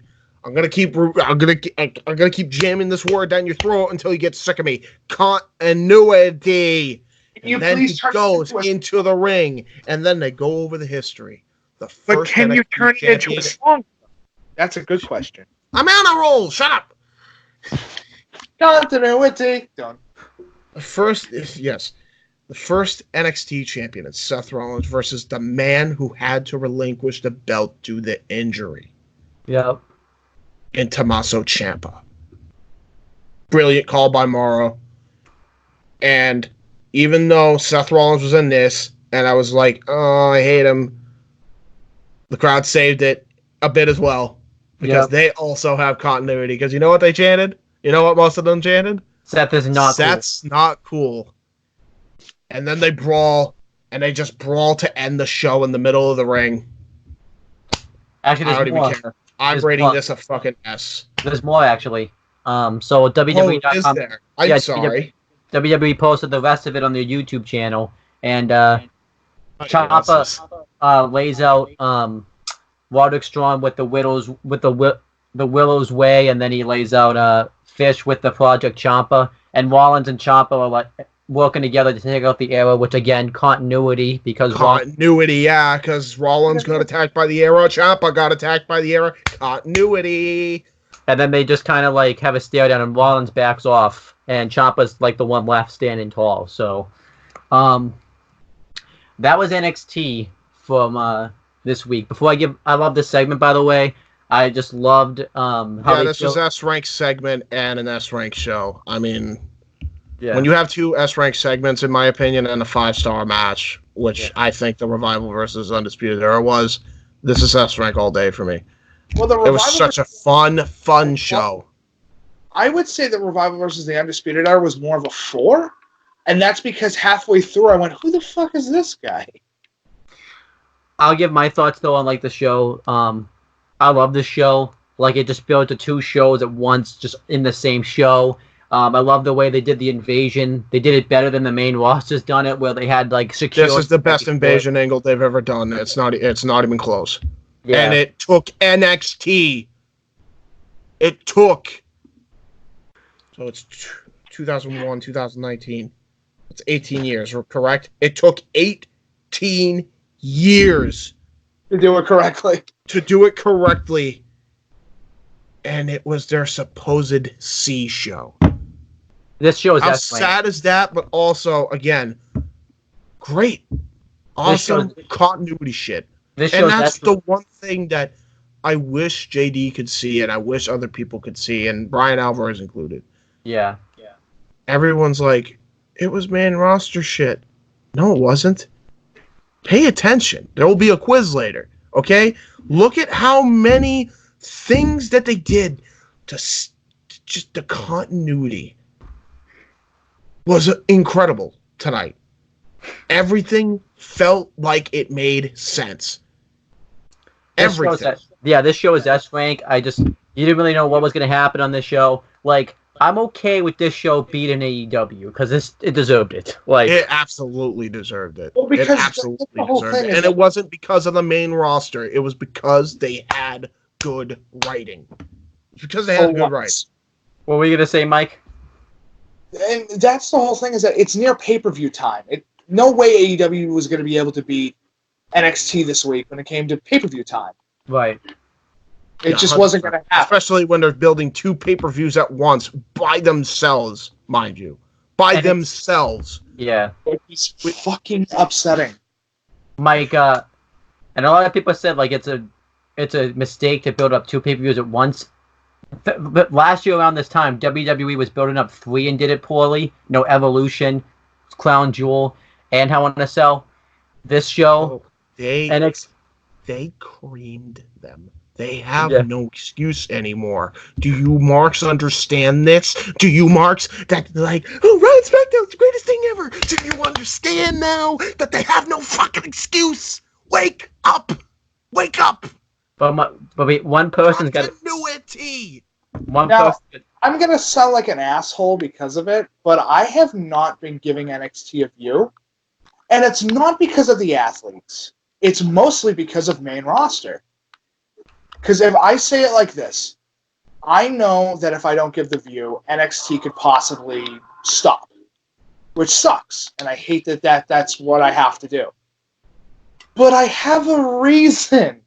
Because if I give them that view, if I am willing to sit there and go, oh, NXT's so good, give them the view, it's like, No, because you need to punish WWE. And the only way to do that is to kind of hurt the C show, which is making money. In that regard, yes, I agree. And there was a guy that actually made that point. Yeah. Nothing's going to happen to WWE if you don't watch NXT. I'm sorry, that's a fact. You have to watch AEW. You have to give them the view. You have to Even if NXT is like winning against them, you have to give them at least a ratings view. Now, that being said, I think if they equaled the DVR numbers as well, which I don't know why they still haven't done yet in this day and age. Take the DVR numbers from both shows. I'm pretty sure it'd probably be neck and neck. To be completely honest with you, and that's not even equating worldwide views on both shows. So you also got to take that into account, and of course, fucking Nielsen doesn't, because Nielsen's Also, fucking stupid. Doesn't AEW like sometimes air replays too, like on TNT? Yeah, they do. On TNT, like True TV and such. Yeah, true. All right, but Mike, that was not a pun. I would give this show a plus. I wouldn't give it an S. I feel like giving it an S puts it a little bit higher on a thing than what's a necessity, but I will say it's an A plus, better than AEW. Yeah, this week definitely earned the better than AEW status. And everyone's gonna say like, we're not hating on AEW. Hell no, I love both shows. Both shows were just great shows, but NXT proved something. Yeah. Like beyond a shadow of a doubt, they did not like the reasoning that they were on USA may be skewed and it may be bad. The reason why they're on, but they showed you why they deserve to go up against AEW. Like, come on! After this show, you're gonna tell me that Raw and SmackDown have the quality to meet up with AEW? You out of your mind? That's the whole thing, and I've been talking about it for months. I'm like, if they brought back Nakamura, if they brought back fucking Bobby Roode, if they brought back all the NXT guys, you could keep Styles. I don't care if you keep Styles. I'm fine with Styles being on main roster. He wasn't going to add too much to AEW to begin with anyway. You mean NXT? I'm sorry. I mean NXT. Yeah, I meant NXT. He wasn't going to add that much anyway, personally. But the fact that this little C show is better than fucking their main income. I told you. You didn't believe me. You didn't want to believe me. I fucking told you it was. I told you. And that's a problem. It is. I agree. It's a huge problem. I agree. But it's... At least we get... I'll give this as an example. I even said, I'm like, dude, that's like giving a view to Velocity and Heat. Because they're better. Because they're all of a sudden they're better booked. Yeah, which is I agree with that. Upsetting. Just let Hunter do his job, for fuck's sake. Well, give him the keys to the goddamn kingdom already. Holy shit, Vince. He's outperforming you every week. He's selling. He's outperforming you. Not only is he outperforming you with his own guys, he's outperforming you with the guys you stole from him and with your own guys. Yep. I bet your bottom dollar right now. I bet your bottom dollar. Randy Orton shows up in NXT. He books him like you would not believe. And you would see Randy Orton actually have passion for what he's doing. So, the thing is, Mike, even if Triple H gets the keys to the kingdom now, it's going to take, like, months. Maybe years. No, it's going to take years to try to fix the damage that Vince McMahon has done. Years. Yeah. You say months, you're out of your mind. It's going to take fucking years. I'm saying 7 to 8 years to fix what Vince has done. Yeah. It's not going to take a day, but you don't build a kingdom in a day. You don't build a kingdom in a day. No, you don't. Once it's fixed, I'll watch again, but that's a ways away. Unfortunately, though, speaking of fixed, we got to do a rant. Mike, you could say if you want. I know. No, go right ahead. I probably know what you're talking about because James tells me everything about what's going on. 205 Live tonight, James. You know what?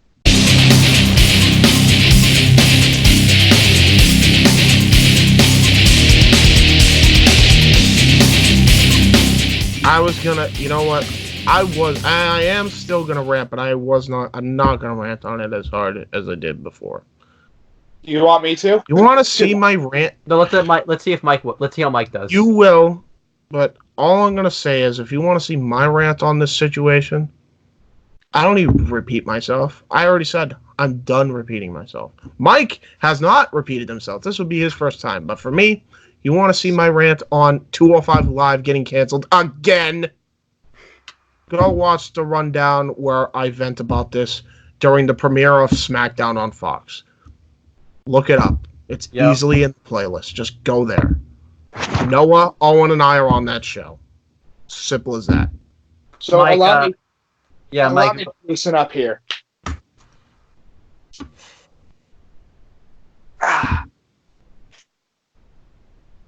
I just heard him crack his neck. He's serious. Oh, shit.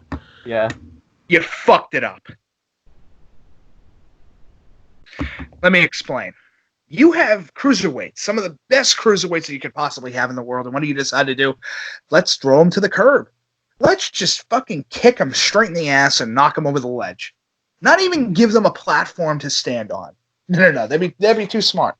No. It's not like the WCW Cruiserweight division was the best part of that whole goddamn show. Don't even at me. Mm-hmm.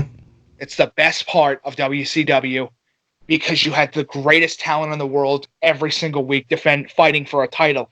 Here's where 205 Live was gonna fail to begin with. Wait, Mike, before you finish, because this might affect you. It's only this week. It's not forever. It doesn't matter. Oh, okay. It doesn't matter. Exactly. 205 Live is going to constantly get canceled because of the fact that Vince looks at it going, oh, the vanilla midgets, who cares? Brother, the vanilla midgets, who gives a shit? I have a question for you. Do you remember how great, and I use that term not loosely, how great the Cruiserweight Classic was? Do you remember? I remember. I felt like it was yesterday. You remember that? Some of the best athletes in the world, Kota Ibushi, Drew Gulak, TJ Perkins, Zack Sabre Jr., all of them. Let's let Mike finish. Tony Nese, D. Brian Kendrick. James, go right ahead. Go right into it. Lay into him. Throw the punches. They deserved way better than they got on the main roster. And they fucked them up on Raw. They fucked them up by putting them on Raw, not SmackDown, where they were going to be better utilized at least for a fucking year. At least. And they put them on Raw, and they ruined them. The minute they showed up on TV, they immediately didn't feel special anymore. They gave them purple robes. They forced it down your throat, just like the female evolution, just like John Cena back in the day, just like Roman Reigns, just like Seth Rollins now, just like the fucking Fiend, and they just shoved it down your fucking throat. And then they put on 205 Live, which I was happy about because at least it's their own show.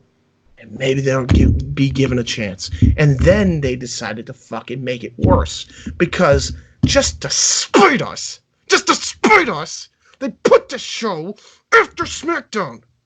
Well, remember too, after SmackDown. Not before, after. They put it after SmackDown. And the crowd leaves. And immediately I knew Vince set them up to fail on fucking purpose. You fucking cunt. Remember too, like how cringy it was in the beginning. We had that crappy Alicia Fox angle with Noam Dar and Cedric Alexander. We had Noam to the point where even as a heel, it's so hard to take him seriously. If it wasn't for Trent Seven, I don't know where the hell Noam Dar's career would be. Because you fucked him up in 205. One of the greatest young fucking stars. He was 21 years of age. And he was a prodigy. And you fucked him up. You fucked him up.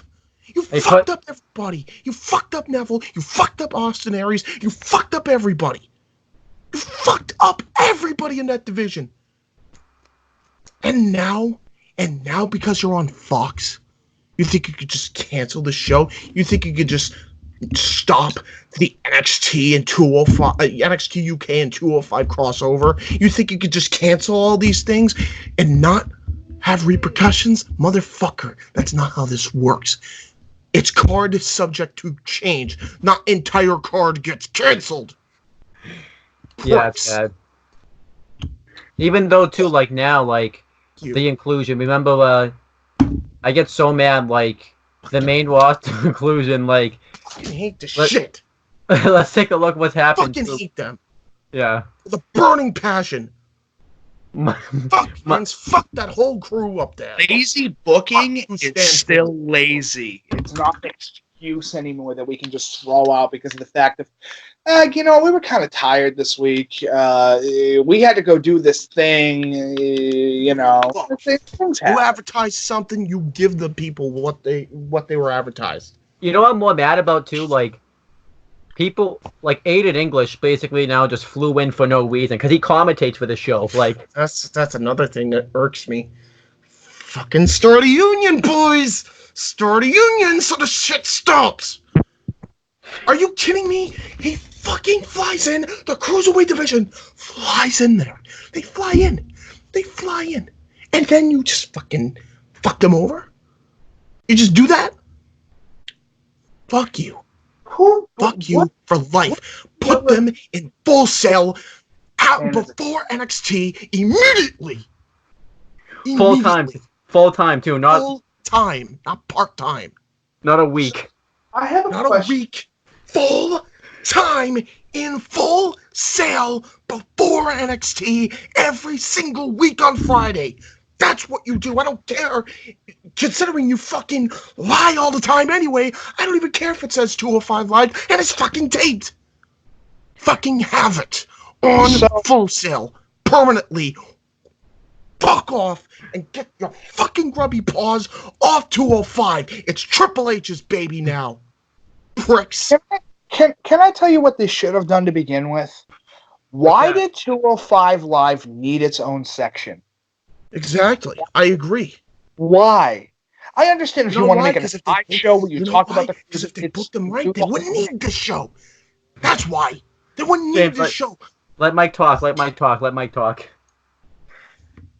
Why is it the fact that the cruiser... Why do they need special attention? They're superstars. They're cruiserweights. Their whole thing is to show off athletic majesty.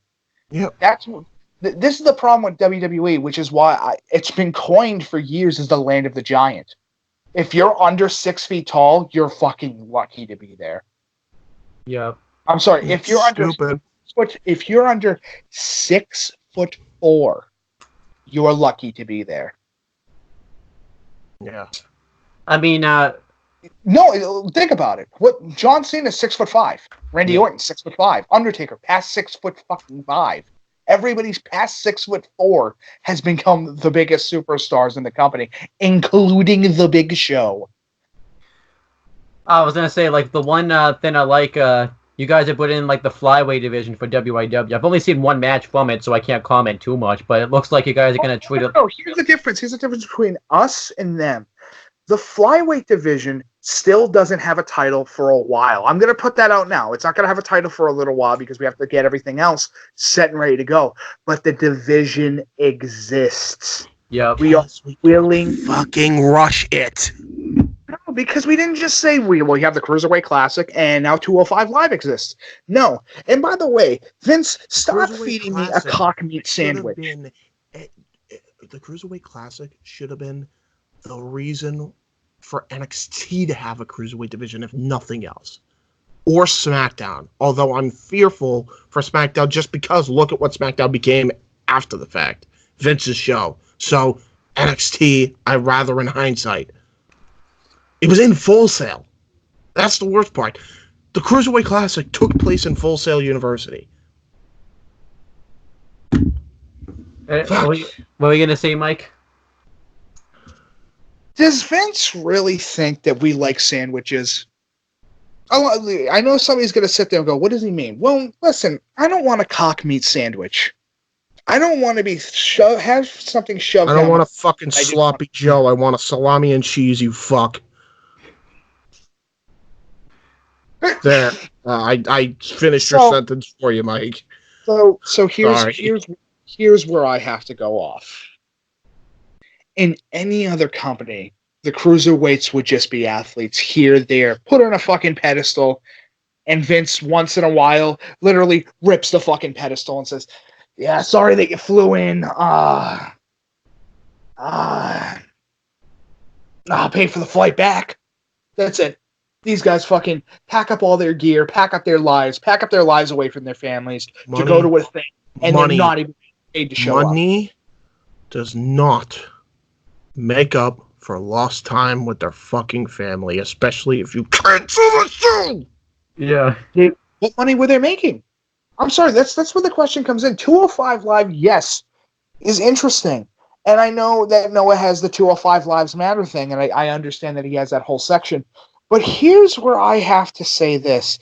If the 205 Lives really mattered, their shows wouldn't have gotten canceled, and they wouldn't have had to be stripped from their Why do you think he started the show? Because he thinks it should matter, and I agree with him. It should. The Cruiserweight division Then matter. It should just be the Cruiserweight division. Nobody should get special treatment. I don't care what you say that you are or what you believe that you are. You know Nobody what? You know what?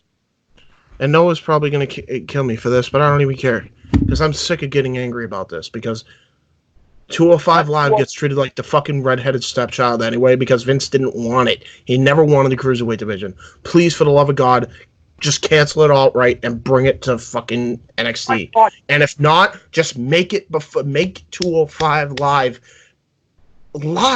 an hour before NXT on the USA Network. Have that show on the network for an hour before on Wednesdays. I love that. I'd be a kid in a freaking candy store if that happened. Otherwise, just get rid of it. Because I'm tired of this. I'm tired of this. I'm tired of the main roster fucking with my shit. And the reason why I love this NXT is because the main roster didn't. James, this thing is the equivalent of fucking torture. Oh my God, is it bad? And let me at least explain what I mean. These guys are packing up everything to sit in a chair and let some fucking moron dictate how they think and feel. Yep. It's literally torture. For God's sakes, put the bullet in the fucking gun and let it kill itself. For God's sakes. Let it be done. Jesus Christ. Yeah, I agree. I'm not condoning. No, dude, honest to God, it's on life support at this point. Yeah. And if you're not going to treat it well, just end it or put it as I said, put it before freaking NXT on USA every night on Wednesdays. Either give the thing to a farm or, my God, just put a bullet in Lassie, for fuck's sake.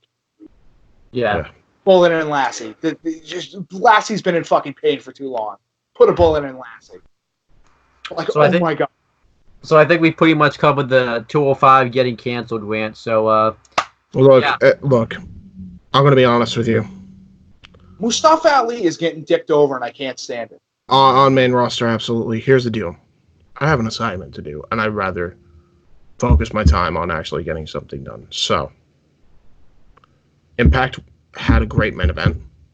It did. I'm happy Tessa won. Otherwise, I just don't want to talk about another show that's just Yeah. Especially after because it's now going to skew my vision because I freaked out on 205. So this is what we're going to do. We'll save Impact for a different show. We're going to save Impact for the NWA Power Review and the AEW Dark Review and the, I guess now NXT UK Review since there's no 205. Yeah. Impact will be first, UK will be second, and then we'll get to the good shit after that. Right. By the way, it's not fucking fair. It's just not fair. It's not nice, dude. It's not fucking right to look at your athletes and fucking screw them. Yeah. Dude, what do you think I've been saying? That's the equivalent. Hold on. That's the equivalent of having a fucking construction crew show up at a completed site. What's the fucking point? Exactly. Yeah. What's the fucking point? I know what I'm gonna just put in the description of this video just to lighten the mood. Rants, lots of rants. Rants or rats? Rants. Oh, I mean, rats too, like Jim Cornette and Vince McMahon, but still, rants. Lots of rants. yeah. Oh, yeah, and Jordan Miles too. Dude, we've been venting so hard, I forgot that's the cold open for the show. Actually, let's ask Mike. What do you? Because he's finally here, so let's let him give it. What do you think of the Jordan? What do you think about Mr. ACH getting Hold on. released? Can I get a quick reminder on top of, I know that some people don't know what the hell's going on with that, so you might as well fill everybody in, including me, because I completely forgot. We already did in the beginning. That's the cold open. We filmed that separately. So. Oh, could you just please remind me, and then you could cut it out, because I have no idea what you're talking about right now. The whole him calling Jay Lethal, the guy who called Jay Lethal Uncle Tom because he was more successful than him in Ring of Honor, and accused Ring of Honor of being racist because of that, and the fact that he didn't get a older black coach, he got an older white coach, and that equates them to being racist somehow. And then blamed it on mental illness, and now he's released by WWE saying nothing about his mental illness. And we should mention too, it shows you WWE was just in no rush to get rid of him because they're not in any rush to release anybody because they don't want him going to AEW, but they flat out don't care. It's like, let another company have him. By the way, quick thing. Do you know what other company rushed to try to keep their guys on board after they were getting fucked over by the ratings? It's called WCW. Yeah. So, in any case, this. Why do you think I said WWE 2019 is WCW 2000? So, you ready for me to begin? Yep. Who the fuck do you think you are don't play this social justice warrior fucking nonsense card. I know this gimmick. I see this gimmick. I see this gimmick every single time I go up on Facebook. I see this gimmick every single time I log into Twitter. I see this gimmick every time I see Instagram. You're not a special snowflake. There is no Queen of England. Nobody's sitting there wanting to cradle your fucking hand and take you around. You're an insignificant little piece of shit that believes that I said a dumb comment and now I have to find a way for people to feel sad and very, very upset with me. So I'm gonna make it. By the way, that's the main reason we're angry. We're not angry because he reacted rightfully about the racist T-shirt. We're angry at what he said about Lethal, which completely contradicts everything he was saying. I want to point out. Anyway, continue. I'm going to go over this really quick. Jay Lethal, Black Machismo, one of the coolest dudes I've ever met personally. He's awesome. Yes. Jay Lethal, he just looks like a cool dude. Jay Lethal, zero problem. Awesome guy. Gave me one of the tassels from his fucking jacket way back in the day. But he's still a TNA Impact. Mm-hmm. The fact that this bald, stupid cunt bag has the gall to sit there and go, well, I think Uncle Tom. We're bringing that in. We're bringing fucking this stupid Disney movie characters into this shit. Yep, and not to mention how racist that connotation is, and yet he's for the culture against racism, and yet here he is making fun of his own race. I find that extremely hypocritical. I don't care what anybody wants to say. Fight me. So I'll give an example. At least with me personally, I hate everyone equally. Yeah. You don't even hate everyone equally. You make fun of everybody equally, including yourself. Allow me to explain why I say hate everyone equally. Because there is a racial connotation behind it. And hate is a word that I can use because it's a statement. But am I going to sit there and say, I don't like who you are, but that means I'm not going to just sit there and go, well, that's why I'm not hiring you, is because you're a black guy. No, it's not going to happen. Sorry. I hate everyone equally because I believe that if you hate everybody equally, you can love everybody equally. Fucking amen. Amen. Amen. Actually, even though the show is more, I can take a quote from Red vs. Blue. I believe. Here we go. Church says it. If you're gonna hate someone, don't just hate them right away. Get to know them before you really hate them. Exactly. I don't think. Don't judge a book by its cover. Oh, speaking of books, I have a book right here.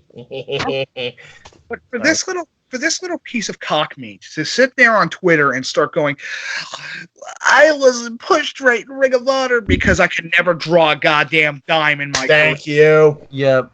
Sorry that you can't draw a dime. I'm sorry that Uncle Tom was a better athlete that was able to actually draw money and, yes, may have used a Macho Man Randy Savage gimmick at the start of his career.